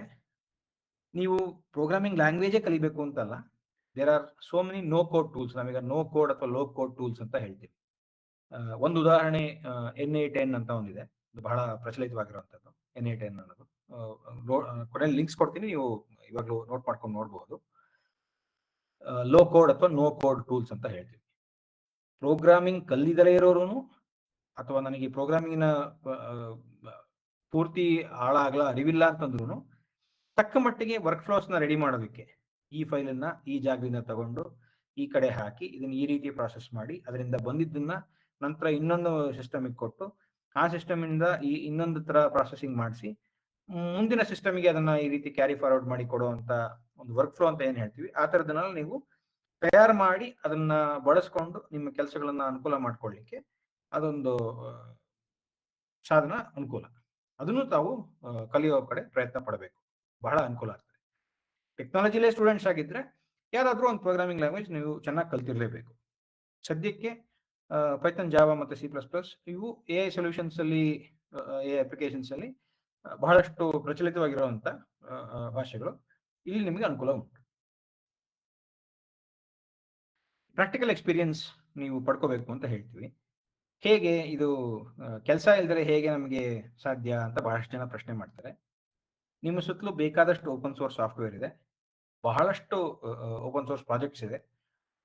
ಇರೋ ಓಪನ್ ಸೋರ್ಸ್ ಪ್ರಾಜೆಕ್ಟ್ಸ್ ಅಲ್ಲಿ ನೀವು AI ಟೂಲಿಂಗ್ ಅನ್ನು ಬಳಸಿ ಇರೋ ಓಪನ್ ಸೋರ್ಸ್ ಪ್ರಾಜೆಕ್ಟ್ಸ್ ಇಂಪ್ರೂವ್ ಮಾಡಲಿಕ್ಕೆ AI ಟೂಲ್ಸ್ ಬಳಸ್ಕೊಂಡು ನೀವು ಅದನ್ನ ಬೇಗ ಒಂದು ಪ್ರಾಜೆಕ್ಟ್ ಅನ್ನ ಅರ್ಥ ಮಾಡ್ಕೊಳ್ಳೋದು ಆಗ್ಲಿ, ಅಥವಾ ಅದಕ್ಕೆ ಇರುವಂತ ಸಮಸ್ಯೆಗಳನ್ನ ನೀವು ಬಗೆಹರಿಸಿ ಅದರಲ್ಲಿ ನಿಮ್ಮ ಇಂಟರಾಕ್ಟಿವ್ ಸ್ಕಿಲ್ಸ್ ನ ಇಂಪ್ರೂವ್ ಮಾಡಿಕೊಂಡು ಜನರ ಜೊತೆ ಒಡನಾಟ ಅಂದ್ರೆ ಓಪನ್ ಸೋರ್ಸ್ ಟೀಮ್ಸ್ ಜೊತೆ ಒಡನಾಟ ಬೆಳೆಸ್ಕೊಂಡು ಹಾಗೆ ನಿಮ್ಮ ನೆಟ್ವರ್ಕ್ ನೀವು ವೃದ್ಧಿ ಮಾಡ್ಕೊಳ್ಳೋದಕ್ಕೆ ಈಗಿನ ದಿನಗಳಲ್ಲಿ ಬಹಳ ಒಳ್ಳೆ ಅವಕಾಶ ಉಂಟು. ಮುಂಚೆ ಎಲ್ಲ ನೀವು ಗಿಟ್ ಹಬ್ ಅಂತ ನಾವು ಕೇಳಿರ್ಬೋದು. ಗಿಟ್ ಹಬ್ ಅಲ್ಲಿ ನೀವು ಹೋಗಿ ನೋಡಿದ್ರೆ ಯಾವುದೇ ಒಂದು ಓಪನ್ ಸೋರ್ಸ್ ಪ್ರಾಜೆಕ್ಟ್ ಅಡಿಯಲ್ಲಿ ಇಶ್ಯೂಸ್ ಅಥವಾ ನಾವು ಬಗ್ಸ್ ಅಂತ ಏನ್ ಹೇಳ್ತೀವಲ್ಲ ಅದೆಲ್ಲ ಬೇಕಾದಷ್ಟು ಇರುತ್ತೆ. ಅದೆಲ್ಲ ಜನ ಯಾರಾದ್ರೂ ಬಂದು ತಗೋಬೇಕು, ಫಿಕ್ಸ್ ಮಾಡಬೇಕು. ಅದನ್ನ ತದನಂತರ ಅದಕ್ಕೆ ಒಂದು ಬದಲಾವಣೆ ಆದ್ಮೇಲೆ ಜನ ಅದನ್ನ ಕೊಟ್ಟು ಸರಿ ಇದೆಯಾ ನೋಡಿ ಹಾಕಿ ಅಂತ ಕೇಳ್ತಾರೆ. ಬಹಳ ನಿಧಾನವಾದ ಪ್ರಾಸೆಸ್ ಇತ್ತು ಅದು. ಈಗಿನ AI ಕಾಲದಲ್ಲಿ ಅದು ಬಹಳ ಬೇಗ ಆಗ್ಲಿಕ್ಕೆ ಸಾಧ್ಯ. ಹೀಗೆ ನೀವು ಇಲ್ಲೂನು ಕೆಲಸ ಅಂದ್ರೆ ಯಾವುದೋ ಒಂದು ಸಂಸ್ಥೆಯಲ್ಲಿ ಕೆಲಸ ಮಾಡ್ದಲೇನೆ ಪ್ರಾಜೆಕ್ಟ್ಗಳ ಒಂದು ಎಕ್ಸ್ಪೀರಿಯನ್ಸ್ ನೀವು ಪಡ್ಕೊಳ್ಳೋದಕ್ಕೆ ಈಗಿನ ದಿನಗಳಲ್ಲಿ ಬಹಳಷ್ಟು ಅವಕಾಶ ಇದೆ. ದಯವಿಟ್ಟು ಬಳಸ್ಕೊಳ್ಳಿ. ಎಲ್ಲದಕ್ಕಿಂತ ಮುಖ್ಯ ಕಮ್ಯುನಿಕೇಶನ್ ಸ್ಕಿಲ್ಸ್ ಅಂತ ಹೇಳ್ತೀವಲ್ಲ, ಟೀಮ್ ವರ್ಕ್ ಅಥವಾ ಪ್ರಾಬ್ಲಮ್ ಸಾಲ್ವಿಂಗ್ ಸ್ಕಿಲ್ಸ್, ಆಮೇಲೆ ಕಮ್ಯುನಿಕೇಶನ್, ಇದು ಬಹಳ ಮುಖ್ಯ. ಟೆಕ್ನಾಲಜಿ ಒಂದು ಕೇಪಬಿಲಿಟಿ ಇರ್ಬೋದು, ಆದ್ರೆ ಅದಕ್ಕಿಂತನೂ ಹೆಚ್ಚಿನ ಮಹತ್ವ ಇರೋದು ನೀವು ಹೇಗೆ ಕಮ್ಯುನಿಕೇಟ್ ಮಾಡ್ತೀರಾ, ಹೇಗೆ ಕೊಲಾಬರೇಟಿವ್ ಎಫರ್ಟ್ ಅನ್ನ ಹಾಕ್ತೀರಾ, ಒಂದು ಟೀಮ್ ಜೊತೆ ಹೇಗೆ ಕೆಲಸ ಮಾಡ್ಲಿಕ್ಕೆ ಚೆನ್ನಾಗಿ ಕೆಲಸ ಮಾಡ್ಲಿಕ್ಕೆ ಸಾಧ್ಯ, ಯಾವ ರೀತಿ ನೀವು ಒಂದು ಪ್ರಾಬ್ಲಮ್ನ ಅಪ್ರೋಚ್ ಮಾಡಿ ಯಾವ್ಯಾವ ರೀತಿ ಯಾವ್ಯಾವ ತರ ಅದನ್ನ ಯೋಚಿಸಬಹುದು, ಅದಕ್ಕೆ ಪರಿಹಾರ ಯೋಚಿಸಬಹುದು, ಹೇಗೆ ನೀವು ಪ್ರಯಾರಿಟೈಸ್ ಮಾಡ್ಬೋದು, ಇದನ್ನೆಲ್ಲ ನೀವು ಕಲ್ತ್ಕೋಬೇಕಾಗ್ತದೆ. ಇದೆಲ್ಲ ಸಾಫ್ಟ್ ಸ್ಕಿಲ್ಸ್ ಅಲ್ಲಿ ಬರ್ತದೆ. ಇದಕ್ಕೂ ನಿಮಗೆ AI ಸಾಧನ ಬಳಸ್ಕೊಂಡು ಇದನ್ನ ಇಂಪ್ರೂವ್ ಮಾಡ್ಕೋಬಹುದು. ಇದಕ್ಕೂ ಒಂದು ಪ್ರಾಂಪ್ಟ್ ಕಿಟ್ ಅಲ್ಲಿ ಇದನ್ನ ಒಂದು ತಯಾರು ಮಾಡಿದೀನಿ, ನೋಡಿ ಬಳಸ್ಕೊಳ್ಳಿ. ನಂತರ ಇದೆಲ್ಲದಕ್ಕೂ ನಿಮಗೆ ಈಸಿಯಾದ ವೇ ಅಂತಂದ್ರೆ, ಈಸಿಯಾದ ಅತ್ಯಂತ ಸುಲಭವಾದ ದಾರಿ ಅಂದ್ರೆ ಓಪನ್ ಸೋರ್ಸ್ ಪ್ರಾಜೆಕ್ಟ್ಗಳು. ಓಪನ್ ಸೋರ್ಸ್ ಪ್ರಾಜೆಕ್ಟ್ಗಳಲ್ಲಿ ನೀವು ನಾವಿಲ್ಲಿ ಏನು ಲಿಸ್ಟ್ ಮಾಡಿದೀವೋ ಇದೆಲ್ಲದನ್ನು ಸುಲಭವಾಗಿ ಕಲಿಬಹುದು. ನೀವು ಓದಲು ಬೇಕಾಗ್ತದೆ. ಜಗತ್ತಿನಲ್ಲಿ ಏನು ಬದಲಾವಣೆ ಆಗ್ತಾ ಇದೆ, AI ಲೋಕದಲ್ಲಿ ಏನೇನು ಬದಲಾವಣೆಗಳು ನಡೀತಾ ಇದೆ, ಏನೇನು ಹೊಸ ಅಡ್ವಾನ್ಸ್ಮೆಂಟ್ಸ್ ಆಗ್ತಾ ಇದೆ, ಏನೇನು ನಡೀತಾ ಇದೆ, ಏನೇನು ಆಗ್ತಾ ಇದೆ, ಅಲ್ಲಿನ ಆಗು ಹೋಗುಗಳ ಬಗ್ಗೆ ಒಂದು ತಕ್ಕ ಮಟ್ಟಿನ ಪರಿಚಯ ನೀವು ಇಟ್ಕೊಂಡಿದ್ರೆ ನಿಮಗೆ ಬಹಳ ಅನುಕೂಲ ಆಗ್ತದೆ. ಈಗ ಸರ್ಟಿಫಿಕೇಶನ್ಸ್ ಕೂಡ ಇದೆ, ಬೇಕಾದಷ್ಟು ಸರ್ಟಿಫಿಕೇಶನ್ಸ್ ಇದೆ, ಹಲವಾರು ಬಗೆಯ ಸರ್ಟಿಫಿಕೇಶನ್ಸ್ ಇದೆ. ಇನ್ಡೆಪ್ತ್ ಅಲ್ಲಿ ಇದು ಮಾತಾಡ್ತಾ ಹೋದ್ರೆ ಅದೇ ಒಂದು ದೊಡ್ಡ ವೆಬಿನಾರ್ ಟಾಪಿಕ್ ಆಗ್ತದೆ, ಅದನ್ನ ಮುಂದಕ್ಕೆ ಇಟ್ಕೊಳ್ಳೋಣಂತೆ. ನಿಮ್ಗೆ ಯಾವ ರೀತಿ ಸರ್ಟಿಫಿಕೇಟ್ಸ್ ಅನುಕೂಲ ಅನ್ನೋದನ್ನ ನಿಮಗೆ ಯಾವುದು ಅನುಕೂಲ ಅಂತ ನೋಡ್ಕೊಂಡು ಅದನ್ನ ನೀವು ನಿಮ್ಮ ಕೆಲಸದ ಆಸಕ್ತಿಗೆ ಅಭಿರುಚಿಗೆ ತಕ್ಕನಾಗಿ ಹೊಂದುವಂತ ಸರ್ಟಿಫಿಕೇಶನ್ಸ್ ಯಾವ್ದಂತ ನೋಡ್ಕೊಂಡು ದಯವಿಟ್ಟು ಅದನ್ನ ತಗೊಳ್ಳೋದಕ್ಕೆ ಪ್ರಯತ್ನ ಮಾಡಿ. ಆಮೇಲೆ ನೆಟ್ವರ್ಕಿಂಗ್ ವಿತ್ ಪ್ರೊಫೆಷನಲ್ಸ್ ಅಂತ ಹೇಳ್ತೀವಲ್ಲ, ನೀವು ಬೇಕಾದಷ್ಟು ಮೀಟಪ್ಸ್ ಆಗ್ತದೆ, ಇದ್ರದ್ದು ಕಮ್ಯುನಿಟೀಸ್ ಎಲ್ಲ ಉಂಟು, ಅದರಲ್ಲಿ ಪಾಲ್ಗೊಳ್ಳಿ. ಅದರಲ್ಲಿ ಪಾಲ್ಗೊಂಡು ನಿಮ್ಮ ಸಮಸ್ಯೆಗಳನ್ನ, ನಿಮ್ಮ ಅನುಭವಗಳನ್ನ ಹಂಚ್ಕೊಳ್ಳಿ. ಯಾವುದೇ ಒಂದು ಸಮೂಹ ಅಂತ ಒಟ್ಟಿಗೆ ಬಂದಾಗ ಬೆಳವಣಿಗೆ ಬಹಳ ಸುಲಭ ಆಗ್ತದೆ, ಬಹಳ ಬಹಳ ಪಾಯಿಂಟೆಡ್ ಆಗಿ ಬಹಳ ಪ್ರೊಡಕ್ಟಿವ್ ಆಗಿ ಆಗ್ತದೆ. ಇದನ್ನು ನೀವು ನೋಡಿ ಬಳಸ್ಕೊಳ್ಳಿ. ಇದಕ್ಕೆ ಯಾವ್ಯಾವ ರೀತಿ ಮೀಟಪ್ಸು ಕಮ್ಯುನಿಟೀಸ್ ಉಂಟು ಅನ್ನೋದಕ್ಕೆ ನಿಮ್ಮ ಪ್ರೊಫೆಷನ್ ಮತ್ತೆ ನಿಮ್ಮ ಇಂಟ್ರೆಸ್ಟ್ ನ ಆಧಾರದ ಮೇಲೆ ಬೇಕಾದಷ್ಟು ಕಮ್ಯುನಿಟೀಸ್ ಇದೆ. ಅದರದ್ದು ಒಂದು ಪರಿಚಯ ನೀವು ಕೊನೆಯಲ್ಲಿ ಮಾಡ್ಕೋಬಹುದು. ಇದು ಅತ್ಯಂತ ಮುಖ್ಯವಾದ ಬದಲಾವಣೆ.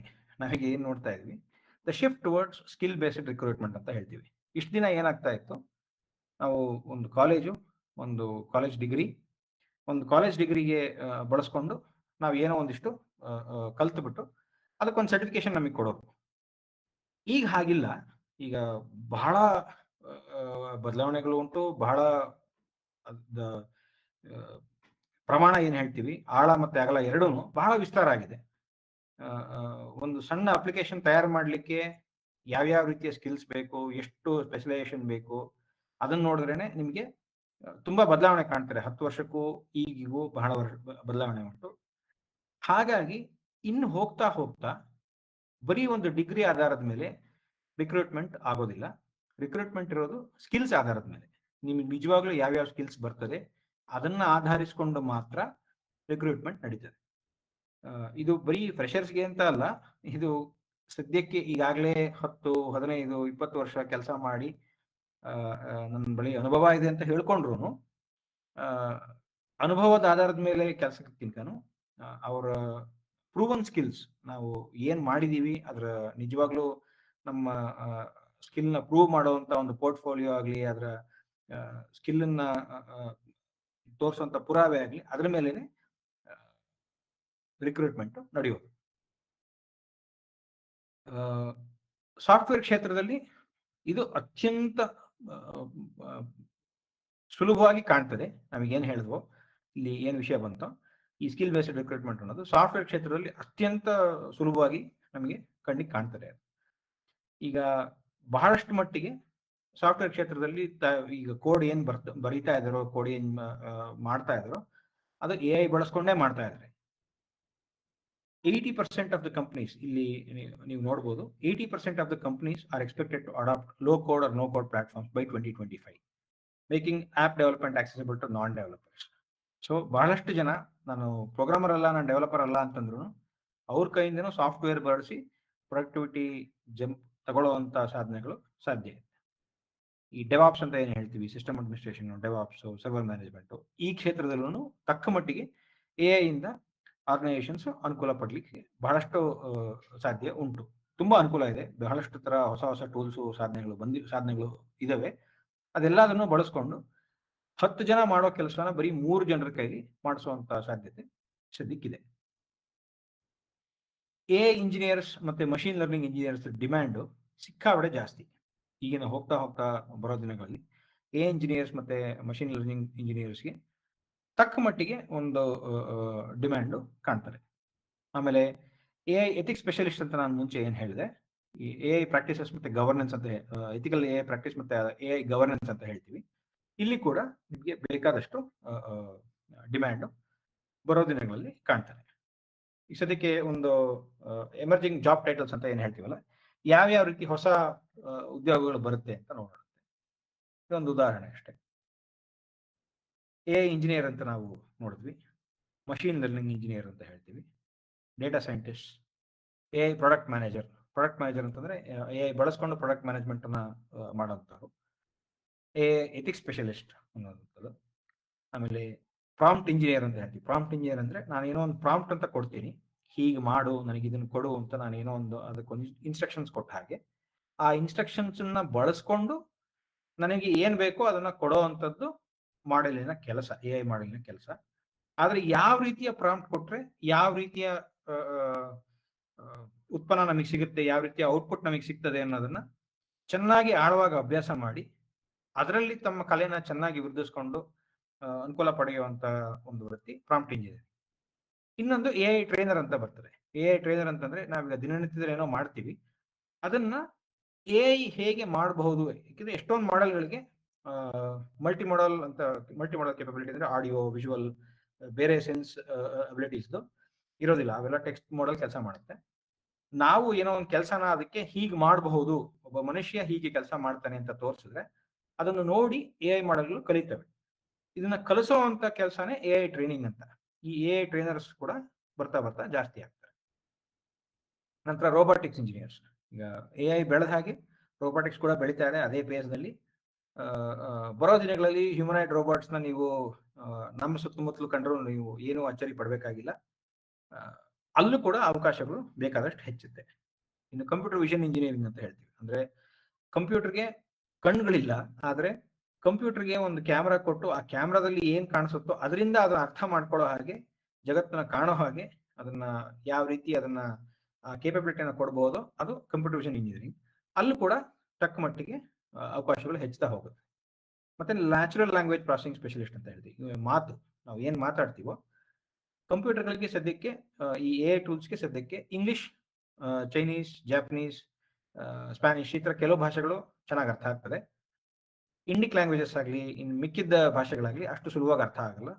ಆದ್ರೂ ಇಲ್ಲಿ ಬೇಕಾದಷ್ಟು ಡೈಲೆಕ್ಟ್ಸ್ ಉಂಟು, ಹಲವಾರು ಬದಲಾವಣೆಗಳುಂಟು. ಈ ಬದಲಾವಣೆಗಳನ್ನೆಲ್ಲ ಗ್ರಹಿಸಿ ಸರಿಯಾದ ಕೆಲಸ ಮಾಡಬೇಕು ಅಂದ್ರೆ ಅದು ಒಂದು ದೊಡ್ಡ ಸಾಧನೆ ಅವಕ್ಕೆ. ಇಲ್ಲಿ ಅದನ್ನ ಸರಿ ಮಾಡುವಂತ, ಅದನ್ನ ಇನ್ನೂ ಉತ್ತಮಗೊಳಿಸುವಂತ ಕೆಲಸದಲ್ಲಿ ಬೇಕಾದಷ್ಟು ಡಿಮ್ಯಾಂಡ್ ಇರುತ್ತದೆ. ಸೊ ಅಲ್ಲಿ ನ್ಯಾಚುರಲ್ ಲ್ಯಾಂಗ್ವೇಜ್ ಪ್ರಾಸೆಸಿಂಗ್ ಸ್ಪೆಷಲಿಸ್ಟ್ಗೆ ಬಹಳ ಅವಕಾಶ ಉಂಟು. ಇಷ್ಟು ಮಟ್ಟಿಗೆ ನಾವು ಇದನ್ನೆಲ್ಲ ನೋಡಿದ್ವಿ. ಈಗ ಒಂದು ಪಟ್ಟಿ ಉಂಟು, ಆ ಪಟ್ಟಿ ತೋರಿಸ್ತೀನಿ. ಇದರಲ್ಲಿ ಹೊಸ ರೋಲ್ಸ್ ಯಾವ್ದು ಬರ್ತದೆ, ಮತ್ತೆ ಹೊಸ ಉದ್ಯೋಗಗಳು ಹೇಗೆ, ಯಾವ್ಯಾವ ಇರೋ ಉದ್ಯೋಗಗಳಲ್ಲಿ ಹೇಗೆ ಬದಲಾವಣೆ ಆಗ್ತದೆ ಅಂತ ಒಂದು ಸಣ್ಣ ಉದಾಹರಣೆ ನೋಡೋಣಂತೆ.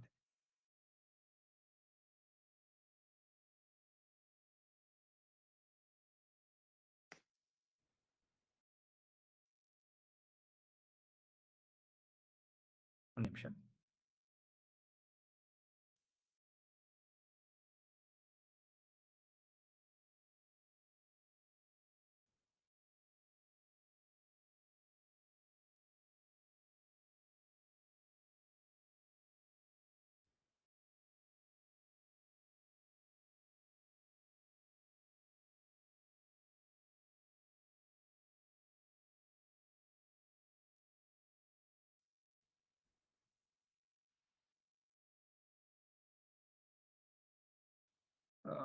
ನೀವು ನೋಡ್ಬೋದು ಇಲ್ಲಿ ಯಾವ್ಯಾವ ರೀತಿಯ ಹೊಸ ಹೊಸ ಉದ್ಯಮಗಳು ಹುಟ್ಟುತ್ತೆ, ಹೊಸ ಹೊಸ ರೋಲ್ಸ್ ಮತ್ತೆ ಡೆಸಿಗ್ನೇಷನ್ಸ್ ಯಾವುದು, ಯಾವ ರೀತಿಯ ರೋಲ್ ಅವರಿಗೆ ಇರ್ತದೆ, ಏನ್ ರೆಸ್ಪಾನ್ಸಿಬಿಲಿಟೀಸ್ ಇರ್ತದೆ, ಮತ್ತೆ ಯಾವ ರೀತಿಯ ಪರ್ಸನಲ್ ಕ್ಯಾರೆಕ್ಟರಿಸ್ಟಿಕ್ಸ್ ನಿಮ್ಮ ಗುಣ ಸ್ವಭಾವಗಳಿಗೆ ತಕ್ಕನಾಗೆ ಆ ಡೆಸಿಗ್ನೇಷನ್ ನಿಮಗೆ ಸೂಟ್ ಆಗ್ತದಾ ಇಲ್ವಾ ಅಂತಾನು ಒಂದು ಪಟ್ಟಿ ಇಲ್ಲಿ ಉಂಟು.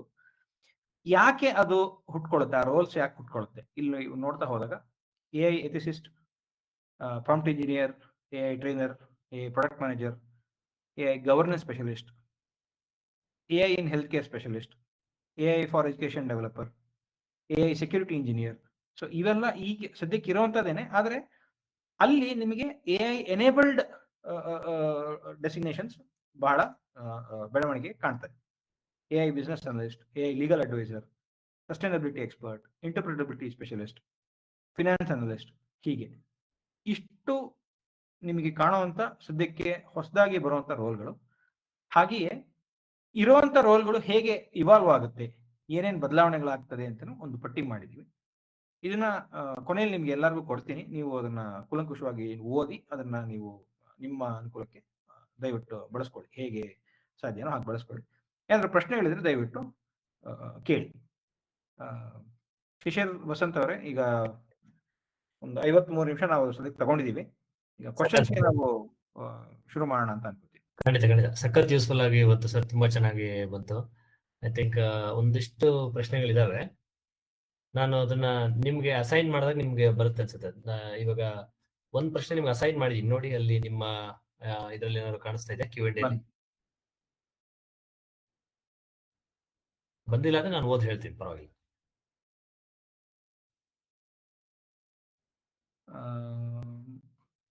ನಿಮ್ಮ ಚಾಟ್ ಅಲ್ಲಿ ಅಂದ್ರೆ Q&A ಅಂತ ಇದೆಯಲ್ಲ, ಅದು ಕೆಳಗಡೆ ಬಹಳ ಫುಲ್ ಸ್ಕ್ರೋಲ್ ಮಾಡಿ ನೋಡ್ತಾ ಇದ್ದೀನಿ, ಯಾಕಂದ್ರೆ ಇಲ್ಲಿ ನಗರದೇ ಯಾವುದು ಅಂತ ಅಷ್ಟು ಸುಲಭ ಕಾಣ್ತಾ ಇದೆ. ಹಾಗಿದ್ರೆ ನಾನು ಒಂದು ಕೆಲಸ ಮಾಡ್ತೀನಿ ಸರ್, ಒಂದ್ ಸ್ವಲ್ಪ ನೋಟ್ ಮಾಡಿ ನಾನೇ ಓದ್ ಹೇಳ್ಬಿಡ್ತೀನಿ, ನೀವು ಉತ್ತರ ಕೊಡಿ, ಹಾಗೆ ಮಾಡೋಣವಾ? ಆಗ್ಲಿ ಸರ್. ಓಕೆ. ಸೊ ಇಲ್ಲಿ ಒಂದು ಪ್ರಶ್ನೆ, ಒಬ್ರು ಆಟೋಮೋಟಿವ್ ಡೊಮೇನ್ ಅಲ್ಲಿ ಕೆಲಸ ಮಾಡೋರು ಕೇಳಿರೋದು. ನೋಡ್ರಿ, ಆಟೋಮೋಟಿವ್ ಕನೆಕ್ಟೆಡ್ ಕಾರ್ಗಳು, telematics connectivity, manual verification and validation ಕ್ಷೇತ್ರದಲ್ಲಿ ಕೆಲಸ ಮಾಡುತ್ತೇವೆ. ನನ್ನ ಕ್ಷೇತ್ರಕ್ಕೆ ಯಾವ ರೀತಿ ಅನುಕೂಲ ಇಂಪ್ಯಾಕ್ಟ್ ಮಾಡಬಹುದು ಅಥವಾ ನಾನು ಹೇಗೆ ತಯಾರಾಗಬೇಕು? ರೈಟ್. ಈಗ ಕನೆಕ್ಟೆಡ್ ಕಾರ್ಸ್ ಮತ್ತೆ ಟೆಲಿಮ್ಯಾಟಿಕ್ಸ್ ಅಂಡ್ ಕನೆಕ್ಟಿವಿಟಿ ಅಂತ ಅಂದಾಗ ಸರ್, ನಿಮಗೆ ಕನೆಕ್ಟೆಡ್ ಕಾರ್ಸ್ ಇವಾಗಿನ ಎಡಿಷನ್ ಆಫ್ ಕಾರ್ಸ್ ಏನ್ ಕಾಣ್ತಾ ಇದೆ ನಿಮಗೆ, ಈಗಿನ ಕಾರ್ಗಳು ಹಳೇ ಮೆಥಡ್ ಆಫ್ ಮ್ಯಾನುಫ್ಯಾಕ್ಚರಿಂಗ್ ಆಧಾರದ ಮೇಲೆ ನಾವು ತಯಾರಾಗ್ತಾ ಇರೋದು. ಆದ್ರೆ ಇಲ್ಲಿ ಬದಲಾವಣೆಗಳು ಚೆನ್ನಾಗಿ ಆಗ್ತದೆ. ನಿಮ್ಗೆ ಕಾರ್ ಡಿಸೈನ್ ಇಂದ ಹಿಡಿದು, ಟ್ರಾನ್ಸ್ಮಿಷನ್ ಡಿಸೈನ್ ಇಂದ ಹಿಡಿದು, ಕಾರ್ ಎಲೆಕ್ಟ್ರಾನಿಕ್ಸ್ ಇಂದ ಹಿಡಿದು ಪೂರ್ತಿ ಆಮೂಲಾಗ್ರವಾಗಿ ಬದಲಾವಣೆ ಆಗ್ತಾ ಇದೆ. ಈಗ ಮ್ಯಾನುವಲ್ ವೆರಿಫಿಕೇಶನ್ ಅಂಡ್ ವ್ಯಾಲಿಡೇಷನ್ ಅಂತ ಹೇಳ್ತಾ ಇದ್ರಲ್ಲ, ಮ್ಯಾನುವಲ್ ವೆರಿಫಿಕೇಶನ್, ಈಗ ತಾವೇನ್ ಮ್ಯಾನುವಲ್ ವೆರಿಫಿಕೇಶನ್ ಮಾಡ್ತಾ ಇದ್ರೋ ಈ ಒಂದು ಪರ್ಟಿಕ್ಯುಲರ್ ಸೆಕ್ಟರ್ ಅಲ್ಲೇನೆ ಬೇಕಾದಷ್ಟು ಆಟೋಮೇಶನ್ ಬರ್ಲಿಕ್ಕೆ ಸಾಧ್ಯ ಇದೆ. ಅದಕ್ಕೆ ಹೇಗೆ ತಯಾರಾಗಬೇಕು ಅಂದ್ರೆ, ನೀವು ಅದಕ್ಕೆ ತಕ್ಕನಾದ ಆಟೋಮೇಶನ್ ಟೂಲ್ಸ್ ಯಾವ್ದಿದೆ, ಆಟೋಮೇಶನ್ ಟೂಲ್ಸ್ ನ ಇವಾಗ್ಲಿಂದನೇ ನೀವು ಅದನ್ನ ತಗೊಂಡು ಅಭ್ಯಾಸ ಮಾಡಿ, ಆಟೋಮೇಶನ್ ಟೂಲ್ಸ್ ನ ನೀವು ಕಲಿತು AI ಬಳಸ್ಕೊಂಡು ಆ ಆಟೋಮೇಷನ್ ಟೂಲ್ಸ್ ನ ಬಳಸ್ಕೊಂಡು ಹೇಗೆ ಪ್ರೊಡಕ್ಟಿವಿಟಿ ಹೆಚ್ಚು ಮಾಡಬಲ್ರಿ ಅನ್ನೋ ಕಡೆಗೆ ನೀವು ಯೋಚನೆ ಮಾಡಿದ್ರೆ ನಿಮಗೆ ಬಹಳ ಅನುಕೂಲ ಸಾಧ್ಯ. ಅಲ್ಲಿ ಸ್ವಲ್ಪ ಗಮನ ಕೊಡಬೇಕಾಗ್ತದೆ. ಸೆಕ್ಟರ್ ಸ್ಪೆಸಿಫಿಕ್ ಟೂಲ್ಸ್ ಆಗ್ಲಿ ಅದ್ರ ಹೆಸರಾಗ್ಲಿ ನನಗೆ ಹೇಳಲಿಕ್ಕೆ ಇವಾಗ ಆಗಲ್ಲ, ಅದಕ್ಕೆ ನಾನು ಚೆಕ್ ಮಾಡಿ ಹೇಳಬಲ್ಲೆ. ನನಗೆ ಆ ಕ್ಷೇತ್ರದ ಎಕ್ಸ್ಪರ್ಟೀಸ್ ಇಲ್ಲ. ಆಟೋಮೋಟಿವ್ ಸಾಫ್ಟ್ವೇರ್ ಬಗ್ಗೆ ನನಗೆ ಅಷ್ಟಾಗಿ ಅನುಭವ ಇಲ್ಲ, ಹಾಗಾಗಿ ಸ್ಪೆಸಿಫಿಕ್ ಆಗಿ ಹೇಳಲಿಕ್ಕೆ ಆಗಲ್ಲ. ಬಟ್ ಈ ರೀತಿ in general this is the generic method. ನೀವು ಎಲ್ಲಿ ಆಟೋಮೇಷನ್ ಬರಕ್ ಸಾಧ್ಯತೆ ಅಂತ ನೀವು ಕಾಣ್ತಿರೋ, ನೀವು ಸ್ವಲ್ಪ ನಿಮ್ಮ ಇಂಡಸ್ಟ್ರಿ ಮತ್ತೆ ಡೊಮೇನಿಗೆ ತಕ್ಕ ಹಾಗೆ ಯಾವ ಒಂದು ಆಟೋಮೇಷನ್ ಟೂಲ್ ನೀವು ಪ್ರಚಲಿತವಾಗಿ ಕಾಣ್ತಾ ಇದ್ದೀರಾ, ಆ ಆಟೋಮೇಷನ್ ಟೂಲ್ನ ಹೇಗೆ AI ಬಳಸ್ಕೊಂಡು ನೀವು ಅದರಲ್ಲಿ ಹೆಚ್ಚಿನ ಪರಿಣಿತಿ ಅಥವಾ ಹೆಚ್ಚಿನ ಪ್ರಾವೀಣ್ಯತೆ ಪಡಿಬಹುದು. ಇದನ್ನ ನೀವು ಅಭ್ಯಾಸ ಮಾಡಿದ್ರಿ ಅಂತಂದ್ರೆ ಇದರಲ್ಲಿ ನೀವು ಅದಕ್ಕೆ ತಯಾರಾಗೋ ಹೆಜ್ಜೆಯಲ್ಲಿ ನೀವು ತಯಾರಾಗೋ ದಾರಿಯಲ್ಲಿ ಮೊದಲೇ ಹೆಜ್ಜೆ ಇಟ್ಟಾಗಿ. ಖಂಡಿತ ಖಂಡಿತ. ಹಾಲೇಶ್ ಅವ್ರ ಪ್ರಶ್ನೆ, ಹಾಲೇಶ್ ವೆಂಕಟೇಶ್ ಅವ್ರದ್ದು. ಮುಂದಿನ ಪ್ರಶ್ನೆ ಆಕಾಶ್ ಪಾಟೀಲ್ ಅಂತ. Is person to person chatting in WhatsApp, Telegram etcetera is being used for AI bot training? ಖಂಡಿತ. ನೀವು ನಿಮ್ಮ data, privacy concern to be raised with those companies ಅಂತ ಕೇಳಿದ್ದಾರೆ. ಸೊ ನೀವು ನೋಡಿ, ಟರ್ಮ್ಸ್ ಆಫ್ ಯೂಸ್ ಅಂತ ಏನ್ ಹೇಳ್ತೀವಲ್ಲ, ಟರ್ಮ್ಸ್ ಆಫ್ ಯೂಸ್ ನೀವು ಯಾವುದೇ ಒಂದು ಸಾಫ್ಟ್ವೇರ್ ತಗೊಂಡಾಗ ನೀವು ಟರ್ಮ್ಸ್ ಆಫ್ ಯೂಸ್ ಸೈನ್ ಹಾಕ್ತೀರಾ. ಎಂಡ್ ಯೂಸರ್ ಲೈಸೆನ್ಸ್ ಅಗ್ರಿಮೆಂಟ್ ಅಥವಾ ಟರ್ಮ್ಸ್ ಆಫ್ ಯೂಸ್ ಅಂತ ಇರ್ತದೆ, ನೀವು ಅವ್ರಿಗೆ ಸೈನ್ ಹಾಕಿರ್ತೀರಾ. ಅದನ್ನೊಂದ್ಸಲ ಓದ್ಬೇಕು ನೀವು. ಅದು ತುಂಬಾ ದೊಡ್ಡದಿರುತ್ತೆ, 45-35 ಪೇಜ್ ಇರುತ್ತೆ. ಯಾರು ಓದ್ಲಿಕ್ಕೆ ಹೋಗಲ್ಲ ಅದನ್ನ. ಅಯ್ಯೋ ಯಾರು ಓದ್ತಾರೆ ಇದನ್ನ ಅಂತ ಅಂದ್ಬಿಟ್ಟು ಕೊನೆಯಲ್ಲಿ ಹೋಗ್ಬಿಟ್ಟು ಸ್ಕ್ರೋಲ್ ಮಾಡ್ಬಿಟ್ಟು ಅಕ್ಸೆಪ್ಟ್ ಅಂತ ನಾವೆಲ್ಲ ಓದ್ತೀವಿ. ಅದು ಬಹಳ ಸ್ಪಷ್ಟವಾಗಿ ಹೇಳ್ತಾರೆ. ವಾಟ್ಸ್ಆಪ್ ಇಂದ ಒಂದು ಮಾಹಿತಿ ಬಹಳ ಏನ್ ಸ್ಪಷ್ಟವಾಗಿ ಹೇಳ್ತಾರೆ ಅಂದ್ರೆ, ವಾಟ್ಸ್ಆಪ್ ಯಾವುದು? ವಾಟ್ಸ್ಆಪ್ ಅನ್ನೋದು ಫೇಸ್ಬುಕ್ ಗ್ರೂಪಿನ ಅಡಿಯಲ್ಲಿ ಬರುವಂತದ್ದು. ಫೇಸ್ಬುಕ್ ಒಂದು ಇನ್ನೊಂದು ಬೇರೆ ಕಂಪ್ನಿ ಆಯ್ತು, ಮೆಟಾ ಅಂತ ಒಂದು ಕಂಪ್ನಿ ಆಯ್ತು. ಮೆಟಾ ಅನ್ನೋ ಕಂಪ್ನಿಯವರು ಲಾಮಾ ಅನ್ನೋ ಸೀರೀಸಿನ ಮಾಡೆಲ್ಗಳನ್ನ ತಯಾರು ಮಾಡ್ತಾ ಇದ್ದಾರೆ. ಅದಕ್ಕೆ ಅವರು ಡೇಟಾ ಮತ್ತೆ ಮಾಹಿತಿ ಎಲ್ಲಿಂದ ಹುಡ್ಕೊಂಡ್ ಬರ್ತಾರೆ? ಅದಕ್ಕೆಲ್ಲ ಬರೋದು ಇದರಿಂದನೇ. ಆದ್ರೆ ಪ್ರೈವಸಿ ಇಂಪ್ಯಾಕ್ಟ್ ಅವ್ರು ತಗ್ಗಿಸೋದಕ್ಕೆ ಅನಾನಿಮೈಸೇಷನ್ ಅಂತ ಹೇಳ್ತೀವಿ. ಅನಾನಿಮೈಸೇಷನ್ ಅಂತಂದ್ರೆ ಯಾರು ಏನು ಮಾತಾಡಿದ್ರು ಅನ್ನೋದನ್ನ ಅವರು ಟ್ರೈನಿಂಗ್ ಅಲ್ಲಿ ಬಳಸಲ್ಲ. ಆದ್ರೆ ಏನು ಮಾತಾಡಿದಾರೋ ಅದನ್ನ ಮಾತ್ರ ಕಾಂಟೆಕ್ಸ್ಟ್ ಇಲ್ದಲೇ ಆದಷ್ಟು ಬಳಸಲಿಕ್ಕೆ ಪ್ರಯತ್ನ ಪಡ್ತಾರೆ. ಹೀಗೆ ಅನಾನಿಮೈಸ್ಡ್ ಕಂಟೆಂಟ್ ಇಂದ ಟ್ರೈನಿಂಗ್ ಆಗುತ್ತೆ ಅಂತ ಅವ್ರು ಹೇಳ್ತಾರೆ. ಅವ್ರ ಟರ್ಮ್ಸ್ ಆಫ್ ಯೂಸ್ ಅಲ್ಲಿ ಬರ್ದಿದ್ದಾರೆ, ಅದನ್ನ ನೀವು ತೆಗೆದು ನೋಡಿ. ಪ್ರೈವಸಿ ಕನ್ಸರ್ನ್ ಏನಿದೆ ಅಂತಂದ್ರೆ, ಈಗ ನಾನ್ ಮಾತಾಡೋದು ಎಲ್ಲರಿಗೂ ಹೋಗುತ್ತಾ? ಅವರು ಎಂಡ್ ಟು ಎಂಡ್ ಎನ್ಕ್ರಿಪ್ಷನ್ ಅಂತ ಎಲ್ಲ ಅಡ್ವರ್ಟೈಸ್ಮೆಂಟ್ ಎಲ್ಲ ಕೊಡ್ತಾರೆ, ಆದ್ರೂ ನಮ್ ಡೇಟಾ ಅವ್ರಿಗೆ ಸಿಕ್ಬಿಡುತ್ತಾ ಹೇಗೆ ಅಂತ. ಈಗ ನೀವು ಏನೋ ಇಮೇಜ್ ಕಳ್ಸಿರ್ತೀರ, ನೀವು ಯಾವ್ದೋ ಒಂದು ಇಮೇಜ್ ಏನೋ ಕಳ್ಸಿರ್ತೀರ, ಯಾವ್ದೋ ವಿಡಿಯೋ ಕಂಟೆಂಟ್, ಆಡಿಯೋ ಕಂಟೆಂಟ್ ಏನೋ ಇರುತ್ತೆ. ತಕ್ಕ ಮಟ್ಟಿಗೆ ಅದನ್ನ ಅನಾನಿಮೈಸ್ ಮಾಡಿ ಬಳಸುವಂತ ಕೌಶಲ್ಯ ಅವರಲ್ಲಿ ಉಂಟು. ಇದನ್ನ ಅವ್ರು ಬಳಸ್ತಾರಾ ಇಲ್ವಾ, ಯಾವ ರೀತಿ ಬಳಸ್ತಾರೆ, ಹೇಗೆ ಬಳಸ್ತಾರೆ, ಇದನ್ನೆಲ್ಲ ಚೆಕ್ ಮಾಡುವಂತ ರೆಗ್ಯುಲೇಟರಿ ಅಥಾರಿಟಿ ಅದು ಸದ್ಯಕ್ಕೆ ಇನ್ನೂ ಬಂದಿಲ್ಲ. ನಮ್ಮಲ್ಲಿ ಇನ್ನೂ ಇಲ್ಲ ಅದು. ನೀವು ನೋಡಿರ್ಬೋದು, DPDP ಅಂತ ಒಂದು ಕಾನೂನು ಬಂದಿದೆ ಈಗ, ಡೈರೆಕ್ಟ್ ಪರ್ಸನಲ್ ಡೇಟಾ ಪ್ರೊಟೆಕ್ಷನ್ ಅಂತ ಒಂದು ಕಾನೂನು, ನಮ್ಮ ದೇಶದ ಕಾನೂನು. ಯುರೋಪಲ್ಲಿ GDPR ಅಂತ ಒಂದು ಕಾನೂನು ಬಂತು. ಆ ಕಾನೂನಿಗೆ ನೋಡ್ಕೊಂಡು ನಮ್ಮಲ್ಲೂ ಆ ರೀತಿಯ ಒಂದು ಡೇಟಾದ ಮಹತ್ವಕ್ಕೆ ತಿಳ್ಕೊಂಡು ಅದಕ್ಕೆ ತಕ್ಕನಾದ ಒಂದು ಕಾನೂನು ಬೇಕು, ಡೇಟಾನ ಹೇಗೆ ಬಳಸಬೇಕು, ಕಂಪ್ನಿಗಳು ಹೇಗೆ ಬಳಸಬಾರದು ಅಂತ ರೆಗ್ಯುಲೇಟ್ ಮಾಡ್ಲಿಕ್ಕೆ ಅಂತ ಹೇಳಿ ಒಂದು DPDP ಅಂತ ಒಂದು ಕಾನೂನು ಬಂದಿದೆ. ಅದು ನೋಟಿಫಿಕೇಶನ್ ಹೋಗಿತ್ತು ಜನವರಿಗೆ, ರೂಲ್ ನೋಟಿಫಿಕೇಶನ್ ಬಂದಿಲ್ಲ ಇನ್ನು. ಈಗ ಮತ್ತೆ ಪಬ್ಲಿಕ್ ಕನ್ಸಲ್ಟೇಷನ್ ಅಂತ ಕಳಿಸಿದ್ದಾರೆ. ಆಗಸ್ಟ್ ಒಳಗೆ ಅದು ಬರಬಹುದು. ಆದ್ರೆ ಆ ವಿಂಡೋ ಶುರುವಾಗಿದೆ, ಎಲ್ಲ ಕಂಪ್ನಿಗಳು ಅದಕ್ಕೆ ಒಗ್ಗಿಕೋಬೇಕು, ಅದನ್ನ ಇದು ಮಾಡ್ಬೇಕು. ನಾನು ಸದ್ಯಕ್ಕೆ ನನ್ನ ಫೋಕಸ್ ಏರಿಯಾಗಳಲ್ಲಿ ಅದು ಕೂಡ ಒಂದು ಕಂಪ್ನಿಗಳು, ನಾನು ಅದರಲ್ಲಿ ಸಹಾಯ ಮಾಡ್ತೀನಿ. ಹೇಗೆ ಅದನ್ನ ಆ ಕಾನೂನಿಗೆ ನೀವು ಒಗ್ಗಿಕೊಂಡು ಅದಕ್ಕೆ ಕಾಂಪ್ಲೈ ಹೇಗೆ ಆಗ್ಬೇಕು ಅನ್ನೋದನ್ನ ಗೈಡ್ ಮಾಡೋದು ನನ್ನ ಕೆಲಸಗಳು ಒಂದೀಗ. ಇಲ್ಲಿ ಅದಕ್ಕೊಂದು ರೆಗ್ಯುಲೇಟರಿ ಅಥಾರಿಟಿ ಅಂತ ಹೇಳ್ತಾರಲ್ಲ, ಹಾಗೆ ಒಂದು ರೆಗ್ಯುಲೇಟರಿ ಅಥಾರಿಟಿ, ಒಂದು ಗವರ್ನಿಂಗ್ ಬಾಡಿ ಎಲ್ಲ ಈಗ ಬಂದಿದೆ. ಈಗ ಮುಂದಿನ ದಿನಗಳಲ್ಲಿ ನಿಮ್ಗೆ ಏನಾದ್ರೂ ಆ ತರ ಸಂಶಯ, ಅನುಮಾನ ಇತ್ತು ಅಂತಂದ್ರೆ ಆ ರೆಗ್ಯುಲೇಟರಿ ಅಥಾರಿಟಿನ ನೀವು ಸಂಪರ್ಕ ಮಾಡಿ ಅವರಿಂದ ಹೆಚ್ಚಿನ ಮಾಹಿತಿನ ಪಡ್ಕೊಂಡು ಆ ಸಂಶಯಗಳನ್ನ ಬಗೆಹರಿಸ್ಕೋಬಹುದು. ಇನ್ನೊಂದು ಪ್ರಶ್ನೆ ನೋಡಿ, ನಮ್ಮ ದೇಶದಲ್ಲಿರುವ ಡೆಮೋಗ್ರಾಫಿಕ್ ಅಡ್ವಾಂಟೇಜ್ AI ಮುಂದೆ ಡಿಸ್ಅಡ್ವಾಂಟೇಜ್ ಮಾಡುತ್ತೆ? ಸತೀಶ್ ಅವರು ಕೇಳಿದ್ದಾರೆ. ಬಹಳ ಒಳ್ಳೆ ಪ್ರಶ್ನೆ ಸರ್. ಡೆಮೋಗ್ರಾಫಿಕ್ ಅಡ್ವಾಂಟೇಜ್ ಅಂತ ನಾವೇನು ಹೇಳ್ತೀವಲ್ಲ, ಡೆಮೋಗ್ರಾಫಿಕ್ ಇದೆ, ಅದು ಅಡ್ವಾಂಟೇಜ್ ಆಗುತ್ತೋ ಡಿಸ್ಅಡ್ವಾಂಟೇಜ್ ಆಗುತ್ತೋ ಅನ್ನೋದು ಅದಕ್ಕೆ ಕಾಲ ಉತ್ತರ ಕೊಡಕ್ ಸಾಧ್ಯ ಹೊರತು ಇಂಡಿವಿಜುವಲ್ ವ್ಯಕ್ತಿಗಳಿಂದ ಸಾಧ್ಯ ಇಲ್ಲ. ಇದು ಬಹಳ ಲಾಂಗ್ ಡ್ರಾನ್ ಆನ್ಸರ್. ಏನಕ್ಕೆ ಅಂದ್ರೆ, ಹೀಗಾಗಬಹುದು ಅಂತ ಎಲ್ಲರೂ ಹೇಳ್ತಾರೆ, ಹೀಗೆ ಆಗುತ್ತೆ ಅಂತನೂ 1000 ಜನ ಹೇಳ್ತಾರೆ. ಏನಾಯ್ತು ಅನ್ನೋದು 10 ವರ್ಷ 15 ವರ್ಷ ಕಳೆದ ನಂತರನೇ ಗೊತ್ತಾಗೋದು. ಮುಂದೆ ನಾವೆಲ್ಲ ವಯಸ್ಸಾದಾಗ ವಾಪಸ್ ಮೇಬಿ ಒಂದು ಬಂದು ಏನೊಂದು ಅಪ್ರೋಚ್ business ದೃಷ್ಟಿಯಿಂದ ಮಾಡ್ಕೊಂಡು ನೋಡಿದ್ರೆ ಐ ಥಿಂಕ್ ಈ ಕಾಲದ ಒಂದು ಡೆಮೋಗ್ರಾಫಿಕ್ ಡಿವಿಡೆಂಡ್ ತರ ನಮ್ಮ ಯುವಕರು ಏನಿದ್ದಾರೆ ಅವ್ರಿಗೆ ಒಳ್ಳೊಳ್ಳೆ ಸ್ಕಿಲ್ಸ್ ಕೊಟ್ಟು ಅವರು ಒಳ್ಳೆ ಕೆಲಸಗಳನ್ನ ಒಳ್ಳೆ ಉದ್ಯಮಗಳನ್ನ ಮಾಡೋ ತರದಕ್ಕೆ ಏನಾದ್ರು ಪುಷ್ ಕೊಟ್ರೆ ಪ್ರಾಬಬ್ಲಿ ಅದು ಅಡ್ವಾಂಟೇಜ್ ಖಂಡಿತ, ಆಗ್ಬೋದು, ಖಂಡಿತ. ಇಲ್ಲ ಅಂದ್ರೆ ನೆಟ್ ನೆಗೆಟಿವ್ ಅನ್ನೋದು ಖಂಡಿತ. ಖಂಡಿತ. ಈಗ ಅವಕಾಶಗಳಿದೆ, ಅವಕಾಶಗಳು ಹೇರಳವಾಗಿದೆ. ಆದ್ರೆ ಅವಕಾಶಗಳು ಇದ್ದ ಮಟ್ಟಕ್ಕೆ ಅದು ಬಳಕೆನೂ ಆಗುತ್ತೆ ಅನ್ನೋ ಗ್ಯಾರಂಟಿ ಇಲ್ಲ. ಅವಕಾಶಗಳು ಬೇಕಾದಷ್ಟಿದೆ. ಅವಕಾಶ ಉಂಟು. ನಮಗೆ ಅವಕಾಶದ ಜೊತೆ ಮನಸ್ಸಿದ್ದು ಅದಕ್ಕೆ ಪರಿಶ್ರಮನೂ ಸೇರ್ತು ಅಂತಂದ್ರೆ ಬೆಳವಣಿಗೆ ಏಳ್ಗೆ ಸಾಧ್ಯ. ಬರೀ ಅವಕಾಶ ಇದೆ, ಬರೀ ಕನಸಿದೆ, ಶ್ರಮ ಇಲ್ಲ ಅಂತಂದ್ರೆ ಏಳ್ಗೆ ಕಷ್ಟ. ನಿಜ. ಇನ್ನು ಮನೋಜ್ ಅವರು, can India use AI in manufacturing? How can it transform MSME and can you explain in brief about that ಅಂತ ಕೇಳಿದ್ದಾರೆ. ಅದೇ ಸರ್, ಈಗ ಮ್ಯಾನುಫ್ಯಾಕ್ಚರಿಂಗ್ ಅಲ್ಲಿ ನಾನು ಏನ್ ಹೇಳಿದ್ನಲ್ಲ, ಒಂದು ಉದಾಹರಣೆ ಕೊಟ್ಟೆ ನೋಡಿ. ಈಗ ಸದ್ಯಕ್ಕೆ ನಮ್ಮಲ್ಲಿ ಇನ್ವೆಂಟರಿ ಮ್ಯಾನೇಜ್ಮೆಂಟ್ ಆಪರೇಷನ್ಸ್ ಅಂತ ಏನಿದೆಯೋ ಎಲ್ಲ ಬಹುತೇಕ ಮ್ಯಾನುವಲ್ ಆಗಿದೆ. ಆಮೇಲೆ ಬಹಳ ಕ್ರೂಡ್ ಟೂಲ್ಸ್ ನಾವು ಬಳಸ್ತಾ ಇರೋದು. ಹಾಗೆ ನೋಡಿದ್ರೆ ಬರೀ ಒಂದು ಸ್ಪ್ರೆಡ್ ಶೀಟು, ಎಕ್ಸೆಲ್ ಶೀಟು, ಅಥವಾ ಯಾವ್ದೋ ಒಂದು ಹಳೆ ERP ಅದನ್ನೆಲ್ಲ ಇಟ್ಕೊಂಡು ಬಹಳ ಮ್ಯಾನುವಲ್ ಎಂಟ್ರಿ, ಬಹಳ ಮ್ಯಾನುವಲ್ ಡೇಟಾ. ಯಾರೋ ಒಂದು ಇನ್ವೆಂಟರಿ ಮ್ಯಾನೇಜ್ಮೆಂಟ್ ಮಾಡ್ಲಿಕ್ಕೆ ಒಬ್ಬನ ಕೂರ್ಸಿರ್ತಾರೆ, ಅವನು ಏನ್ ಬಂತು ಏನ್ ಹೋಯ್ತು ಅಂತ ಮ್ಯಾನುವಲಿ ಡೇಟಾ ಎಂಟ್ರಿ ಮಾಡ್ತಾ ಹೋಗ್ತಾನೆ. ಇನ್ನೊಂದ್ ಕಡೆ ಅಥವಾ ಈ ಸ್ಕ್ಯಾನರ್, ಬಾರ್ಕೋಡ್ ಸ್ಕ್ಯಾನರ್ ಅದನ್ನ ಇಟ್ಕೊಂಡು ಸ್ವೈಪ್ ಮಾಡಿ ಸ್ಕ್ಯಾನ್ ಮಾಡಿ ಅದೆಲ್ಲ ಲಾಗ್ ಮಾಡ್ತಾ ಹೋಗ್ತೀವಿ. ಕಂಪ್ಲೀಟ್ ಲೋಡಿಂಗ್ ಅನ್ಲೋಡಿಂಗ್ ಎಲ್ಲ ಟ್ರ್ಯಾಕ್ ಮಾಡಬೇಕು ಅಂದ್ರೆ ಇದೆಲ್ಲ ಪೂರ್ತಿ ಮ್ಯಾನುವಲಿ ಆಗ್ತಾ ಇದೆ. ಇದು ಎಲ್ಲಾ ಜಾಗಗಳಲ್ಲೂ ಎಐ ಸಾಧನಗಳನ್ನು ಬಳಸ್ಕೊಂಡು ಬೇಕಾದಷ್ಟು ಅನುಕೂಲ ನಾವು ಪಡ್ಕೋಬಹುದು. ಖಂಡಿತ ಒಳ್ಳೆಯ ಆನ್ಸರ್ ಸರ್. ಹಾಗೆ ಒಂದು ಪ್ರಶ್ನೆ ಧನುಷ್ ಅನ್ನೋರು ಕೇಳಿದ್ದಾರೆ. ನಾನು ಇತ್ತೀಚೆಗೆ ಸೆಕೆಂಡ್ PUC ಪಾಸ್ ಮಾಡಿದ್ದೀನಿ. So which course can I choose, AIML or CS or EC? Please can you explain ಅಂತ ಕೇಳಿದ್ದಾರೆ. ಅಂದ್ರೆ ಮೋಸ್ಟ್ಲಿ ಅವರು ಇಂಜಿನಿಯರಿಂಗ್ ದೃಷ್ಟಿಯಿಂದ ಕೇಳಿರ್ಬೋದು, ಯಾವ ಒಂದು ಸ್ಟ್ರೀಮ್ ತಗೊಂಡ್ರೆ ಬೆಟರ್ ಅಂತ ಅನ್ನೋ ಅರ್ಥದಲ್ಲಿ. ಇನ್ನೊಂದ್ಸಲ ಹೇಳ್ತೀರಾ ಸರ್? ಸಾರಿ. ಅದೇ ಧನುಷ್ ಅನ್ನೋ ಪ್ರಶ್ನೆ, ಸೆಕೆಂಡ್ PUC ಮಾಡಿದಾರಂತೆ, AIML ಅಥವಾ ಕಂಪ್ಯೂಟರ್ ಸೈನ್ಸ್ ಅಥವಾ ಎಲೆಕ್ಟ್ರಾನಿಕ್ಸ್ ಯಾವ್ದು ತಗೊಂಡ್ರೆ ಬೆಟರ್ ಸರ್ ಅಂತ ಕೇಳಿದ್ದಾರೆ. ಅದೇ ನೀವು ಬಹಳ ಸುಲಭವಾಗಿ ಹೇಳ್ಬೇಕು ಅಂದ್ರೆ, ನಿಮಗೆ ಆಸಕ್ತಿ ಯಾವ್ದ್ರಲ್ಲಿ ಹೆಚ್ಚು, ಆಸಕ್ತಿ ನಿಮ್ಗೆ ಮನಸ್ಸಿನ ಆಸಕ್ತಿ ಯಾವ್ದು ಹೆಚ್ಚು, ಪ್ರೋಗ್ರಾಮಿಂಗ್ ಆಸಕ್ತಿ ಉಂಟೋ ಅಥವಾ ಎಲೆಕ್ಟ್ರಾನಿಕ್ ಕಾಂಪೋನೆಂಟ್ಸ್ ಬಗ್ಗೆ ನಿಮ್ಗೆ ಹೆಚ್ಚಿನ ಆಸಕ್ತಿ ಉಂಟೋ, ಕೋರ್ ಇಂಜಿನಿಯರಿಂಗ್ ಅಲ್ಲಿ ಆಸಕ್ತಿ ಹೇಗುಂಟೋ. ಕಂಪ್ಯೂಟರ್ ಇಂಜಿನಿಯರಿಂಗ್ ಬೇರೆ, ಕಂಪ್ಯೂಟರ್ ಸೈನ್ಸಸ್ ಬೇರೆ, ಸಾಫ್ಟ್ವೇರ್ ಇಂಜಿನಿಯರಿಂಗ್ ಬೇರೆ, ಕಂಪ್ಯೂಟರ್ ಸೈನ್ಸಸ್ ಬೇರೆ. Computer sciences is a much deeper study of how to build computing tools which will be used by software developers.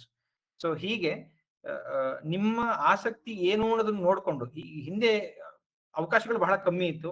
Software engineering ಅಂತ ಬಂದಾಗ software engineering ಒಂದೇನೆ, ಆಮೇಲೆ telecom engineering ಅಂತ ಬಂದಾಗ telecom engineering ಒಂದೇನೆ, electronics ಅಂತ ಬಂದಾಗ ಎಲೆಕ್ಟ್ರಾನಿಕ್ಸ್ ಒಂದೇನೆ. ಈಗ ಅದರಲ್ಲಿ 55 ಸ್ಪೆಷಲೈಸೇಷನ್ಸ್ ಇದೆ. ಕಂಪ್ಯೂಟರ್ ಸೈನ್ಸ್ ಅಲ್ಲಿ ನಿಮಗೆ ಬಹಳಷ್ಟು ಸ್ಪೆಷಲೈಸೇಷನ್ ಇದೆ.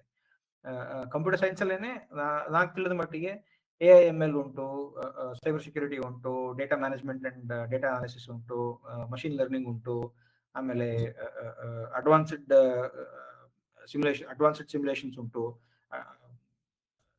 ಫಿನಾನ್ಷಿಯಲ್ ಮಾಡೆಲಿಂಗ್ ಉಂಟು. ಕಂಪ್ಯೂಟರ್ ಸೈನ್ಸ್ ಮತ್ತೆ ಫಿನಾನ್ಷಿಯಲ್ ಮಾಡೆಲಿಂಗ್ ಸೇರಿಸ್ಬಿಟ್ಟು ಹೊಸ ಸಬ್ಜೆಕ್ಟ್ ಶುರುವಾಗಿದೆ ಈ ವರ್ಷ. ಸೊ ಹೀಗೆ ನಿಮ್ಮ ಆಸಕ್ತಿ ಯಾವುದು ಅಂತ ನೋಡ್ಕೊಳ್ಳಿ, ಅದಕ್ಕೆ ತಕ್ಕನಾದ ಅವಕಾಶನ ನೀವು ಪಡೆಯುವಂತ ಅವಕಾಶ ಇವಾಗ ಬಹಳ ಚೆನ್ನಾಗಿ ಇದೆ. ಸ್ಕೋಪ್ ಎಲ್ಲದರಲ್ಲೂ ಇದೆ. ಕಂಪ್ಯೂಟರ್ ಸೈನ್ಸ್ ಅಲ್ಲೂ ಉಂಟು, ಎಲೆಕ್ಟ್ರಾನಿಕ್ಸ್ ಅಲ್ಲೂ ಉಂಟು, ಎಲ್ಲಾ ವಲಯಗಳಲ್ಲೂ ಬೇಕಾದಷ್ಟು ಸ್ಕೋಪ್ ಇದ್ದೇ ಇದೆ. ನಿಮ್ಮ ಆಸಕ್ತಿ ಮೇಲೆ ಬಹಳ ಮುಖ್ಯವಾಗಿ ಡಿಪೆಂಡ್ ಆಗ್ತಾರೆ. ಹಾಗೆ ಹೇಳಿದ್ರು ಇದನ್ನ ತಗೊಳ್ಳಿ ಅಂತ ಹೇಳೋದು ಬಹಳ ಕಷ್ಟ ಸರ್. ಸ್ವಲ್ಪ ಆಸಕ್ತಿ ಮೇಲೆ ನೀವು ಚೂಸ್ ಮಾಡೋದು ಬಹಳ ಒಳ್ಳೇದು ಅಂತ ನನ್ನ ರೆಕಮೆಂಡೇಶನ್. ಖಂಡಿತ. ಅಭಿಷೇಕ್ ಅನ್ನೋರು ಒಂದು ಪ್ರಶ್ನೆ ಕೇಳಿದ್ದಾರೆ, working in cloud and DevOps, how can it be automated using AI as cloud and DevOps is also an automation domain ಅಂತ. ಸೊ ಇದು ನನಗೆ ಬಹಳ ಹತ್ತಿರವಾದ ಡೊಮೈನ್. ಸೊ ಆಗ ನಾನು ಬಹಳ ಉದಾಹರಣೆ ಕೊಟ್ಟು ಹೇಳಬಲ್ಲೆ. ನಂತರ ನೀವು ಬೇಕಿದ್ರೆ ನಾನು ಕಾಂಟ್ಯಾಕ್ಟ್ ಮಾಡಿ. ಈಗ ನಾನು ನನ್ನ ಸಂಸ್ಥೆನ ಬೆಳೆಸಬೇಕು ಅಥವಾ ನಾನು ಹೈರ್ ಮಾಡ್ಕೋಬೇಕು, ನನಗೆ ಹೈರ್ ಮಾಡ್ಕೊಳಕ್ ಹೋಗಲ್ಲ, ನನಗೆ ಬೇಕಾಗೂ ಇಲ್ಲ. ಈಗ ಮೈಕ್ರೋಸಾಫ್ಟ್ ನವರು ಮೇ ಟೈಮಲ್ಲಿ ಒಂದು SRE ಏಜೆಂಟ್, ನೀವು ಓದ್ ನೋಡಿ, SRE ಏಜೆಂಟ್ ಅಂತ ಒಂದು ಹೊಸ ಏಜೆಂಟ್ ಅನ್ನ ಅವರು ರಿಲೀಸ್ ಮಾಡಿದ್ರು ಅಶ್ಯೂರ್ ಅಲ್ಲಿ. ಸೊ ಅಶ್ಯೂರ್ ಅಲ್ಲಿ ಒಂದು ಅಶ್ಯೂರ್ ಆಪರೇಷನ್ಸ್ ಟೀಮ್ ಅಂತ ನಾವೇನ್ ಇಡ್ತಾ ಇದ್ವು, ಈಗ ಅಶ್ಯೂರ್ ಆಪರೇಷನ್ಸ್ ಟೀಮ್ ಅಗತ್ಯ ಇಲ್ಲ. ಮುಂಚೆ ಎಲ್ಲ ಅದೊಂದು ಸಣ್ಣ ಪುಟ್ಟ ಕಂಪ್ನಿ ಅಂತಂದ್ರೆ ಒಂದು 10-15 ಜನ ಒಂದು ಅಶ್ಯೂರ್ ಆಪರೇಷನ್ಸ್ ಟೀಮ್ಗೆ ಅಂತ ಇಟ್ಕೊಳ್ಳೋರು. Right. ಇಲ್ಲ ಯಾವುದೇ ಒಂದು ಸಣ್ಣ ಕಂಪ್ನಿ ಅಂತಂದ್ರು ಒಂದು ಇಬ್ಬರಾದ್ರೂ ಇರೋರು ರಿಡಂಡೆನ್ಸಿಗೆ, ಒಬ್ಬ ಇರ್ಲಿ ಇನ್ನೊಬ್ಬ ಇರ್ಲಿ. ರಾತ್ರಿ 2 ಗಂಟೆ ಏನಾದ್ರು ಸಮಸ್ಯೆ ಆಯ್ತು ಅಂತಂದ್ರೆ ಯಾರಾದ್ರೂ ಎದ್ದು ನೋಡ್ಬೇಕು ಅದನ್ನ. ಎಲ್ಲ ಸಮಸ್ಯೆ ಅದು ರಗಳೆ ಅದು. ಈಗ ಹಾಗಿಲ್ಲ. ಈಗ SRE ಏಜೆಂಟ್ ಅಂತ ಒಂದು ಹೊಸ ಸಾಧನ ಅವರು ಮಾಡಿದ್ದಾರೆ. ಸೊ ನಿಮ್ಮ SRE ಕೆಲಸಗಳು ಏನೇನಿದೆಯೋ ಅದು ಎಲ್ಲದನ್ನು SRE ಏಜೆಂಟ್ ಒಂದು ಮಾಡುತ್ತೆ. It is as good as a junior developer or a junior engineer. So ನಾನು ಒಬ್ಬ ಜೂನಿಯರ್ ಇಂಜಿನಿಯರ್ಗೆ ಸರಿಯಾದ ಇನ್ಸ್ಟ್ರಕ್ಷನ್ಸ್ ಕೊಟ್ಟು ಅವನ ಬಳಿ ಏನ್ ಕೇಳಿ ಪಡಿಬಹುದು ಅದೆಲ್ಲದನ್ನು ಅದಕ್ಕಿಂತ ಹೆಚ್ಚನ್ನು ನಾನು ಒಂದು SRE ಏಜೆಂಟ್ ಇಂದ ಪಡಿಬಹುದು. ಮಾಡ್ಕೋಬಹುದು. ಸೊ ಹೀಗೆ ನಾನು ಈಗ ಯಾವ್ದೋ ಒಂದು ಸರ್ವರ್ ಇದೆ, ಯಾವ್ದೋ ಒಂದು ಸರ್ವರ್ ಸಡನ್ ಆಗಿ ಒಂದು ಮೆಮೊರಿ ಸಮಸ್ಯೆಯಿಂದ ಅದು ಕೆಲಸ ಮಾಡ್ತಾ ಇಲ್ಲ, ಏನೋ ರೆಸ್ಪಾಂಡ್ ಮಾಡೋದು ನಿಲ್ಸ್ಬಿಟ್ಟಿದೆ. ಅದನ್ನ ಹೇಗೆ ಅದನ್ನ ಹುಡುಕ್ಬೇಕು, ಯಾವ್ದು ರಿಲೀಸ್ ರೀಸೆಂಟ್ ಆಗಾಯ್ತು, ಏನು ಹತ್ರದ ಬದಲಾವಣೆ ಅದಕ್ಕೆ ಇರೋದು, ಹೇಗೆ ಅದು ಯಾವ ಸಂದರ್ಭಗಳಲ್ಲಿ ಇದು ಆಯ್ತು, ಇದನ್ನೆಲ್ಲ ಆಮೂಲಾಗ್ರವಾಗಿ ನೋಡಿ ನನಗೆ ಹೇಳುವಂತ ಕೆಲಸನ SRE ಏಜೆಂಟ್ ಮಾಡುತ್ತೆ. ಸೊ ಇದು ಒಂದೇ ಎಕ್ಸಾಂಪಲ್. ಈ ತರದ್ ಬೇಕಾದಷ್ಟು ಬದಲಾವಣೆಗಳಾಗ್ತಾ ಇದೆ ನಮ್ಮ ಲೋಕದಲ್ಲಿ. ಎಲ್ಲದನ್ನು ಈಗ ಒಂದು ಕಂಪ್ಲೀಟ್ ಕ್ಲೌಡ್ ಇಕೋಸಿಸ್ಟಮ್ ನ ಬಿಲ್ಡ್ ಮಾಡಿ ಆಪರೇಟ್ ಮಾಡುವಂತ ಕಂಪ್ಲೀಟ್ ಕೇಪಬಿಲಿಟಿನ AI ಏಜೆಂಟ್ಸ್ ಪಡ್ಕೋತಾ ಇದ್ದಾವೆ. ಇನ್ನು ಹೋಗೋ ದಿನಗಳಲ್ಲಿ ಇದನ್ನ ಹೆಚ್ಚು ಜನ ಬಳಸ್ತಾರೆ. ಸೊ ಆಟೋಮೇಶನ್ ಎಲ್ಲೆಲ್ಲಿ ಜಾಸ್ತಿ ಆಗಿದೆಯೋ ಅಲ್ಲಿ AI ಬರ್ಲಿಕ್ಕೆ ಅವಕಾಶ ಬಹಳ ಹೆಚ್ಚು ಉಂಟು. ಯಾಕಂದ್ರೆ ಈಗಾಗಲೇ ತಕ್ಕ ಮಟ್ಟಿಗೆ ಆಟೋಮೇಶನ್ ಇದೆ. ಆ ಆಟೋಮೇಶನ್ ಎಲ್ಲಾನು ಚೆನ್ನಾಗಿ ಬಳಸ್ಕೊಂಡು ಇನ್ನೂ ಸುಲಭವಾಗಿ ಕೆಲಸ ಮಾಡುವಂತ ಸಾಧ್ಯತೆನ AI ಓಪನ್ ಮಾಡಿ ಕೊಡ್ಬೇಕು. ಅವ್ರಿಗೆ ಒಂದ್ ಸ್ವಲ್ಪ ಹೆಡ್ ಸ್ಟಾರ್ಟ್ ಸಿಗುತ್ತೆ, ಆಲ್ರೆಡಿ ಅವರಿಗೆ ಅನುಭವ ಇರೋದು. ಖಂಡಿತ. ಯಾಕಂದ್ರೆ ಆಟೋಮೇಶನ್ ಟೂಲ್ಸ್ ಅವ್ರ ಈ ರೀತಿ ಆಟೋಮೇಟ್ ಮಾಡಿದ್ರೆ ನಮಗೆ ಕೆಲಸ ಸುಲಭ ಅನ್ನೋ ಒಂದು ದಾರಿನ ಅವು ತೋರಿಸ್ಕೊಟ್ಟಿದಾವಾಗ್ಲೇ. ಇನ್ನು ಅದನ್ನ ಆಕ್ಸೆಲರೇಟ್ ಮಾಡುತ್ತೆ AI. ಅದನ್ನ ಬಳಕೆ ಮತ್ತೆ ಅಡಾಪ್ಷನ್ ಅನ್ನ ಆಕ್ಸೆಲರೇಟ್. ಖಂಡಿತ. ಇನ್ನ ಒಂದು ಪ್ರಶ್ನೆ ಬಾಲಾಜಿ ಗಿರಿರಾಜು ಅನ್ನೋರು ಕೇಳಿದ್ದಾರೆ, low code no code tools ಜಾಸ್ತಿ ಆಗುತ್ತಿರುವ ಈ ಸಂದರ್ಭದಲ್ಲಿ ಕನ್ವೆನ್ಷನಲ್ ಟೂಲ್ಸ್ ಪೈಥಾನ್ C++ ಕಲಿಯುವುದು ಸೂಕ್ತವೇ? If yes, non computer science background ಜನಗಳು ಕಲಿಬೇಕೆ ಅಂತ ಕೇಳಿದ್ದಾರೆ. ಇದು ಒಳ್ಳೆ ಪ್ರಶ್ನೆ sir. No code low code ಸಾಧನೆಗಳು ಏನೇ ಬಂದ್ರು ಅದ್ರದ್ದೊಂದು ಲಿಮಿಟೇಷನ್ ಇರ್ತಾರೆ. ಏನು ಅಂತಂದ್ರೆ ಅದನ್ನೆಲ್ಲ ನಾವು ಹೈಯರ್ ಲೆವೆಲ್ ಪ್ಲಾಟ್ಫಾರ್ಮ್ಸ್ ಅಥವಾ ಹೈಯರ್ ಲೆವೆಲ್ ಟೂಲ್ಸ್ ಅಂತ ಹೇಳ್ತೀವಿ. ಈಗ ಒಂದು ಬಹಳ ಸಣ್ಣ ಉದಾಹರಣೆ ಕೊಡಬಲ್ಲೆ. ಈಗ ಗೋಡೆ ಮೇಲೆ ಮೊಳೆ ಹೊಡಿಬೇಕು ಅಂತಂದಾಗ ನಾವು ಈಗೆಲ್ಲ ಎಲೆಕ್ಟ್ರಿಕ್ ಡ್ರಿಲ್ ಬಳಸ್ತೀವಿ. ಆದ್ರೆ ಎಲೆಕ್ಟ್ರಿಕ್ ಡ್ರಿಲ್ ಬಳಸೋಕ್ಕೂ ಮುಂಚೆ ನನಗೊಂದು ಸುತ್ತಿಗೆ ಇಟ್ಕೊಂಡು ಮೊಳೆ ಹೊಡೆಯೋದಕ್ಕೆ ನನಗೆ ಬರಬೇಕು. ಸುತ್ತಿಗೆ ಬಳಸಿ ನಾನು ಮೊಳೆ ಹೊಡೆಯಕ್ಕೆ ನನಗೆ ಬರಕ್ ಸಾಧ್ಯ ಅಂತಂದ್ರೆ ಡ್ರಿಲ್ ಬಳಸ್ಕೊಂಡು ಸರಿಯಾಗಿರೋ ಮೊಳೆನ ಗೋಡೆಗೆ ಹಾಕ್ಲಿಕ್ಕೆ ಸಾಧ್ಯ. ಇಲ್ಲಾಂದ್ರೆ ಎಲ್ಲೆಲ್ಲೋ ಹೋಗುತ್ತೆ ಗೋಡೆ ಡ್ಯಾಮೇಜ್. ಅಂದ್ರೆ ಆ ಡ್ರಿಲ್ ಅನ್ನೋದು ಸ್ವಲ್ಪ ಪವರ್ಫುಲ್ ಟೂಲ್. ಅದೆಲ್ಲ ಪವರ್ ಟೂಲ್ಸ್ ಅಂತೀವಿ ನಾವು.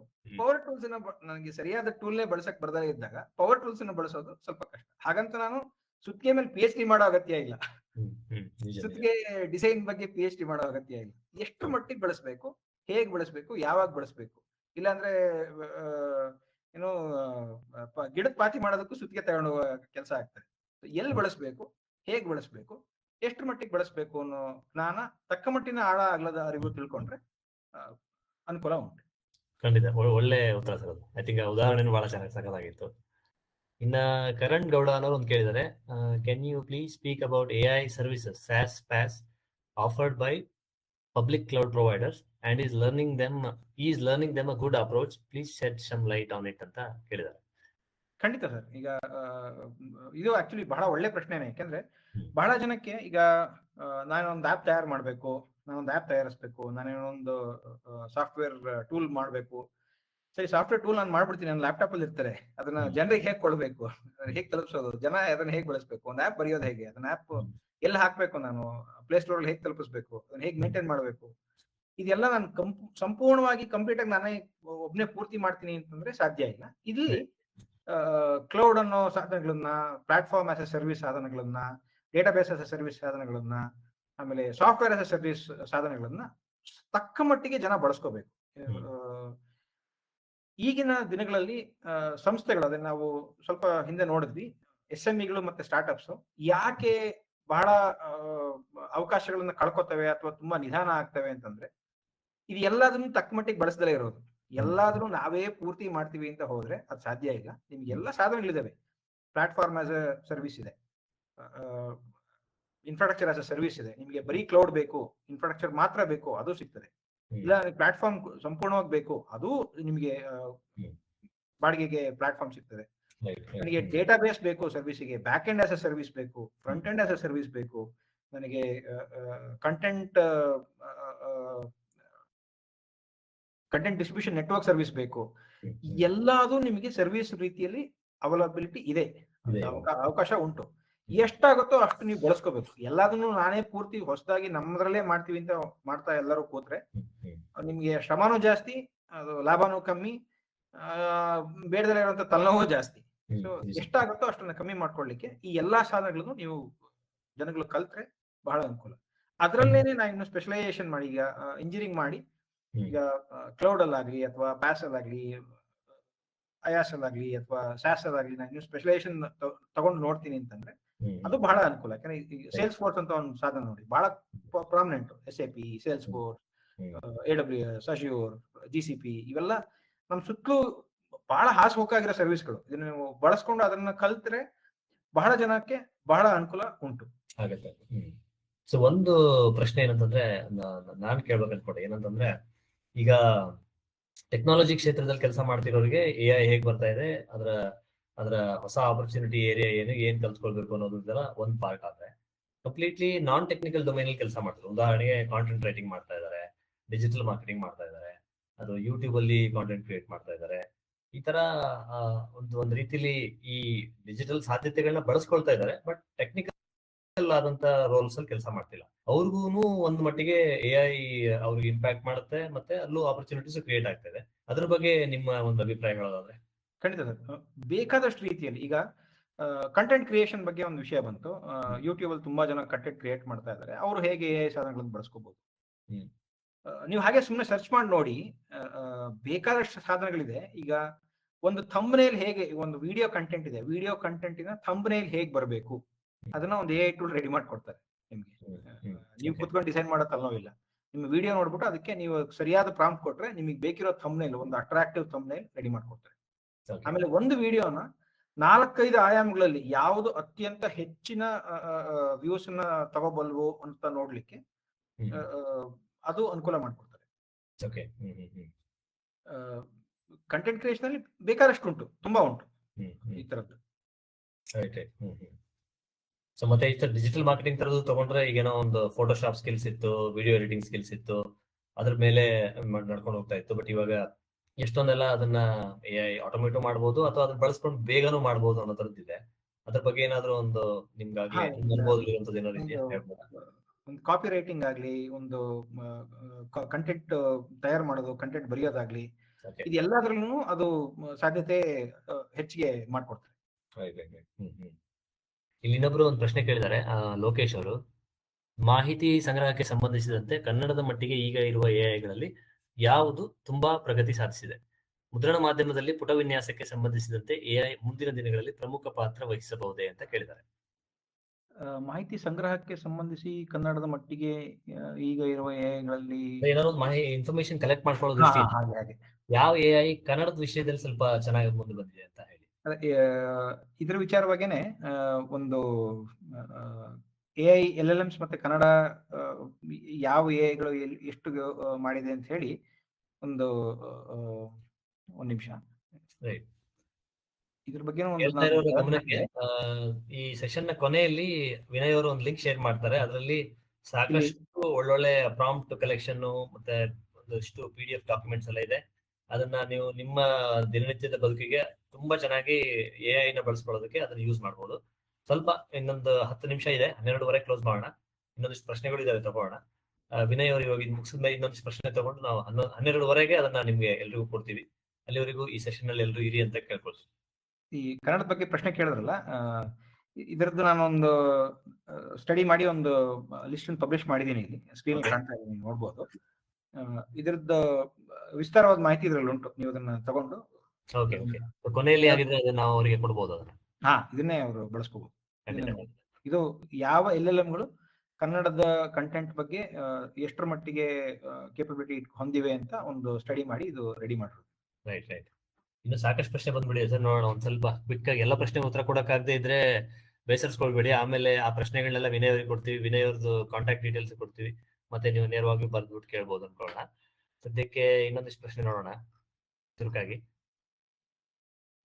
ಇಲ್ಲಿ ಇನ್ನೊಂದು ಪ್ರಶ್ನೆ ನೋಡಿದೆ ಸರ್. ಇಲ್ಲಿ ಟೆಕ್ಸ್ಟೈಲ್ ಇಂಡಸ್ಟ್ರಿ MSME ಉದ್ಯಮಿ ಈ ಕ್ಷೇತ್ರದಲ್ಲಿ ಇರುವ AI ತಂತ್ರಜ್ಞಾನದ ಬಳಕೆ ಅಭಿವೃದ್ಧಿಗಳ ಮಾಹಿತಿ ಇದ್ದರೆ ತಿಳಿಸಿ ಅಂತ ಸರಳ ಅನ್ನೋರು ಹಾಕಿದ್ದಾರೆ. ಅದೇ ಈಗ ಟೆಕ್ಸ್ಟೈಲ್ ಇಂಡಸ್ಟ್ರಿಯಲ್ಲಿ ನೀವು ಟೆಕ್ಸ್ಟೈಲ್ ಡಿಸೈನ್ಸ್ ಆಗಲಿ, ಟೆಕ್ಸ್ಟೈಲ್ ಈಗ ಫ್ಯಾಬ್ರಿಕ್ ಡಿಸೈನ್ ಆಗಲಿ, ಅದ್ರ ಮೇಲೆ ಹಾಕೋ ಪ್ರಿಂಟ್ಸ್ಗಾಗ್ಲಿ, ಇಲ್ಲೆಲ್ಲಾದ್ರೂ ನೀವು ಜನರೇಟ್ ಮಾಡ್ಬೋದು. ನೀವು ಮುಂಚೆ ಕಾಪಿರೇಟೆಡ್ ಇಮೇಜಸ್ ಅನ್ನ ತರ್ತಾ ಇದ್ರಿ, ಬೇರೆಯವ್ರ ಹತ್ರ ಯಾರತ್ರನೋ ದುಡ್ಡು ಕೊಟ್ಟು ತರಬೇಕಿತ್ತು. ಅದನ್ನೆಲ್ಲ ನೀವು AI ತಂತ್ರಜ್ಞಾನ ಬಳಸ್ಕೊಂಡು ಸ್ವಲ್ಪ ನೀವಾಗೆ ಯಾವ ಡಿಸೈನ್ ಪ್ರಚಲಿತವಾಗುತ್ತೋ, ಯಾವ ಡಿಸೈನ್ ಚೆನ್ನಾಗಿ ಅನ್ಸುತ್ತೋ ಅದನ್ನ ನೀವು ತಯಾರು ಮಾಡ್ಕೋಬಹುದು. ಫೀಡ್ ಮಾಡ್ಲಿಕ್ಕೆ ಪ್ರಿಂಟರ್ಸ್ಗೆ ಆಗಲಿ ಅಥವಾ ವೀವಿಂಗ್ ಸಿಸ್ಟಮ್ಸ್ಗೆ ನೀವು ಕೊಡಲಿಕ್ಕಾಗ್ಲಿ, ಅದನ್ನ ನಾವು ಬಳಸ್ಕೊಳ್ಳೋದಕ್ಕೆ ಇಲ್ಲಿ ಅನುಕೂಲ ನಿಮಗೆ ಉಂಟು. ಡಿಸೈನ್ಸ್ ನ ನೀವು ಯಾರಿಗೋ ದುಡ್ಡು ಕೊಟ್ಟು ಮಾಡಿಸೋಬಹುದು, ನೀವೇ ಪ್ರಾಂಪ್ಟ್ ಇಂದ ಬೇಕಿರುವಂತ ರೀತಿಯ ಡಿಸೈನ್ಸ್ ನ ನೀವು ತಯಾರು ಮಾಡಬಹುದು. ಆಮೇಲೆ ಇನ್ನೊಂದು ನೋಡಿದೆ, how to adapt AI. Madhusudan ಅನ್ನೋರ ಪ್ರಶ್ನೆ, how to adapt AI in engineering, agriculture or farming, detail ಆಗಿ ಎಕ್ಸ್ಪ್ಲೈನ್ ಮಾಡಿ ಅಂತ.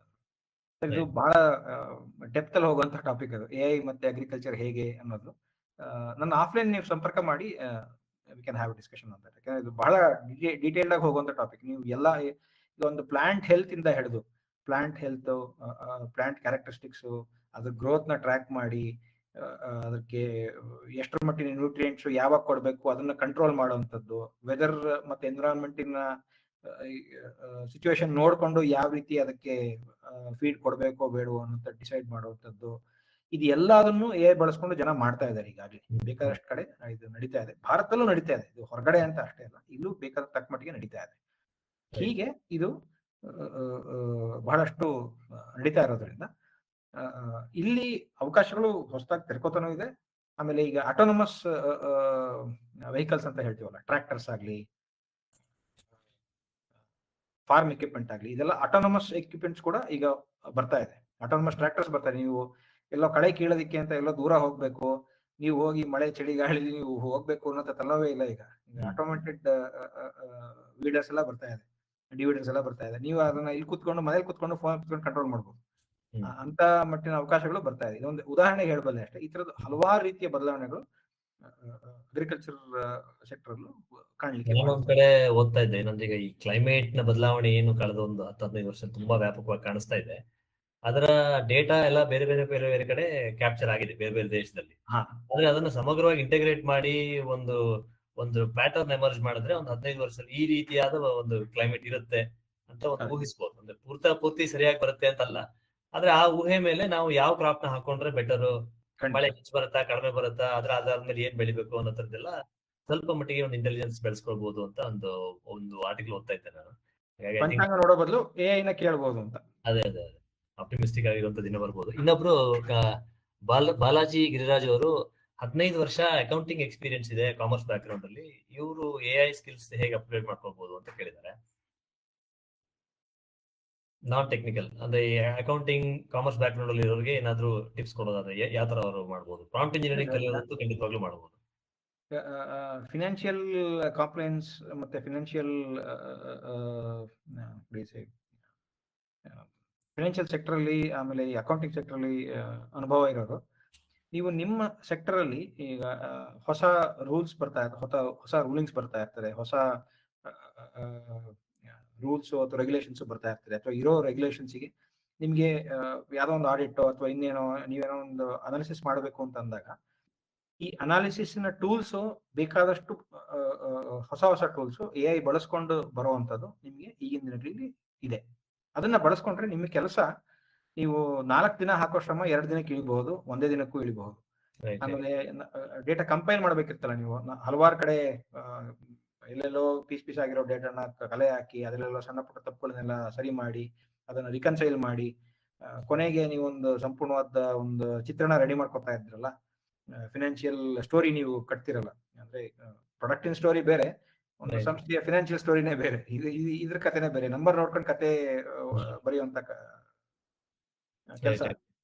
ಸೊ ಇಲ್ಲಿ ನಿಮಗೆ ತಕ್ಕ ಮಟ್ಟಿಗೆ ನಿಮ್ಮ ಅನಾಲಿಸಿಸ್ ಅನ್ನ ಸುಲಭ ಮಾಡೋ ಹಾಗೆ, ಆಮೇಲೆ ನಿಮ್ಮ ಅನಾಲಿಸಿಸ್ ಅನ್ನ ಇನ್ನೂ ಸ್ಟ್ರಾಂಗ್ ಮಾಡೋ ಹಾಗೆ, ಈಗ ಡೇಟಾ ಪ್ಯಾಟರ್ನ್ ನೀವು ಹುಡ್ಕೋದಿಕ್ಕೆ ಯಾಕೆ ಹೀಗಾಯ್ತು, ಈಗ ಏನಾಯ್ತು ಅಂತ ಬರೀ ನಂಬರ್ಸ್ ನೋಡಿದಾಗ ಏನಾಯ್ತು ಅಂತ ಮಾತ್ರ ಹೇಳ್ಬಲ್ರು, ಯಾಕಾಯ್ತು ಅಂತ ಮಾಹಿತಿ ಬಹಳ ಕಮ್ಮಿ. ಅದಕ್ಕೆ ಅದನ್ನ ಕಲೆ ಹಾಕ್ಬೇಕು ಅನ್ನೋದು ಸುಲಭ ಇಲ್ಲ. ಅದೇ AI ಟೂಲ್ಸ್ ಅನ್ನು ಬಳಸ್ಕೊಂಡ್ರೆ ಆಗಿನ ಕೋರಿಲೇಟೆಡ್ ಡೇಟಾ ನೋಡ್ಕೊಂಡು ಅವಾಗ ಏನಾಯ್ತು, ಅದು ಬೇರೆ ರೂಲಿಂಗ್ ಬಂದಿತ್ತ, ಇನ್ನೇನಾದ್ರೂ ಆಗಿತ್ತಾ, ಅದ್ರ ಕಾರಣಗಳು ಏನಾಯ್ತು ಅನ್ನೋ ಜೊತೆಗೆ ಯಾಕಾಯ್ತು ಅನ್ನೋ ಕಾರಣಗಳನ್ನು ತಗೊಂಡು ಇನ್ನೂ ಹೆಚ್ಚಿನ ಕಾಂಟೆಕ್ಚುವಲ್ ಅನಾಲಿಸಿಸ್ ನಿಮ್ಮ ಬಳಿ ಮಾಡ್ಲಿಕ್ಕೆ ಸಾಧ್ಯ ಆಗ್ತದೆ. ಅದೇ So, ಆಗುತ್ತೆ. ಹೀಗೆ ಆ ಸಾಧನಗಳನ್ನು ನೀವು ಬಳಸ್ಕೊಂಡು ಪ್ರೊಡಕ್ಟಿವಿಟಿ ನೀವು ಇಂಪ್ರೂವ್ ಮಾಡ್ಕೋಬಹುದು. ಖಂಡಿತ ಪ್ರೊಡಕ್ಟಿವಿಟಿ ಮತ್ತೆ ಎಫಿಷಿಯನ್ಸಿ ಎರಡನ್ನು, ಎಫಿಷಿಯನ್ಸಿ ಅಂಡ್ ಎಫಿಕಸಿ ಬೋತ್ ನೀವು ಇಂಪ್ರೂವ್ ಮಾಡ್ಕೋಬಹುದು.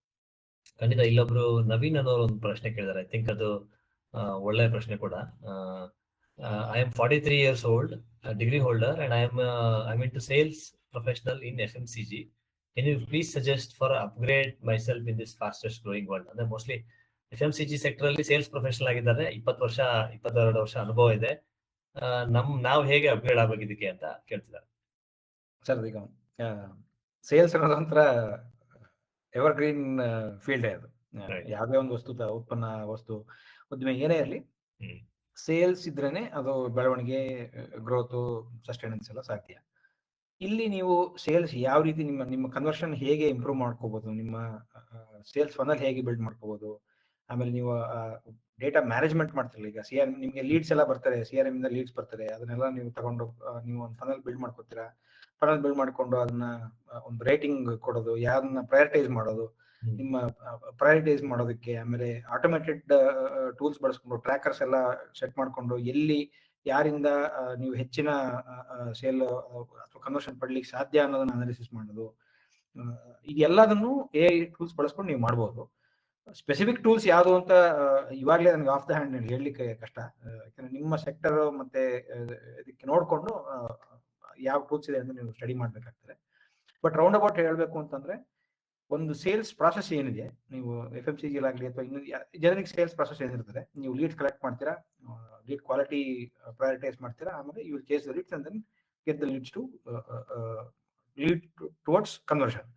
ಸೊ ಈ ಜನರಿಕ್ ಪ್ರಾಸೆಸ್ನ ಹಲವಾರು ಘಟ್ಟಗಳಲ್ಲಿ ಹಲವಾರು ಬೇರೆ ಬೇರೆ AI ಸಾಧನಗಳನ್ನ ಬಳಸ್ಕೊಂಡು ನೀವು ಇಂಪ್ರೂವ್ ಮಾಡ್ಕೋಬಹುದು. ಮತ್ತೆ ಅದರ ನಿಮ್ಮ ಬ್ಯಾಂಡ್ ವಿಡ್ತ್ ಹೆಚ್ಚು ಮಾಡ್ಕೋಬಹುದು. ಆಮೇಲೆ ಅದರ ಕ್ವಾಲಿಟಿ ಕೂಡ ನೀವು ಚೆನ್ನಾಗಿ ಅಸೆಸ್ ಮಾಡಬಹುದು. ಇಲ್ಲಿ ನೀವು ಸ್ವಲ್ಪ ಗಮನ ಕೊಡಿ, ಅಲ್ಲಿ ಅನುಕೂಲ ಆಗ್ತದೆ.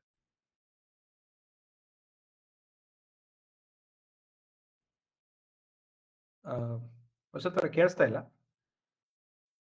ಸರ್, ಇದು 8 ನಿಮಿಷ ಇದೆ. ಇನ್ನೊಂದು 2-3 ಪ್ರಶ್ನೆ ತಗೋಣ. ಅದಕ್ಕೂ ಮುಂಚೆ ನಿಮ್ಮನ್ನ ಯಾರಾದ್ರೂ ಸಂಪರ್ಕ ಮಾಡ್ಬೇಕಂದ್ರೆ ಎಲ್ಲಿ ಸಂಪರ್ಕ ಮಾಡಬಹುದು? ಇಮೇಲ್ ಐಡಿ ಏನಾದ್ರು ಕೊಡ್ಬೋದು ಸರ್ ನಾವು? ನೀವು ಚಾಟ್ ಅಲ್ಲಿ ಹಾಕಿದ್ರೆ ನಾನು ಅದನ್ನ ಅಲ್ಲಿ Q&A ಹಾಕ್ತೀನಿ.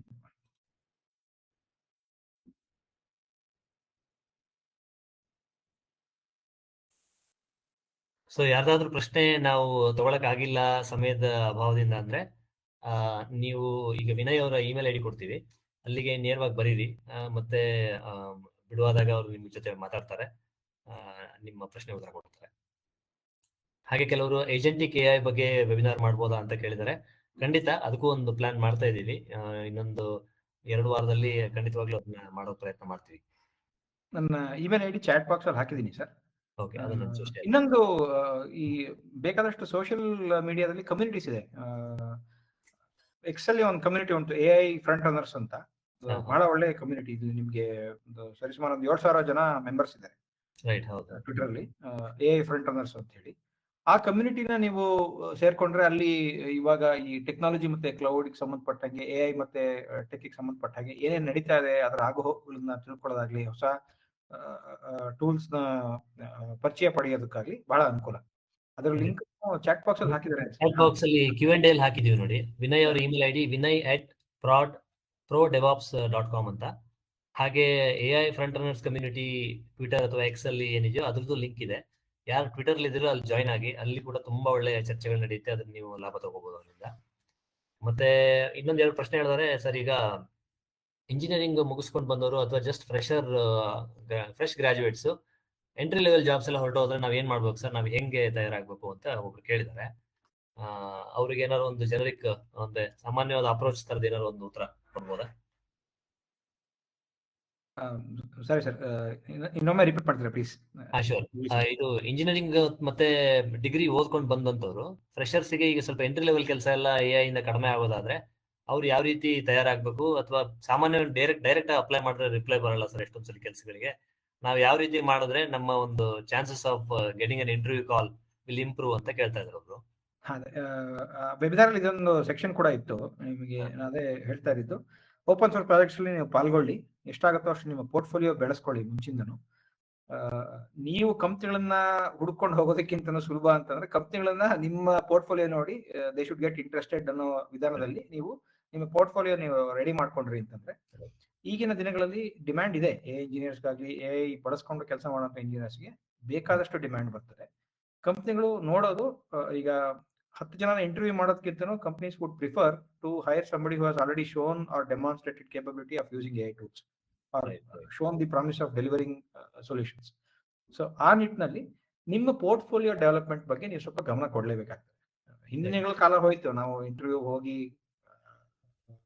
ಅದಕ್ಕೆ ಹುಡುಕೊಂಡು ಕೆಲಸಗಳನ್ನ ಅದನ್ನ ನಾವು 4-5 ಕೆಲಸಗಳ ಮಧ್ಯ 4-5 ಆಫರ್ಗಳ ಮಧ್ಯ ಒಂದು ಆಫರ್ ಚೂಸ್ ಮಾಡಿ ಮಾಡ್ತಾ ಇರೋದ್ ಕಾಲ ಅದು ಕನಸೇ ಅದು. ಇನ್ನ ಏನಿದ್ರು ನಿಮ್ಮ ಸ್ಕಿಲ್ ಮೇಲೆನೆ ನೀವು ಕೆಲಸ ಪಡ್ಲಿಕ್ಕೆ ಸಾಧ್ಯ. ಆ ಸ್ಕಿಲ್ ನೀವು ಡೆಮಾನ್ಸ್ಟ್ರೇಟ್ ಮಾಡಬೇಕು. ನಿಮ್ಮ ಪೋರ್ಟ್ಫೋಲಿಯೋ ಇದ್ರೆ ನಿಮಗೆ ಸುಲಭ ಆಗ್ತದೆ ಡೆಮಾನ್ಸ್ಟ್ರೇಷನ್ ಕೊಡ್ಲಿಕ್ಕೆ. ಇಲ್ಲಾಂದ್ರೆ ನೀವು ಆ ಡೆಮಾನ್ಸ್ಟ್ರೇಷನ್ ಅವಕಾಶ ಕಾಯ್ಬೇಕು. ಅವರು ಡೆಮಾನ್ಸ್ಟ್ರೇಷನ್ ಒಂದು ಅವಕಾಶ ಕೊಡತಂಗ ನೀವು ಕಾಯ್ಬೇಕು. So foot in the door ನಿಮಗೆ ಬೇಕು ಅಂತಂದ್ರೆ ಬಹಳ ಸುಲಭ ದಾರಿ ನಿಮ್ಮ ಒಂದು ಓಪನ್ ಸೋರ್ಸ್ ಪೋರ್ಟ್ಫೋಲಿಯೋ ನೀವು ತಯಾರು ಮಾಡ್ಬೇಕು. ಹಾಗೆ ಅದನ್ನ ಬಿಲ್ಡ್ ಮಾಡಿದ್ಮೇಲೆ ಐ ಥಿಂಕ್ ಲಿಂಕ್ಡ್ಇನ್, ಟ್ವಿಟರ್ ಈ ತರದೆಲ್ಲ ಕಡೆ ನೀವು ಪೋಸ್ಟ್ ಮಾಡ್ಬೇಕು. ಅಲ್ಲಿ ಒಂದು ಪಬ್ಲಿಕ್ ಪ್ರೊಫೈಲ್ ಬಿಲ್ಡ್ ಮಾಡ್ಕೊಳ್ಳೋದು ಕೂಡ ಮುಖ್ಯ ಅಂತ ಅನ್ಸುತ್ತೆ. ಆಮೇಲೆ ನೀವು ಅದ್ರ ಬಗ್ಗೆ ಮಾತಾಡ್ಬೇಕು. ಬರೀ ನೀವೇನೋ ಮಾಡಿದ್ರಿ ಅಂತಾರೆ ಮಾಡಿ ಸುಮ್ಮನೆ ಕೂತ್ರೆ ಆಗೋದಿಲ್ಲ. ಈಗ ನೀವು ಅದ್ರ ಬಗ್ಗೆ ಬರಿಬೇಕಾಗ್ತದೆ. ನೀವು ಬರವಣಿಗೆ ಮಾಡಿ ತೋರಿ ಹೇಳ್ಬೇಕಾಗ್ತದೆ ಎಲ್ಲರೂ. ಅದ್ರ ಬಗ್ಗೆ ಸ್ವಲ್ಪ ತಕ್ಕ ಮಟ್ಟಿಗೆ ಪ್ರಚಾರ ನೀವು ಮಾಡ್ಕೊಳ್ಳೇಬೇಕು. ಈಗ ಒಂದು 2 ನಿಮಿಷದ ಮುಂಚೆ ನಾವು ಹೇಳಿದಾಗೆ ಸೇಲ್ಸ್ ಅನ್ನೋದು ಬರೀ ಸೇಲ್ಸ್ ಟೀಮ್ ವರ್ಗ ಅಷ್ಟೇ ಇಲ್ಲ. ಸೇಲ್ಸ್ ಅನ್ನೋದು AI ಯುಗದಲ್ಲಿ ನಿಮ್ಮ ಸ್ಕಿಲ್ಸ್ ನ ನೀವು ಸೇಲ್ ಮಾಡೋ ಹಾಗೆ ಅಥವಾ ಅದರ ಸೇಲ್ಸ್ ಹೇಗೆ ನೀವು ಮಾಡ್ಲಿಕ್ಕೆ ಸಾಧ್ಯ ಅನ್ನೋದನ್ನು ನೀವು ಈಗ ಕಲಿಯಬೇಕಾದಂತ ಒಂದು ಮಹತ್ತರವಾದ ಸ್ಕಿಲ್, ಬಹಳ ಮುಖ್ಯವಾದ ಸ್ಕಿಲ್. ಅದು ಇಲ್ದರೆ ಬಹಳ ಕಷ್ಟ ಆಗ್ತದೆ. ನಿಜ ನಿಜ ನಿಜ. ಐ ಥಿಂಕ್ ಇನ್ನೊಂದು 2 ನಿಮಿಷ ಇದೆ. ಇನ್ನೊಂದು ಪ್ರಶ್ನೆ ಏನಾದ್ರು ತಗೊಳಕಾಗುತ್ತಾ ನೋಡೋಣ ಸರ್. ಹಾಗೆ ಸಾಕಷ್ಟು ಜನ ಪಾಸಿಟಿವ್ ಆಗು ಬರ್ದಿದ್ದಾರೆ, ತುಂಬಾ ಚೆನ್ನಾಗಿತ್ತು, ಸಾಕಷ್ಟು ಯೂಸ್ಫುಲ್ ಆಗಿತ್ತು ಅಂತ ಹೇಳಿ. ಮತ್ತೆ ಓಕೆ, ಆಡು ಭಾಷೆ ಕನ್ನಡದಲ್ಲಿ ಪ್ರಾಂಪ್ಟ್ ಸಿಗುತ್ತಿಲ್ಲ ಅಂತ ಒಬ್ರು ಯಾರೋ ಕೇಳಿದ್ದಾರೆ, ಮಲ್ಲಿಕಾರ್ಜುನನ್ ಅವರು. ಅದಕ್ಕೆ ಐ ಥಿಂಕ್ ನಿಮ್ಮ ಇದ್ರಲ್ಲಿ ಒಂದು ಗೈಡ್ ಇದೆ ಅಂತ ಹೇಳಿದ್ರಿ ನೀವು ಇವಾಗ ಕೊನೆಯಲ್ಲಿ. ಅದು ಕನ್ನಡ ಯಾವ ಮಾಡೆಲ್ಸ್ ಅದು ಸ್ವಲ್ಪ ಸರಿಯಾಗಿ ಬಳಸ್ಲಿಕ್ಕೆ ಸಾಧ್ಯ ಅಂತ ಅದು ಇದೆ. ಆಡು ಭಾಷೆಯಲ್ಲಿ ನೀವು ಪ್ರಾಂಪ್ಟ್ ಮಾಡೋದು ಅಷ್ಟು ಸುಲಭ ಅಲ್ಲ. ನೀವು ಪ್ರಾಂಪ್ಟ್ ಮಾಡ್ಬೇಕಾದ್ರೆ ಇಂಗ್ಲಿಷ್ ಅಲ್ಲೂ ಕೊಲೋಕಿಯಲ್ ಇಂಗ್ಲಿಷ್ ನೀವು ಬಳಸ್ಬಿಟ್ಟು ಯಾವ್ದೋ ಒಂದು ಸ್ಪೆಸಿಫಿಕ್ ಆಕ್ಸೆಂಟ್ ಅಲ್ಲಾಗ್ಲಿ ಅಥವಾ ಯಾವ್ದೋ ಒಂದು ಸ್ಪೆಸಿಫಿಕ್ ವಿಧಾನದಲ್ಲಿ ಅವ್ನು ಸ್ಟೈಲ್ ಬರೆದ್ರೆ ಅದನ್ನು ಪ್ರಾಂಪ್ಟ್ ಅಕ್ಸೆಪ್ಟ್ ಮಾಡ, ಸರಿಯಾಗಿರೋ ಪ್ರಾಂಪ್ಟ್ ಅಕ್ಸೆಪ್ಟ್ ಮಾಡಿ. ಈ ಕೆಲಸನೇ ಪ್ರಾಂಪ್ಟ್ ಇಂಜಿನಿಯರಿಂಗ್ ಅಂತ ಹೇಳೋದು. ಅಂದ್ರೆ ಬಹಳ ನಾವು ಏನ್ ಬೇಕು ಅನ್ನೋದು ನಮಗೆ ಸ್ಪಷ್ಟವಾಗಿ ಗೊತ್ತಿದ್ರೆ ಅಷ್ಟೇ ಸ್ಪಷ್ಟತೆಯಿಂದ ನಾವು ಅದನ್ನ ಎಕ್ಸ್ಪ್ರೆಸ್ ಮಾಡಿ ಹೇಳಿದ್ರೆ ಅದರ ಇಂಟೆನ್ಷನ್ ಮತ್ತೆ ಅದರ ಕಾಂಟೆಕ್ಸ್ಟ್ ಮತ್ತೆ ಮಿಕ್ಕ ನ್ಯೂಯಾನ್ಸಸ್ ನಾವು ಸರಿಯಾದ ಪದಗಳಲ್ಲಿ ವರ್ಣಿಸಿ ಕೊಟ್ರೆ ಮಾತ್ರ ಅದು ಸರಿಯಾದ ಔಟ್ಪುಟ್ ನಮಗೆ ಸಿಗ್ಲಿಕ್ಕೆ ಸಾಧ್ಯ. ಹೀಗೆ ಇದು ಬರೀ ಇಂಗ್ಲಿಷ್, ಬರೀ ಲೋಕಲ್ ಲ್ಯಾಂಗ್ವೇಜಸ್ಗೆ ಅಥವಾ ಕನ್ನಡಕ್ಕೆ ಎಷ್ಟೇ ಇರೋ ಲಿಮಿಟೇಷನ್ ಎಲ್ಲ ಇದೆ. ಇಂಗ್ಲಿಷ್ ಅಲ್ಲೂ ಹಾಗೇನೆ. ನನಗೆ I want a Twitter clone ಅಂತ ಕೇಳಿದ್ರೆ ಕೊಟ್ಬಿಡಕ್ ಸಾಧ್ಯ ಇಲ್ಲ. ಬರೀ ಒಂದು ಲ್ಯಾಂಡಿಂಗ್ ಪೇಜ್ ಕೊಡುತ್ತೆ ಅಷ್ಟೇ ಅದು. ನೀವು ಏನು ಈಗ AI ಯುಗದಲ್ಲಿ ಅತ್ಯಂತ ಮುಖ್ಯವಾದ ಸ್ಕಿಲ್ ಏನು ಅಂತಂದ್ರೆ ಒಂದು ದೊಡ್ಡ ಸಮಸ್ಯೆನ ಸಣ್ಣ ಸಣ್ಣ ಸಣ್ಣ ಸಣ್ಣ ಪಾರ್ಟ್ಗಳಾಗಿ ಹೇಗೆ ಅದನ್ನ ವಿಂಗಡಿಸಿ ಅದನ್ನ ಬ್ರೇಕ್ ಡೌನ್ ಮಾಡಿ ಆ ಸಣ್ಣ ಸಣ್ಣ ಪಾರ್ಟ್ಗಳನ್ನು ಒಂದೊಂದಾಗಿ ಸರಿಯಾದ ಪ್ರಾಂಪ್ಟ್ ಕೊಟ್ಟು ಸರಿಯಾದ ಔಟ್ಪುಟ್ ನೀವು ತೆಗೀಲಿಕ್ಕೆ ನೀವು ಕ್ಷಮತೆ ಬೆಳೆಸ್ಕೊಂಡ್ರಿ ಅಂತಂದ್ರೆ ನಿಮಗೆ ಎಂತ ಕೆಲಸನೂ ಸುಲಭವಾಗಿ ಮಾಡ್ಲಿಕ್ಕೆ ಸಾಧ್ಯ.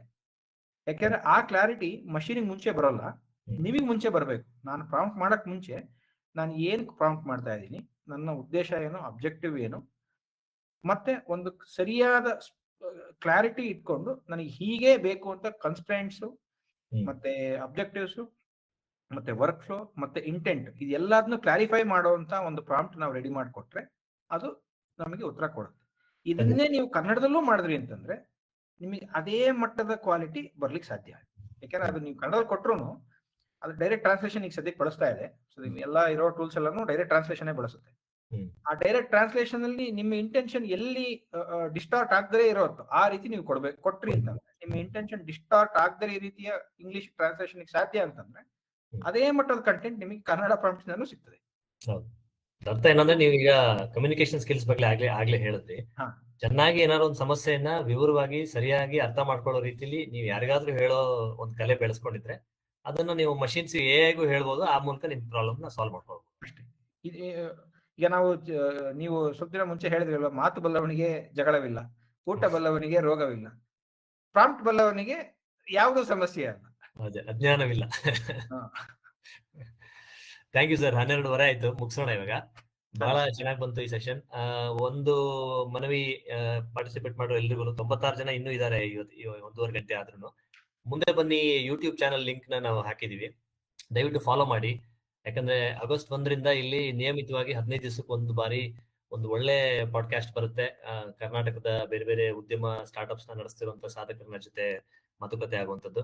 ಆ ಮೂಲಕನು ನೀವೇನಾದ್ರು ಆಂಟರ್ಪ್ರಿನರ್ಶಿಪ್ ಕಡೆ ಹೋಗ್ಬೇಕು, ಉದ್ಯಮ ಮಾಡ್ಬೇಕು, ಸ್ಟಾರ್ಟ್ಅಪ್ ಮಾಡ್ಬೇಕು ಅಂದ್ರೆ ನಿಮ್ಗೆ ಒಳ್ಳೊಳ್ಳೆ ಮಾಹಿತಿ, ಅವರ ಕತೆ, ಅವರ ಜರ್ನಿ, ಅವರ ಪ್ರಯಾಣದಲ್ಲಿ ಸಿಗ್ಬೋದಂತ ಇನ್ಸೈಟ್ಸ್ ಎಲ್ಲವೂ ಅದರಲ್ಲಿ ಕನ್ನಡದಲ್ಲಿ ಸಿಗುತ್ತೆ.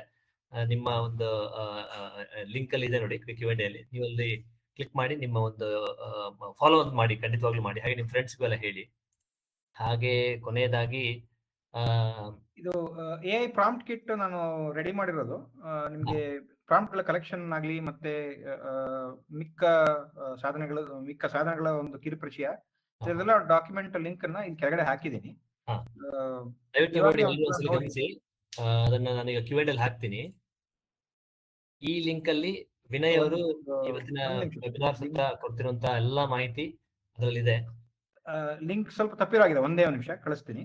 ಹೌದಾ? ಒಂದ್ ನಿಮಿಷ ಕಳಿಸ್ತೇನೆ. ಓಕೆ,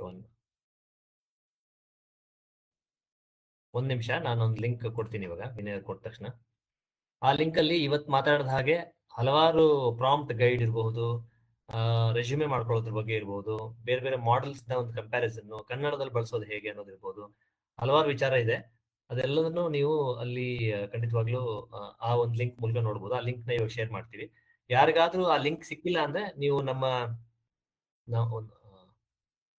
ಓಕೆ, ಹಾ, ಸೊ ಇದು ಇನ್ನೊಂದ್ಸಲಿ ಆ ಲಿಂಕ್ ಹಾಕ್ತಾ ಇದೀನಿ. ಈ ಲಿಂಕ್ ಮೂಲಕ ನೋಡಿ, drive.proton.me ಅಂತ ಒಂದು ಲಿಂಕ್ ಇದೆ ನೋಡಿ. ಈ ಲಿಂಕ್ ಅಲ್ಲಿ ವಿನಯ್ ಅವರು ನಿಮಗಾಗಿ ಮಾಡಿರುವಂತ ಹಲವಾರು ಒಳ್ಳೊಳ್ಳೆ ಉಪಯುಕ್ತವಾದ ಡಾಕ್ಯುಮೆಂಟ್ಸ್ ಇದೆ. ಅದನ್ನ ಬಳಸ್ಕೊಳ್ಳಿ. AI ಬಳಸೋದಕ್ಕೆ ಸಾಕಷ್ಟು ನಿಮ್ಗೆ ಸಹಾಯ ಮಾಡುವಂತ ಡಾಕ್ಯುಮೆಂಟ್ಸ್ ಇದಾವೆ. ಅದನ್ನ ಖಂಡಿತವಾಗ್ಲೂ ಬಳಸ್ಕೊಳ್ಳಿ.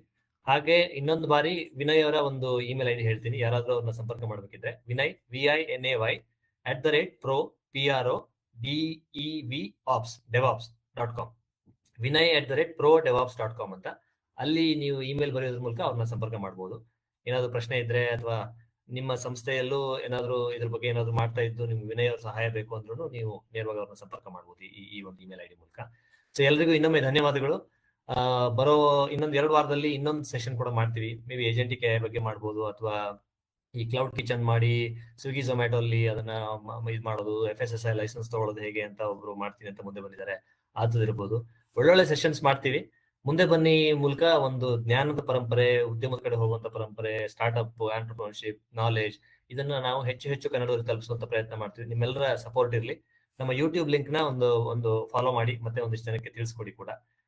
ಇಷ್ಟು ಹೇಳಿ ಇವತ್ತಿನ ಕಾರ್ಯಕ್ರಮ ಮುಗಿಸೋಣ. ವಿನಯ್ ಅವರೇ, ಇನ್ನೊಂದ್ಸಲಿ ಥ್ಯಾಂಕ್ ಯು ಸೋ ಮಚ್. ಹೇಗಿತ್ತು, ಹೇಗ್ ಮೂಡ್ ಬಂತು ಅಂತ ಹೇಳಿ ನಿಮ್ದು ಒಂದು ಫೀಡ್ಬ್ಯಾಕ್ ಎಲ್ಲರೂ ದಯವಿಟ್ಟು ಶೇರ್ ಮಾಡ್ಕೊಳ್ಳಿ. ಏನೇ ತಪ್ಪುಗಳಾದ್ರೂ ಅದರಲ್ಲಿ ನಾವು ಅದನ್ನ ಮುಂದಿನ ಸಲಕ್ಕೆ ಅದನ್ನ ತಿದ್ಕೊಳ್ಳೋದಕ್ಕೆ ಇದು ಬಹಳ ಸಹಾಯಕಾರಿ ಆಗ್ತದೆ. ಬರೆದು ತಿಳಿಸಿ, ಏನೇ ಇದ್ರು ನೀವು ಬರೆದು ತಿಳಿಸಿ ದಯವಿಟ್ಟು. ಖಂಡಿತ. ಸೊ ಎಲ್ಲರೂ ತಗೊಂಡಿದ್ದೀನಿ ಅನ್ಕೊಳ್ತೀನಿ. drive.proton.me ಅಂತ ಒಂದು ಲಿಂಕ್ ಹಾಕಿದೀವಿ ನೋಡಿ, ನಿಮ್ಗೆ Q&A ಇದೆ. ಆ ಲಿಂಕ್ ಅಲ್ಲಿ ವಿನಯ್ ಅವ್ರು ಕೊಟ್ಟಿರುವಂತ ಎಲ್ಲಾ ಮಾಹಿತಿ ಇದೆ. ಸಾಕಷ್ಟು ಒಳ್ಳೆ ರೆಸ್ಪಾನ್ಸ್ ಬರ್ತಾ ಇದೆ ಸರ್. ಚಪ್ಪಾಳೆ ಮೇಲೆ ಚಪ್ಪಾಳೆ ಬರ್ತಾ ಇದೆ ವಿನಯ್ ಅವರೇ. Thank you sir. ಅವಕಾಶಕ್ಕೆ ತುಂಬಾ ಥ್ಯಾಂಕ್ ಯು. ಮುಂದಿನ ಸರಣಿಗಳು ಹೀಗೆ ಮೂಡ್ ಬರ್ಲಿ, ಎಲ್ಲರೂ ಒಟ್ಟಿಗೆ ಕಲಿಯೋಣ, ಎಲ್ಲರೂ ಮುಂದೆ ಬರೋಣ. ಮುಂದೆ ಬರೋದೇ ಉದ್ದೇಶ. ಅದೇ ಮುಂದೆ ಬನ್ನಿ. ಥ್ಯಾಂಕ್ ಯು ಎಲ್ರಿಗೂ. ಇನ್ನೊಂದ್ಸಲಿ ಸಿಗೋಣ. ನಮಸ್ಕಾರ.